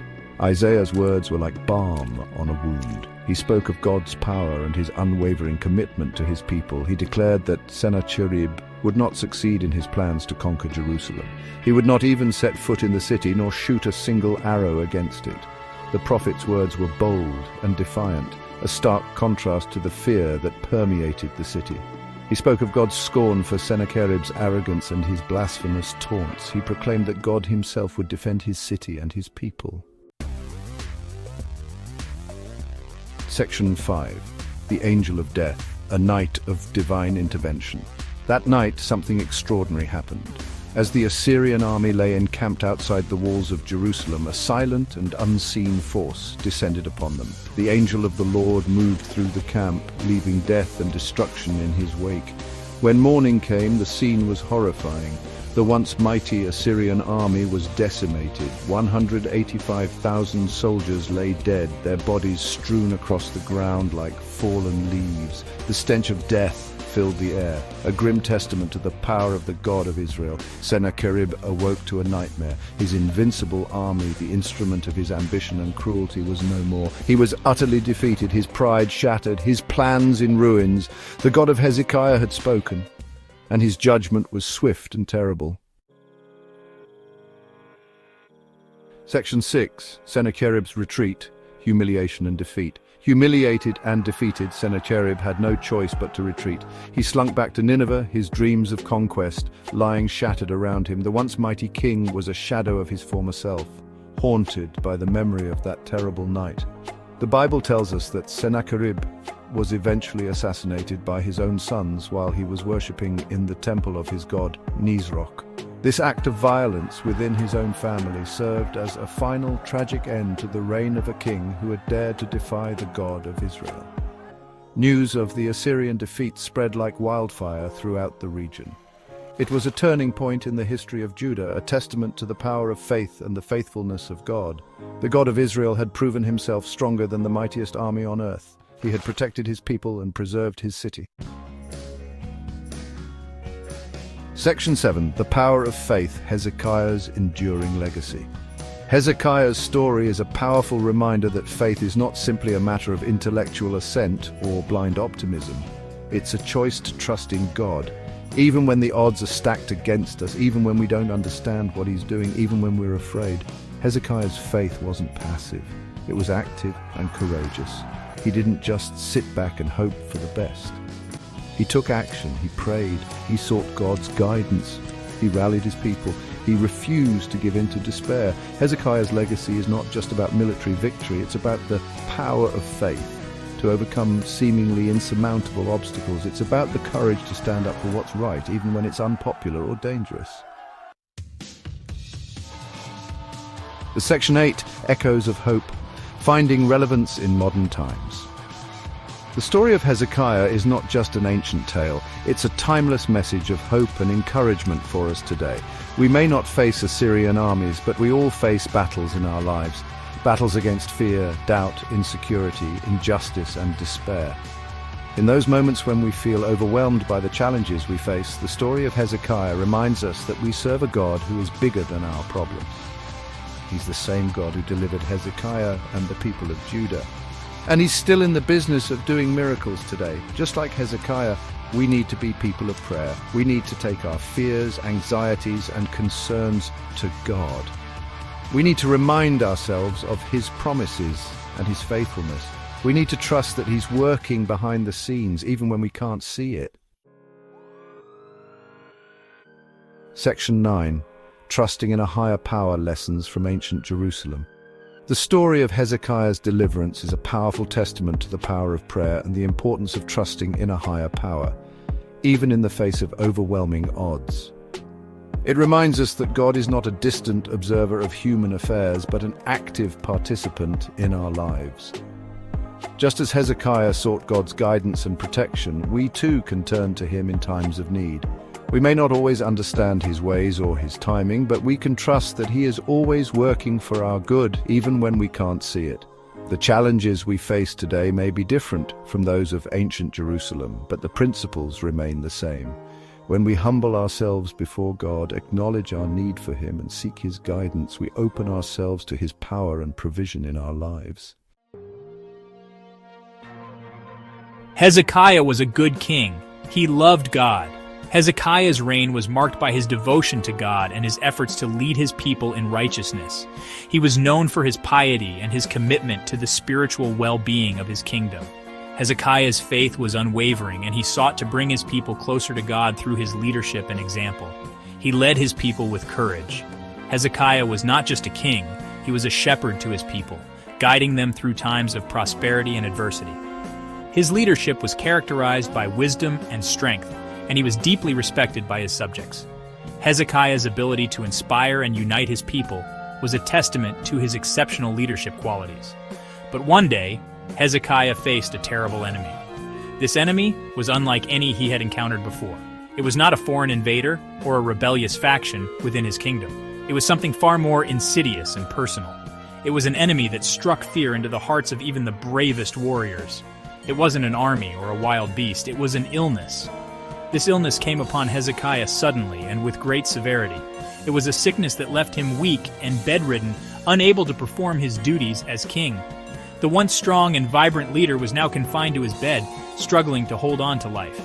The Bible tells us in 2 Kings chapter 20 that Hezekiah became very sick. This chapter recounts the story of Hezekiah's illness and the profound impact it had on him and his kingdom.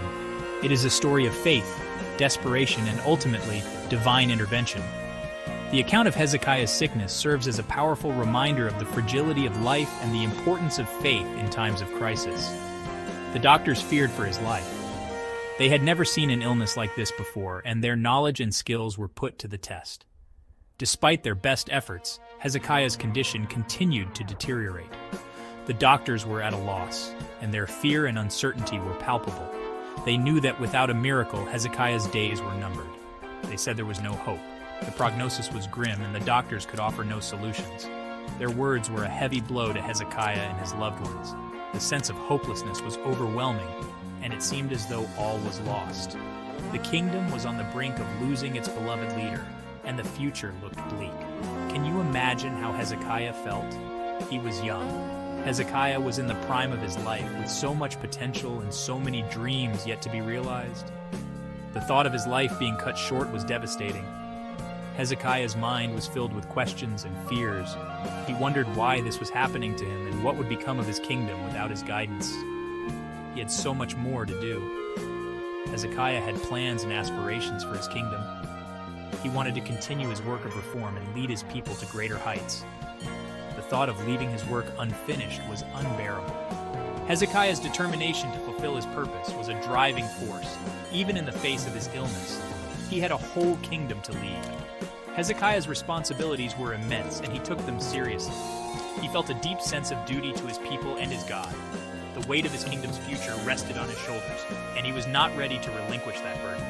Hezekiah's love for his people and his commitment to his role as king fueled his desire to fight for his life. Hezekiah could have given up.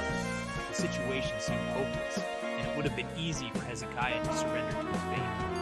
The physical and emotional toll of his illness was immense, and the temptation to give in was strong. But Hezekiah was not one to give up easily. His faith and resilience were unwavering, even in the darkest of times. He could have lost hope. The despair that accompanied his illness was profound and threatened to consume him. But Hezekiah's faith was a beacon of light in the midst of his suffering. He clung to his belief in God's power and mercy, refusing to let go of hope. Hezekiah's faith gave him the strength to endure and the courage to seek divine protection. Hezekiah knew that the truth was his faith. He turned to God, the source of his strength and hope. Hezekiah's faith was his anchor, and he sought solace and guidance through prayer. In his time of greatest need, Hezekiah's faith was a testament to his character and his unwavering trust in God's plan. Hezekiah turned his face to the wall. He closed his eyes, and he prayed.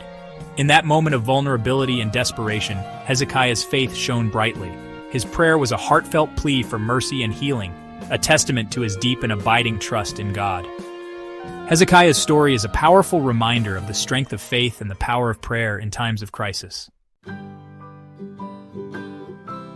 Hezekiah cried out to God. In his moment of desperation, he turned to the only source of hope he knew. His heart was heavy with sorrow, and his eyes were filled with tears. Hezekiah's plea was not just a simple request, it was a deep, heartfelt cry from the depths of his soul. He reminded God of his faithfulness.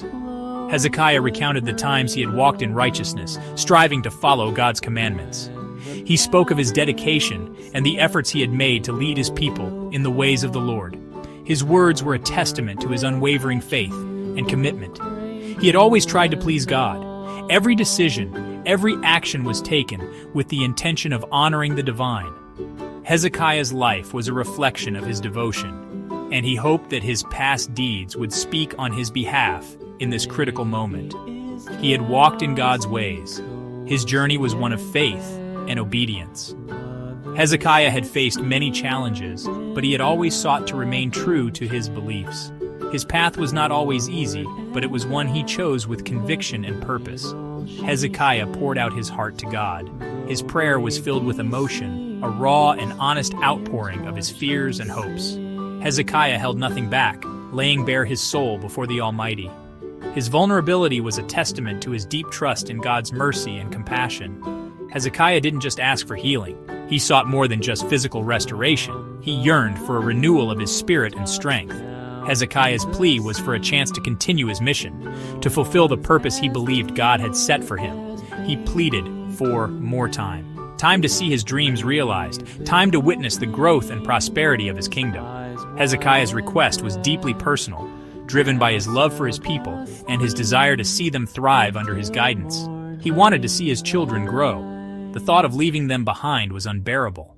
Hezekiah's heart ached at the idea of not being there to guide and protect them. His love for his family was a powerful motivator in his plea for more time. He wanted to continue to serve God.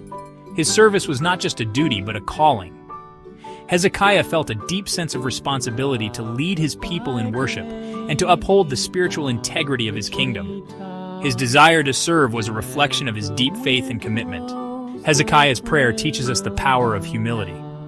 It shows us that no matter our status or position, we can always turn to God in our time of need. His heartfelt plea is a reminder that true strength lies in recognizing our dependence on the divine. Even a king can cry out to God. Hezekiah's story is a powerful example of how faith transcends all earthly titles and positions. It reminds us that in the eyes of God, we are all equal, and our prayers are heard regardless of our status. Even a king can ask for help. God heard Hezekiah's prayer. God saw his tears. God knew his heart. And in his infinite mercy, God responded. Hezekiah's story is a testament to the power of sincere prayer and the boundless compassion of the divine.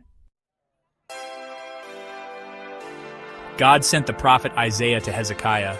Isaiah was a messenger of hope. He came with a message from God. I have heard your prayer, Isaiah told the king. I have seen your tears. I am going to heal you. Imagine Hezekiah's relief. Imagine the joy that filled his heart. God had not abandoned him. God had answered his prayer. But God didn't just promise healing. He gave Hezekiah a sign. God told Isaiah to tell Hezekiah to get a lump of figs.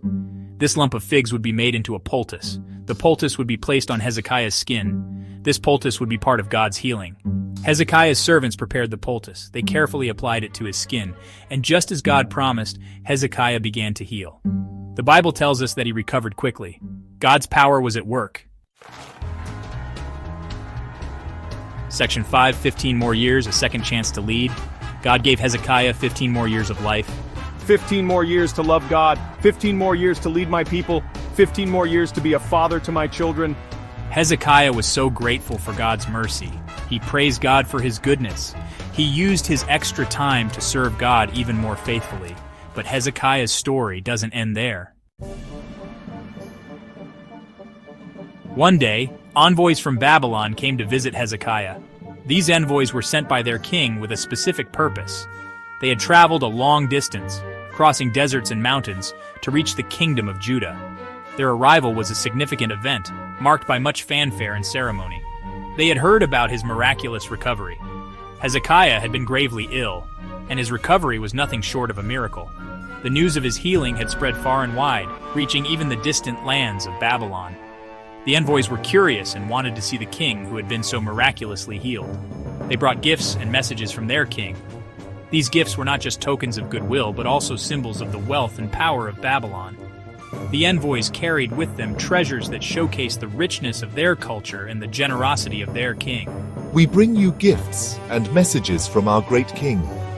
Our king has heard of your miraculous recovery and wishes to extend his congratulations and best wishes.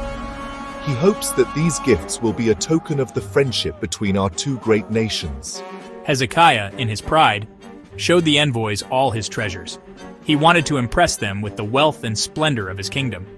He took them on a grand tour, showing them the riches that he had accumulated over the years. He showed them his silver, the gleaming coins that filled his treasury. These coins were a testament to the prosperity of his reign. His gold, the precious metal that symbolized his wealth and power. He also showed them his spices, the exotic and fragrant treasures that were highly prized in ancient times. And his armor, the finely crafted pieces that protected him in battle and displayed his strength as a warrior. He showed them everything in his kingdom. From the grand palaces to the bustling marketplaces, Hezekiah wanted the envoys to see the full extent of his wealth and power. He wanted to impress them. He wanted them to return to Babylon with tales of his greatness, to tell their king of the splendor and prosperity of Judah. He wanted to show them how great he was. Hezekiah's pride was evident in every gesture, every word. He believed that by displaying his wealth, he would earn the respect and admiration of the Babylonian king. Look at all my treasures, see the wealth that I have accumulated.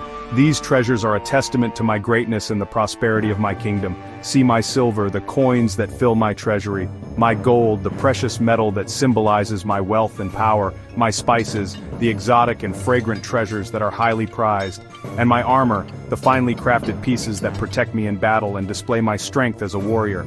Look at everything in my kingdom, from the grand palaces to the bustling marketplaces. See the full extent of my wealth and power.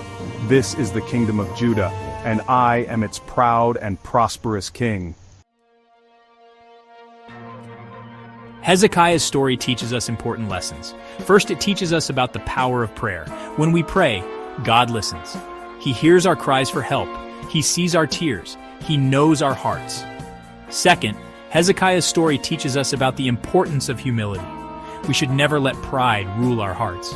We should always remember that everything we have is a gift from God. Finally, Hezekiah's story reminds us that God keeps his promises. He promised to heal Hezekiah. And he did. God is faithful. Even when we make mistakes, God still loves us. He is always ready to forgive us. He is always ready to give us another chance. Hezekiah may have faltered, but God's love never wavered. Remember Hezekiah's story. Pray to God, trust in his promises, and always be humble. God is with you. He loves you. He will never leave you nor forsake you. The year was 697 BC, a time of great change and uncertainty in the ancient world. A young boy, barely a teenager, ascended the throne of Judah. This was no ordinary boy, but a child thrust into the immense responsibility of kingship. His name was Manasseh, and he was only 12 years old. The weight of the crown rested heavily on his young head, a burden few could comprehend. His father, King Hezekiah, had been a beacon of righteousness, a leader who had led Judah back to the worship of Yahweh. Hezekiah's reign was marked by religious reforms and a return to the covenant. But Manasseh's reign would tell a different story, a tragic tale of a king seduced by darkness, a kingdom plunged into despair. The once bright future of Judah began to dim under his rule. History remembers Manasseh as the king who led Judah astray, who turned his back on the covenant, who plunged his nation into idolatry and bloodshed. Temples once dedicated to Yahweh were now filled with idols and false gods. But how did a young boy, raised in the shadow of a righteous king, stray so far from the path of his father? What forces could have driven him to such a drastic departure from his upbringing? Perhaps the weight of the crown proved too heavy for such young shoulders. The immense pressure and expectations may have overwhelmed him, leading him to seek solace in the wrong places. Perhaps the advisors of his youth whispered poisonous counsel in his ear, urging him to embrace the old ways, the ways of power and pleasure. These advisors, seeking their own gain, may have led him astray. Or perhaps, as some scholars suggest, Manasseh's reign was a reaction to the strict reforms of his father, a yearning for the old freedoms, however misguided. The young king might have seen his father's reforms as too restrictive and sought to break free. Whatever the reason, Manasseh's reign began a descent into darkness, a period of spiritual decline that would leave an indelible mark on the history of Judah. His actions set the stage for future turmoil and conflict, casting a long shadow over the kingdom. Manasseh's reign was a stark reversal of his father's reforms. His father Hezekiah had worked tirelessly to cleanse Judah of its idolatrous practices. Hezekiah had torn down the high places, smashed the idols, and purged the land of pagan influences. His efforts were aimed at restoring the worship of Yahweh and bringing the people back to their spiritual roots. Manasseh, in a tragic act of defiance, rebuilt them. He not only restored the high places, but also encouraged the people to return to their old ways, undoing all the good his father had accomplished. He erected altars to Baal, the Canaanite god of fertility, and Asherah, the goddess of fertility and motherhood. These deities were worshipped with rituals that were abhorrent to the followers of Yahweh. These towering structures, once symbols of pagan worship, now cast long shadows over Jerusalem, a constant reminder of the king's apostasy. The spiritual landscape of the city was forever altered, but Manasseh didn't stop there. His ambition to integrate foreign deities into Judah's religious practices knew no bounds. He went further, introducing Assyrian deities into the sacred spaces of Jerusalem, a move that must have horrified the faithful. The Assyrian gods, with their foreign rituals and symbols, were now part of Judah's religious fabric. He embraced the worship of the stars, the celestial bodies that the Assyrians believed held sway over human destiny. This practice was a direct affront to the monotheistic beliefs of the people of Judah. Incense filled the air, a pungent offering to these foreign gods, a stench in the nostrils of Yahweh. The sacred spaces of Jerusalem were now tainted with the smoke of idolatry. Manasseh, seduced by the allure of the exotic and the forbidden, had opened the gates of Judah to a pantheon of false gods, a decision that would have devastating consequences for his kingdom. His actions set the stage for a spiritual crisis that would haunt Judah for generations to come. Manasseh's thirst for power led him down dark paths into the realms of sorcery and divination. He sought knowledge from forbidden sources, consulted with mediums and spiritists, those who claimed to pierce the veil between the living and the dead. He yearned to know the future, to unlock the secrets hidden within the stars, to control the forces that governed human destiny. This fascination with the occult, with the manipulation of spiritual forces, led him to embrace practices that were anathema to Yahweh. Child sacrifice, the most abhorrent of these practices, became a gruesome reality in Jerusalem. Innocent blood was spilled on the altars of Moloch, a horrific offering to appease the insatiable hunger of a pagan deity. The cries of the innocent, a heart-wrenching symphony of despair, rose from the valley of Hinnom, a chilling testament to the depths of Manasseh's depravity. The prophets of Yahweh, those fiery voices of truth, could not remain silent in the face of such wickedness. They were compelled by a divine mandate to speak out, to confront the darkness that had taken root in the heart of their people. They emerged from the shadows, their voices echoing through the streets of Jerusalem, their words like thunderclaps in the face of Manasseh's apostasy. Their message was clear and unwavering, a call to repentance and a return to the ways of righteousness. They warned him of the consequences of his actions, of the wrath that would surely follow. They spoke of the impending doom that awaited the kingdom if it continued down this path of idolatry and sin. They reminded him of the covenant, of Yahweh's unwavering love for his chosen people, and of the terrible price that awaited those who strayed from his path. They recounted the stories of old of how Yahweh had delivered their ancestors and blessed them abundantly, but Manasseh, blinded by his own ambition and seduced by the whispers of darkness, paid no heed to their warnings. He dismissed their words as the ravings of madmen, choosing instead to follow his own twisted desires. He silenced their voices, persecuting the prophets, driving them into hiding or putting them to death. The land was filled with the cries of the righteous, but their pleas fell on deaf ears. The blood of the righteous mingled with the blood of the innocent, a gruesome stain on the soul of Judah. The once proud nation was now a land of sorrow and despair, its people mourning the loss of their spiritual leaders. Manasseh, in his arrogance and folly, had shut his ears to the voice of God, choosing instead to listen to the seductive whispers of the serpent. His heart was hardened, and his fate was sealed as he led his people further into the abyss. Section 5, Blood on the Altar, the Price of Apostasy. Manasseh's reign of terror lasted for 55 years, the longest of any king of Judah. But his reign, though long, was not without consequence. The prophet's warnings, so carelessly ignored, would soon come to pass. The Assyrian Empire, under whose shadow Manasseh had sought power, would become the instrument of Judah's punishment. King Esarhaddon of Assyria, seeking to consolidate his control over the region, marched on Judah. Jerusalem, once considered impregnable, fell to the Assyrian war machine. The city was sacked, the temple plundered, and Manasseh himself was taken captive. He was bound in chains, his royal robes replaced with the rough-spun garments of a prisoner, and marched back to Babylon, a trophy of war in the hands of his captors. Section 6, like father, like son, the brief, bitter reign of Amon. Manasseh's reign, though marked by tragedy and bloodshed, did not end with his death. His son Amon ascended the throne, inheriting a kingdom scarred by his father's sins. But Amon, instead of learning from his father's mistakes, followed in his footsteps. He embraced the same idols, consulted the same mediums, and offered the same sacrifices. For 2 short years, Amon continued the legacy of his father, perpetuating the cycle of idolatry and oppression. But his reign, unlike his father's, would be tragically cut short.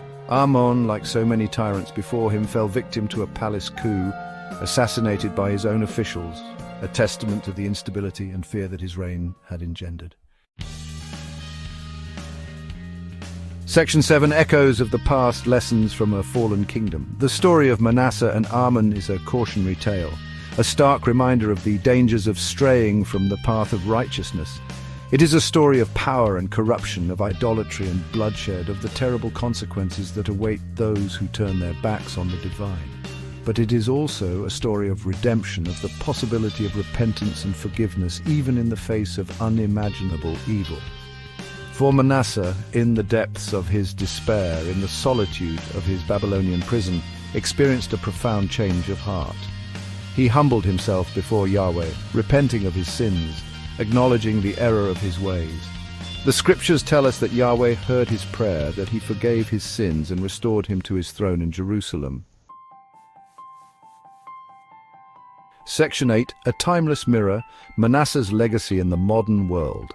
The story of Manasseh, though rooted in the distant past, holds profound relevance for us today. It serves as a timeless mirror, reflecting the human capacity for both good and evil, for faith and for folly. It reminds us that power, when sought for its own sake, corrupts, and that true leadership lies in serving something greater than oneself. In a world grappling with its own demons, with the allure of materialism, the pursuit of power, and the seductive whispers of falsehoods, the story of Manasseh serves as a stark reminder of the importance of seeking truth, of standing firm in our convictions, and of heeding the warnings of those who call us back to the path of righteousness. It is a story that continues to resonate across the centuries, a timeless testament to the enduring power of faith, repentance, and the possibility of redemption, even in the face of unimaginable darkness. King Josiah, a name that echoes through the annals of history, a name that signifies hope, renewal, and unwavering faith. But who was he really? What were the early years of this remarkable king like? Just a boy when he took the throne, 8 years old, imagine that. A mere child thrust into a position of immense power and responsibility. Judah, his kingdom, was a land fraught with challenges and steeped in a rich, complex history, a kingdom steeped in history, in God's promise. A land that had seen the rise and fall of many kings, each leaving their mark for better or worse. The weight of this legacy now rested on the young shoulders of Josiah. But something was different then, something was wrong. The temple, once a beacon of faith and devotion, lay in ruins, neglected and forgotten. The people had strayed from their path, lost in a world of idolatry and corruption. Josiah, we're told, was a good king. Even at a young age, he had a heart that sought after God. He wanted what was right. He sought God with a fervor that was rare, especially for someone so young.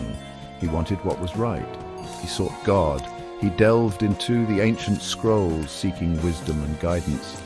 He prayed earnestly, looking to the heavens for answers, for a way to lead his people back to righteousness. Even as a young ruler, he could sense it. The discontent, the unease that permeated his kingdom. He could feel the weight of his ancestors, the weight of responsibility pressing down on him, the weight of his ancestors, the weight of responsibility. His kingdom was astray, the people were lost, and he knew it was up to him to guide them back. The burden was heavy, but Josiah was determined. The year is 640 BC, a time of great turmoil and change. The world is a different place. Empires rise and fall, the sands of time shift, but some things remain constant. The world is a different place. Empires rise and fall. The quest for power, the struggle for dominance, these are the constants of history. But amidst this chaos, there is also a hunger for meaning, a search for truth. But some things, they remain constant, the hunger for meaning, the search for truth. Josiah, he felt that hunger. He knew that the answers lay not in the fleeting power of empires, but in the eternal wisdom of God. Josiah, he felt that hunger. He sought answers with an intensity that belied his years. He prayed, he studied, he listened. He knew that the path to redemption was not an easy one, but he was willing to walk it. He knew deep down that Judah had lost its way. The temple, the heart of their faith, was in disrepair. The people had turned away from God, and it was up to Josiah to bring them back. He knew he had to act. With a resolve that was unshakable, he made a decree. The temple would be restored. The people would be led back to God. It was a monumental task, but Josiah was undeterred. He had to lead his people back to God. And so with faith as his guide and determination as his companion, Josiah embarked on a journey to restore his kingdom, to bring his people back to the path of righteousness. The temple, the heart of Jewish life, a place of worship, of sacrifice, of connection with the divine.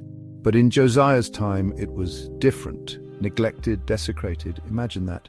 The holiest place forgotten. Idolatry had crept in, foreign gods, empty promises. The people had turned away from their covenant, from the God of their ancestors. Their faith, once a burning flame, had dwindled to embers. Generations of neglect had taken their toll. The words of the prophets, once echoing through the streets, were now faint whispers. The covenant, the agreement between God and his people, seemed all but forgotten. This was the Judah that Josiah inherited, a kingdom teetering on the brink, a people lost in the shadows. In the midst of this darkness, a spark, the temple. In desperate need of repair, Josiah determined to restore it to its former glory. He orders renovations, a return to sanctity. Hilkiah, the high priest, imagine him sifting through years of neglect, dust and debris. Then a discovery, a scroll, hidden away, forgotten but not lost. The book of the law, the words of Moses, God's covenant with his people. Lost, it seemed, but now found. A treasure rediscovered, a light in the darkness. This book, this scroll, it held the key to understanding their history, their faith, their very identity, the key to returning to God. The scroll is brought to Josiah. He listens. He hears the words of the covenant, the laws of Moses, the decrees of God. And he is shaken. He tears his clothes, a sign of grief, of repentance. He realizes the depth of his people's sin, the distance they have strayed. He sees the forgotten laws, the broken covenant, but there is also hope. The book, it is a reminder of God's love, of his mercy, a chance to return, to make things right. Josiah knows what he must do. He must lead his people back to the covenant, back to God. Section 5. Sweeping reforms, rededicating a nation to God. Josiah, he doesn't hesitate. He gathers the elders, the priests, the people. He reads to them from the book, the words of the covenant, echoing through the streets of Jerusalem. He launches into action. Idols are destroyed, altars to foreign gods torn down, the temple is cleansed, purified, the priesthood is re-established, their role renewed. Passover, the ancient festival, a celebration of freedom, of deliverance. Forgotten, neglected, but Josiah, he reinstates it, a national gathering, a return to their roots. The reforms are sweeping, dramatic. They touch every aspect of life in Judah, from the humblest citizen to the highest official. Everyone is called upon to return to the covenant. Section 6. Hulda's prophecy, a bittersweet message. Huldah, a prophetess. Josiah seeks her out. He needs to know, to understand. What does the discovery of the book mean? What does the future hold for him, for Judah? Her prophecy is bittersweet. She confirms it. Josiah's actions, they are pleasing to God. He has found favor in the eyes of the Lord. Judah will be granted a reprieve. But there is a warning too. The sins of Judah, they run deep. The consequences, they cannot be entirely avoided. Judgment will come, but not in Josiah's lifetime. It is a heavy burden to bear, to know that darkness is coming, even as you strive to bring light. But Josiah, he does not despair. He continues his reforms with even greater fervor. Section 7. The power of the word, transformation in Judah, the impact of the book, the power of rediscovering their faith. It transforms Judah, a spiritual awakening, a nation turning back to its God. Imagine it. The streets of Jerusalem, once filled with idolatry, with despair, now the sound of prayers, of hymns, a renewed sense of hope, a people reborn. The covenant, once forgotten, now becomes central to their lives. They study the law. They strive to live according to God's commands. The temple, once neglected, becomes a place of vibrant worship. It is a time of renewal, of restoration, a testament to the power of faith, the power of one book to change the course of a nation. Section 8. A legacy of faith, Josiah's enduring impact. Josiah, he reigns for 31 years of dedication, of unwavering commitment to his faith and his people, 31 years of striving, of seeking God, of leading his people back to the covenant. He was a beacon of hope, a guiding light in a time of spiritual darkness. He dies in battle, a tragic end, yet his death was not in vain. It was a sacrifice that echoed through the ages, a testament to his bravery and his unwavering faith, but his legacy, it endures. His impact on his people and their faith is immeasurable. His reforms, his dedication to the covenant, they left an indelible mark on the history of Judah. He's remembered as a righteous king, a king who did what was right in the eyes of the Lord, who turned his people away from idolatry and back to the true worship of God, a king who loved God. His love for God was evident in every action he took, in every decision he made. He was a king who sought to honor God in all things, a king who led his people through a time of darkness and into the light. His leadership brought about a spiritual revival, a renewal of faith that had long been forgotten, the rediscovery of the book of the law.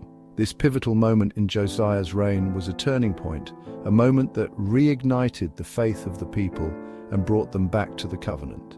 It marks a turning point in Judah's history, a moment when the people of Judah were reminded of their heritage, of their covenant with God, and of the importance of following his laws.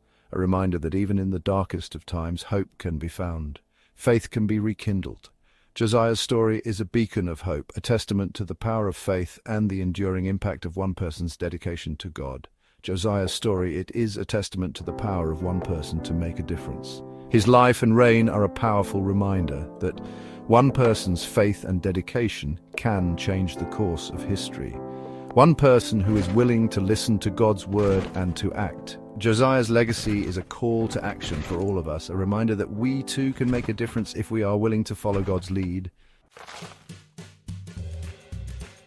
Section 9. Timeless Lessons. The Book of the Law and Us. The story of Josiah.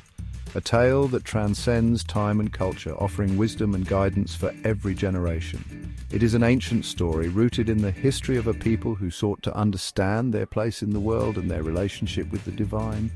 But it speaks to us today, echoing through the ages with lessons that are as relevant now as they were then. It reminds us of the importance of faith, of seeking God, of returning to his word. In a world filled with distractions and challenges, these ancient teachings offer a beacon of hope and direction. The Book of the Law, a sacred text that has guided countless generations. It is more than just an ancient scroll. It is a living document that continues to inspire and instruct. It is a guidebook for life, offering wisdom on how to live with integrity, compassion, and purpose. It contains God's wisdom, his love, his plan for humanity. These words are not just historical artifacts, they are a source of divine insight and guidance. We all face times of darkness, of uncertainty, moments when we feel lost and disconnected from our purpose. We all stray from God's path at times, wandering into the wilderness of doubt and confusion. But like Josiah, we have a choice. We can choose to seek out the truth, to return to the teachings that have stood the test of time. We can choose to return to the source of our faith, to the words that have the power to transform our lives. We can open God's word, allowing its wisdom to illuminate our path. We can listen to his voice, finding comfort and guidance in his promises. We can find hope, guidance, and strength in his promises, knowing that we are never alone. The story of Josiah, it is a timeless reminder. God is always waiting, ready to embrace us with open arms, ready to welcome us back no matter how far we have strayed, ready to renew our faith, to rekindle the flame of our devotion, ready to write a new chapter in our lives filled with hope, purpose, and divine guidance. Josiah was a young king, only 8 years old when he took the throne. Despite his tender age, he carried the weight of a nation on his small shoulders. The kingdom of Judah was in turmoil, and the people had strayed far from their faith. But Josiah was not an ordinary child. He was destined for greatness. But Josiah had a heart for God. From a young age, he sought the Lord with all his heart. He spent hours in prayer and meditation, seeking wisdom and guidance. He read the ancient scriptures, absorbing their teachings and letting them shape his character. He wanted to do what was right. Josiah was determined to lead his people back to righteousness.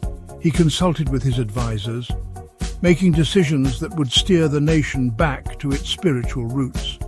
His resolve was unwavering, and his vision was clear. He wanted to lead his people back to God. Josiah knew that true leadership meant guiding his people towards a higher purpose. He addressed the nation, speaking with a conviction that belied his years. His words inspired hope and a longing for renewal. One day, Josiah called all the elders of Judah and Jerusalem together. He knew that to bring about true change, he needed the support of the nation's leaders. The elders, wise and experienced, gathered at his summons, curious about what the young king had to say. He summoned the priests, the prophets, and all the people. Josiah understood that spiritual renewal required the involvement of all segments of society. The priests and prophets, the spiritual guides of the nation, stood ready to hear his call. They gathered in the temple courtyard, a sea of faces looking up at their young king. The atmosphere was charged with anticipation. Men, women, and children, all eager to hear the words of their leader, filled the courtyard to its brim. Josiah stood before them, his young voice echoing through the courtyard. Despite his youth, his presence commanded respect. He spoke with a passion that resonated with everyone present, his words carrying the weight of his convictions. He called for a return to the Lord, the God of their ancestors, Abraham, Isaac, and Jacob. Josiah reminded them of their rich heritage, of the promises made to their forefathers. He urged them to turn away from their sins and return to the path of righteousness. He reminded them of the covenant, the sacred promise between God and his people. Josiah held up the ancient scrolls, the words of the covenant inscribed upon them. He spoke of the blessings that would come from obedience and the consequences of straying from God's path. Josiah yearned to see that covenant renewed, to see his people walking in obedience and love. His heart ached for a revival, for a nation that honored God in all its ways. He called upon his people to join him in this sacred mission to restore their relationship with the Almighty. During the temple restoration, a momentous discovery was made. Hilkiah, the high priest, discovered something extraordinary amidst the rubble and dust. It was the Book of the Law, a sacred text long lost and forgotten amidst years of neglect and abandonment. This wasn't just any book, it contained the very words of God, the divine instructions meant for his people, guiding them in their faith and daily lives. Hilkiah, understanding the gravity of his find, brought the book to Shaphan, the scribe. Shaphan, in turn, presented it to King Josiah, knowing its importance. As Shaphan read the words aloud, Josiah listened intently, his heart and mind absorbing every word.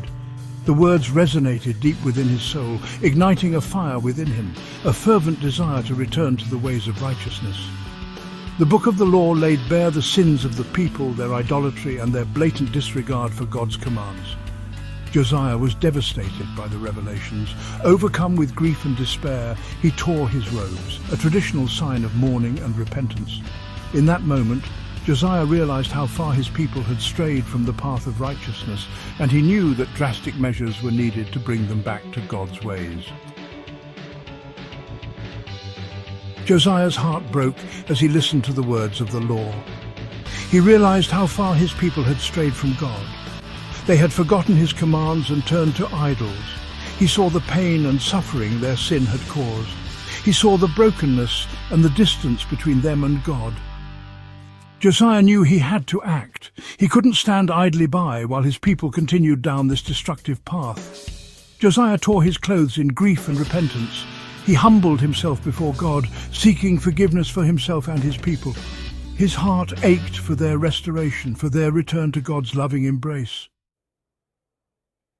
King Josiah, deeply moved and determined to make things right, gathered his people once more. He stood before them, the book of the law held high, and read God's words aloud. The people listened, their hearts stirred by the power of God's truth. They wept as they heard of their transgressions, realizing their need for repentance and renewal. With tears in his eyes, Josiah made a solemn vow.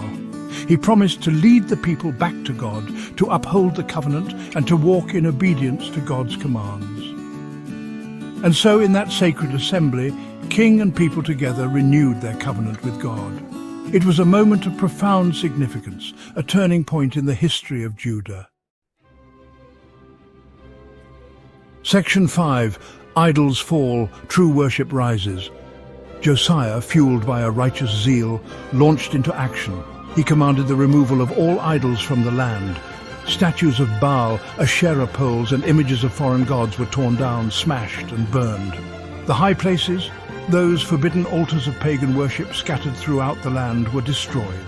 Josiah defiled them, making them unfit for any religious practice, ensuring they would no longer tempt his people. He purged the land of pagan priests and those who practiced divination and sorcery. Josiah restored the rightful place of Yahweh, the one true God, as the sole object of worship in Judah. Section 6. A Passover to remember.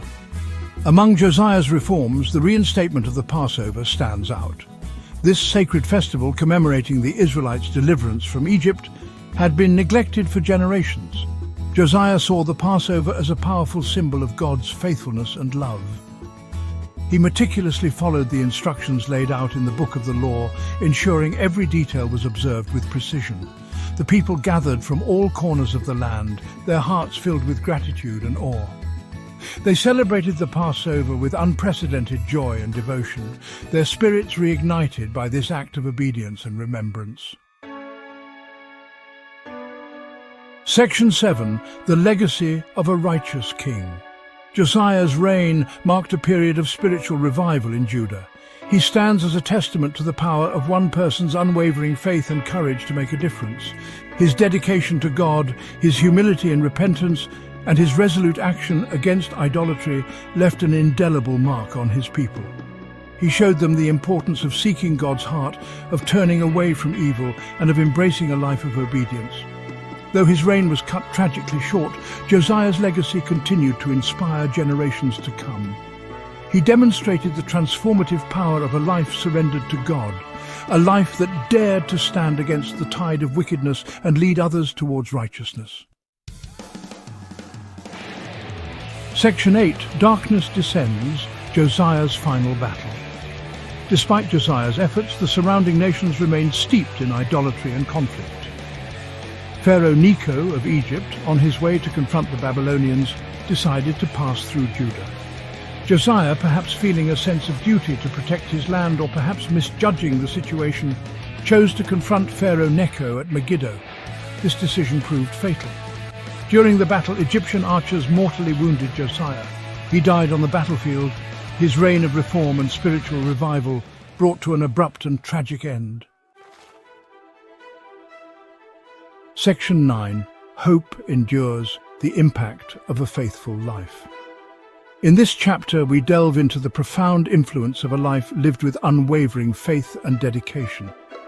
Josiah's death plunged Judah into mourning. The entire nation felt the weight of his loss, as if a guiding light had been extinguished. The people wept for their beloved king, the one who had led them back to God. His leadership had been a beacon of hope, steering them through turbulent times. His death served as a stark reminder of the fleeting nature of life and the ever-present reality of evil in the world. The storm clouds that gathered over the city mirrored the sorrow in the hearts of the people. Despite the grief and the looming threat of foreign powers, Josiah's legacy endured. His influence was like the first light of dawn, breaking through the darkness and offering a glimmer of hope. He had planted seeds of faith and righteousness that would continue to grow in the hearts of his people. These seeds, nurtured by his example, promised a future where his values would flourish. Though darkness seemed to prevail, Josiah's life served as a beacon of hope. His unwavering faith was like a lighthouse guiding ships through a storm, a single candle illuminating the darkest night. His story reminds us that even in a world filled with challenges, one person's unwavering faith and courageous actions can make a profound and lasting impact.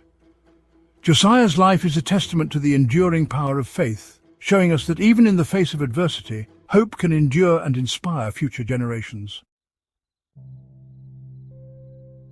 The kingdom of Judah, once a shining beacon of God's favor, a land of promise and prosperity, found itself cloaked in the shadow of a mighty empire, Babylon.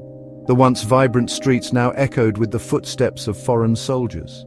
King Nebuchadnezzar II, a ruler of immense power and ambition, had risen to prominence, casting a long shadow over the kingdoms of the ancient Near East. His conquests were swift and his rule unyielding. Judah, now a vassal state to the Babylonian Empire, faced a perilous present and an uncertain future. The people lived under constant surveillance and the threat of harsh reprisals. Jehoiakim, the king of Judah, ruled at a time when the very foundations of his kingdom seemed to tremble. His reign was marked by anxiety and the heavy burden of subjugation. The Assyrian Empire, which had long held sway in the region, had crumbled, leaving a void quickly filled by the ascendant Babylonians. The shift in power was both sudden and overwhelming. Jehoiakim, like other kings in the region, was forced to acknowledge Nebuchadnezzar's supremacy and pay tribute to the Babylonian Empire. This tribute was a constant reminder of their subjugation. The weight of Babylonian dominance hung heavy over Judah. The presence of Babylonian soldiers was a daily reminder of their loss of freedom. the once proud kingdom was now subject to the whims of a foreign power. The spirit of the people was tested as they navigated this new reality. The spectre of rebellion flickered in the hearts of some, a dangerous dance with a fearsome power. The desire for freedom clashed with the fear of Babylonian retribution. Jehoiakim's reign was marked by an ill-fated decision rebellion against Babylon. Perhaps emboldened by the shifting alliances of the time, Jehoiakim made the fateful choice to withhold tribute, defying Nebuchadnezzar and challenging Babylonian power. This rebellion, however, would prove to be a costly gamble. Nebuchadnezzar, a ruler known for his ruthlessness, did not tolerate defiance. He dispatched his forces to quell the uprising and bring Judah back into line. Babylonian troops, a formidable and relentless force, swept through Judah, leaving a trail of destruction in their wake. The rebellion, rather than securing Judah's independence, only tightened Babylon's grip on the kingdom. Jehoiakim's defiance had brought about the very consequences he had sought to avoid. The kingdom, weakened and vulnerable, now faced the full brunt of Nebuchadnezzar's wrath. Jehoiakim's rebellion cast a long shadow over the reign of his successor, his son Jehoiakim.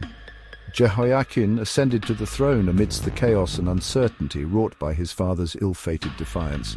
However, his reign would prove to be short-lived and tumultuous. Nebuchadnezzar, determined to crush any further resistance in Judah, returned with his forces, laying siege to Jerusalem, the capital city. The Babylonian army, vast and well-equipped, surrounded the city, cutting off its supply lines and subjecting it to a relentless siege. Jehoiakim, facing the overwhelming might of the Babylonian army, made a fateful decision. Perhaps hoping to spare his city from utter destruction, he surrendered to Nebuchadnezzar, along with his family and court officials. Jehoiakim's reign, begun amidst crisis, had come to an abrupt and ignominious end. The Babylonian siege of Jerusalem was a period of terror and despair for the city's inhabitants. Trapped within the city walls, the people of Jerusalem faced the daily reality of war, dwindling supplies, the constant fear of attack, and the agonizing uncertainty of their fate. The Babylonian army, a relentless force, tightened its grip on the city. Siege towers, battering rams and archers all played a role in the Babylonian assault. The defenders of Jerusalem, though determined, were vastly outnumbered and outmatched. The siege, however, was not merely a military campaign, it was also a siege of the spirit. The people of Judah, once confident in their covenant with God, now grappled with the terrifying reality of their situation. Their faith, their city, and their very way of life hung precariously in the balance. Section 5. Exile and Desolation, the Fate of Judah. With the surrender of Jehoiachin, Jerusalem, the heart of the kingdom of Judah lay at the mercy of Nebuchadnezzar. The Babylonian king, determined to crush any further resistance and to ensure Judah's subjugation, enacted a brutal and systematic program of exile and plunder. The Babylonians entered Jerusalem not as conquerors, but as despoilers. The city's treasures, accumulated over centuries of royal patronage and religious devotion, were systematically looted. The temple in Jerusalem, the holiest site in Judaism, was stripped of its sacred artifacts, its golden vessels and furnishings, carried back to Babylon as trophies of war. But the plunder of Jerusalem was merely the prelude to a greater tragedy, the exile of its people. Nebuchadnezzar, fearing further rebellion, chose to deport a significant portion of the Judean population to Babylon. This exile, a traumatic event in Jewish history, marked the beginning of the Babylonian captivity.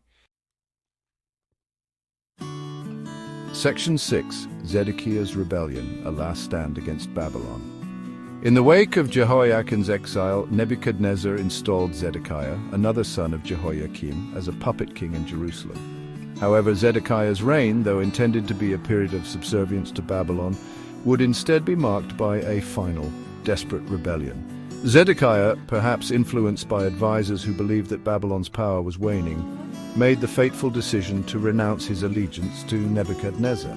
This rebellion, a last-ditch attempt to break free from Babylonian domination, proved to be a fatal miscalculation. Nebuchadnezzar, enraged by Zedekiah's betrayal, returned to Judah with his forces.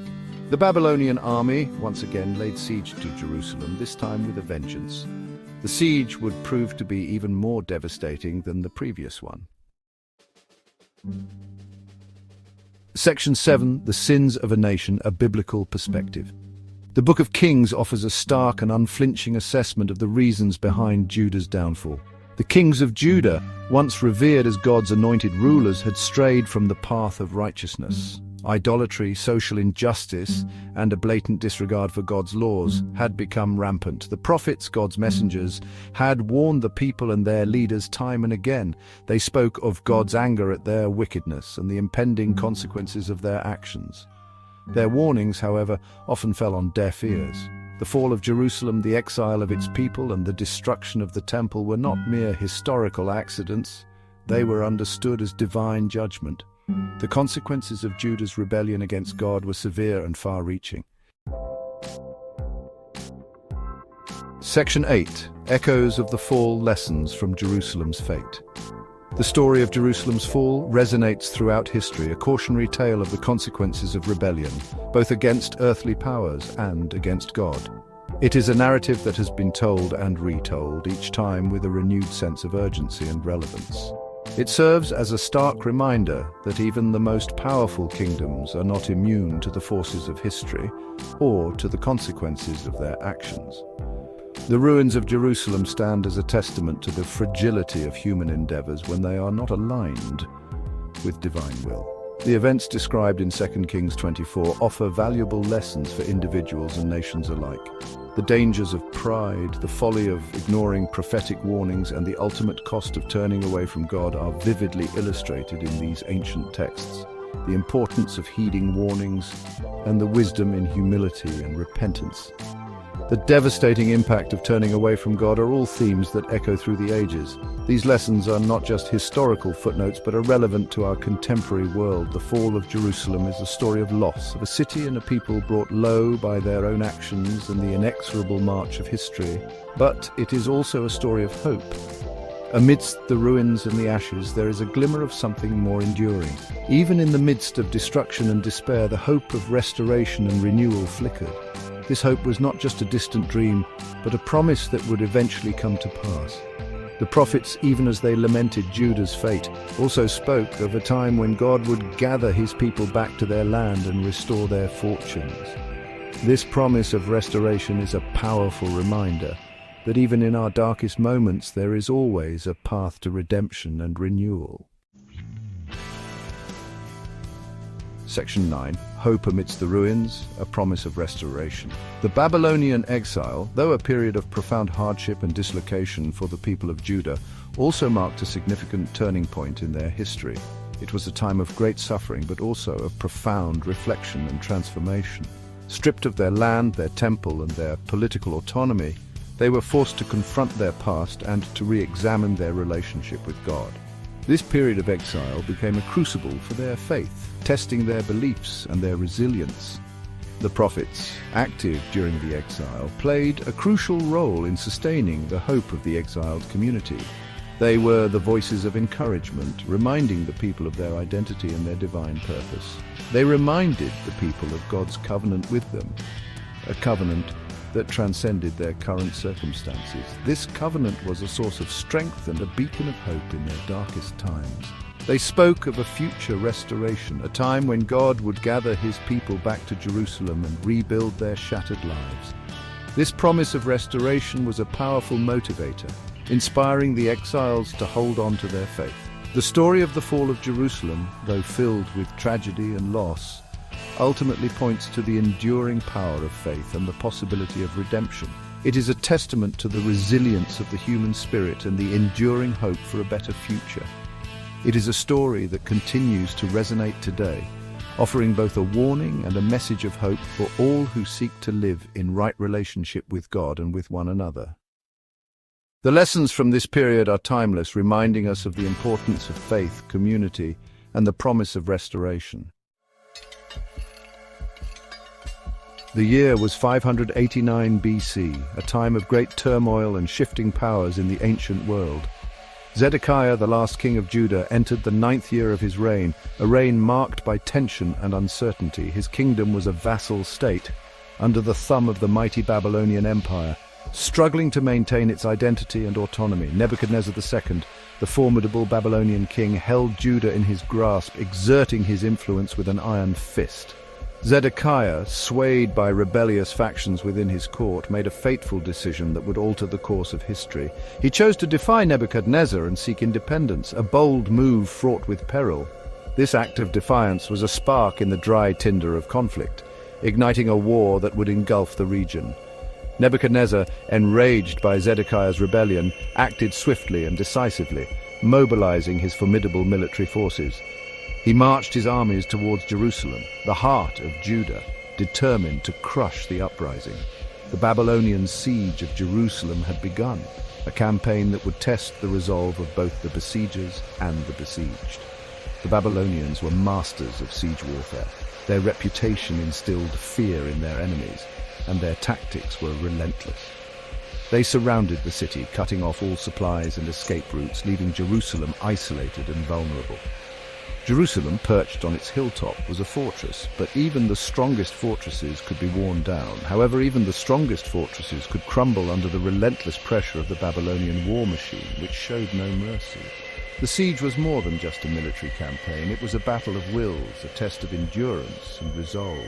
Nebuchadnezzar was determined to make an example of Jerusalem, to crush the spirit of rebellion and solidify his dominance over the region. As the siege tightened its grip, the situation inside Jerusalem deteriorated rapidly. Food became scarce, water even more so. The once bustling city, now a prison, was gripped by hunger. The inhabitants of Jerusalem, trapped within their own city, faced a daily struggle for survival. Markets, once overflowing with goods, stood empty. The sounds of commerce were replaced by the cries of hungry children. The siege had a profound psychological impact on the people. Fear became a constant companion. The uncertainty of their fate, the constant threat of Babylonian attacks, gnawed at their resolve. The once proud citizens of Jerusalem were reduced to scavenging for scraps. They ate whatever they could find, even resorting to things they would have found unthinkable in times of peace. The desperation was palpable. For 18 long months, the siege dragged on. Hope dwindled with each passing day. In the dead of night, under the cover of darkness, King Zedekiah made a desperate decision. He decided to flee the besieged city. Taking his closest advisors and soldiers, he sought to escape the clutches of the Babylonians. They slipped out of the city through a secret gate, hoping to disappear into the Judean hills. Their escape, however, was short-lived. The Babylonians, ever vigilant, had anticipated such an attempt. They pursued the fleeing king and his men, finally catching up with them near the plains of Jericho. Zedekiah's attempt to escape his fate ended in failure. He was captured and brought before Nebuchadnezzar for judgment. Zedekiah, stripped of his kingship and dignity, was dragged before Nebuchadnezzar. The Babylonian king, his face a mask of cold fury, passed a sentence designed to inflict maximum pain and humiliation. Zedekiah was forced to watch in horror as his sons, his own flesh and blood, were executed before his eyes. The punishment did not end there. Nebuchadnezzar, seeking to make Zedekiah an example, ordered his eyes to be put out. Blinded and broken, the last king of Judah was led away in chains to Babylon. He would spend the rest of his days as a captive, a living testament to the folly of defying Nebuchadnezzar. Section 5. The Holy City in Flames, Destruction and Desolation. On the 9th day of the 4th month, the Babylonian army broke through Jerusalem's defenses, shattering the city's last hopes of survival. The city, weakened by famine and despair, could offer little resistance. Starvation had taken its toll, leaving the inhabitants too weak to fight back. The Babylonians, fueled by victory and years of resentment, were merciless. Their rage knew no bounds as they unleashed their fury upon the defenseless city. They surged through the city, leaving a trail of destruction in their wake. Buildings crumbled, and the streets ran red with the blood of the fallen. The Temple of Solomon, the holiest site in Judaism, was not spared. Its sacred walls echoed with the cries of the invaders. The Babylonians looted its treasures, stripping it of its sacred artifacts. priceless relics were taken, never to be seen again. Then they set it ablaze. The flames roared, consuming everything in their path. The flames that consumed the temple seemed to devour the very soul of the Jewish nation. The night sky was illuminated by the inferno. The destruction of Jerusalem was complete. The city lay in ruins, a shadow of its former glory. The once great city, reduced to smouldering ruins, stood as a silent testament to the might of the Babylonian Empire and the dire consequences of rebellion. The echoes of its fall would resonate through history. Section 6. Exile and Loss. The scattering of Judah and the plunder of the temple. With Jerusalem in ruins, Nebuchadnezzar moved to solidify his control over the remnants of Judah. He ordered the deportation of the city's leading citizens. Artisans, craftsmen, priests, and intellectuals were rounded up and marched in chains to Babylon. This exile, a forced exodus from their homeland, was a devastating blow to the Jewish people. The Babylonians stripped the temple bare, taking everything of value. The sacred vessels, the Ark of the Covenant, and other religious relics were carried off to Babylon as trophies of war. This plundering of their most sacred site deepened the trauma of the Jewish people. It was a loss that resonated deep within their collective soul. Section 7. A puppet ruler's fate. Gedaliah's governorship and assassination. In the aftermath of the destruction, Nebuchadnezzar appointed Gedaliah, a Judean noble, to govern the remaining population. Gedaliah, based in the town of Mizpah, urged the people to cooperate with the Babylonians and rebuild their lives. For a brief time, there was a glimmer of hope. However, this fragile peace was shattered by political intrigue. Ishmael, a member of the Judean royal family, assassinated Gedaliah. This act of violence threw the region into chaos, extinguishing the last embers of hope for a peaceful transition. Fearful of Babylonian retribution, many Judeans fled to Egypt, taking with them the prophet Jeremiah. Section 8. A glimmer of hope. Jehoiakin's release and favor in Babylon. Amidst the tragedy and despair, a single ray of light pierced the darkness. Jehoiakin, the king who had preceded Zedekiah and who had been a captive in Babylon for 37 years, experienced a remarkable turn of events. Evil Merodach, Nebuchadnezzar's successor, released him from prison. Jehoiakin was treated with unexpected kindness and respect. He was given a prominent position at the Babylonian court, a sign of favor that offered a glimmer of hope to the exiled Judeans. Though he would never see his homeland again, Jehoiakin's story served as a reminder that even in the darkest of times, compassion and hope can prevail. Section 9. Echoes of the Past, Timeless Lessons from the Fall of Jerusalem. The Fall of Jerusalem, a pivotal event in Jewish history, continues to resonate thousands of years later. This event, marked by profound loss and upheaval, has left an indelible mark on the collective memory of the Jewish people. The destruction of the temple, a sacred place of worship and community gathering, the exile of the people who were forced to leave their homeland and live in foreign lands, and the loss of their homeland are etched in the Jewish consciousness. These events are not just historical footnotes, but are deeply woven into the fabric of Jewish identity. The story, however, is more than just a historical account. It is a narrative rich with lessons that transcend time and place. It holds within it timeless lessons about faith, resilience, and the consequences of choices. These lessons are as relevant today as they were millennia ago. The fall of Jerusalem reminds us that even the strongest walls cannot withstand the erosion of internal division and poor leadership. Zedekiah's ill-advised rebellion, driven by a lack of unity and misguided counsel fueled by false prophets and internal strife, created a perfect storm that led to the city's downfall. This rebellion led directly to the destruction of his kingdom, a stark reminder of the consequences of poor leadership. The narrative underscores the importance of unity, wise counsel, and the need for leaders to act with integrity and foresight. It also highlights the courage required to stand against those who would lead a nation astray, emphasizing the value of strong, principled leadership. The story also highlights the indomitable spirit of the Jewish people. Despite facing overwhelming odds, even in the face of unimaginable loss and suffering, they clung to their faith and traditions, preserving their identity through the darkest times.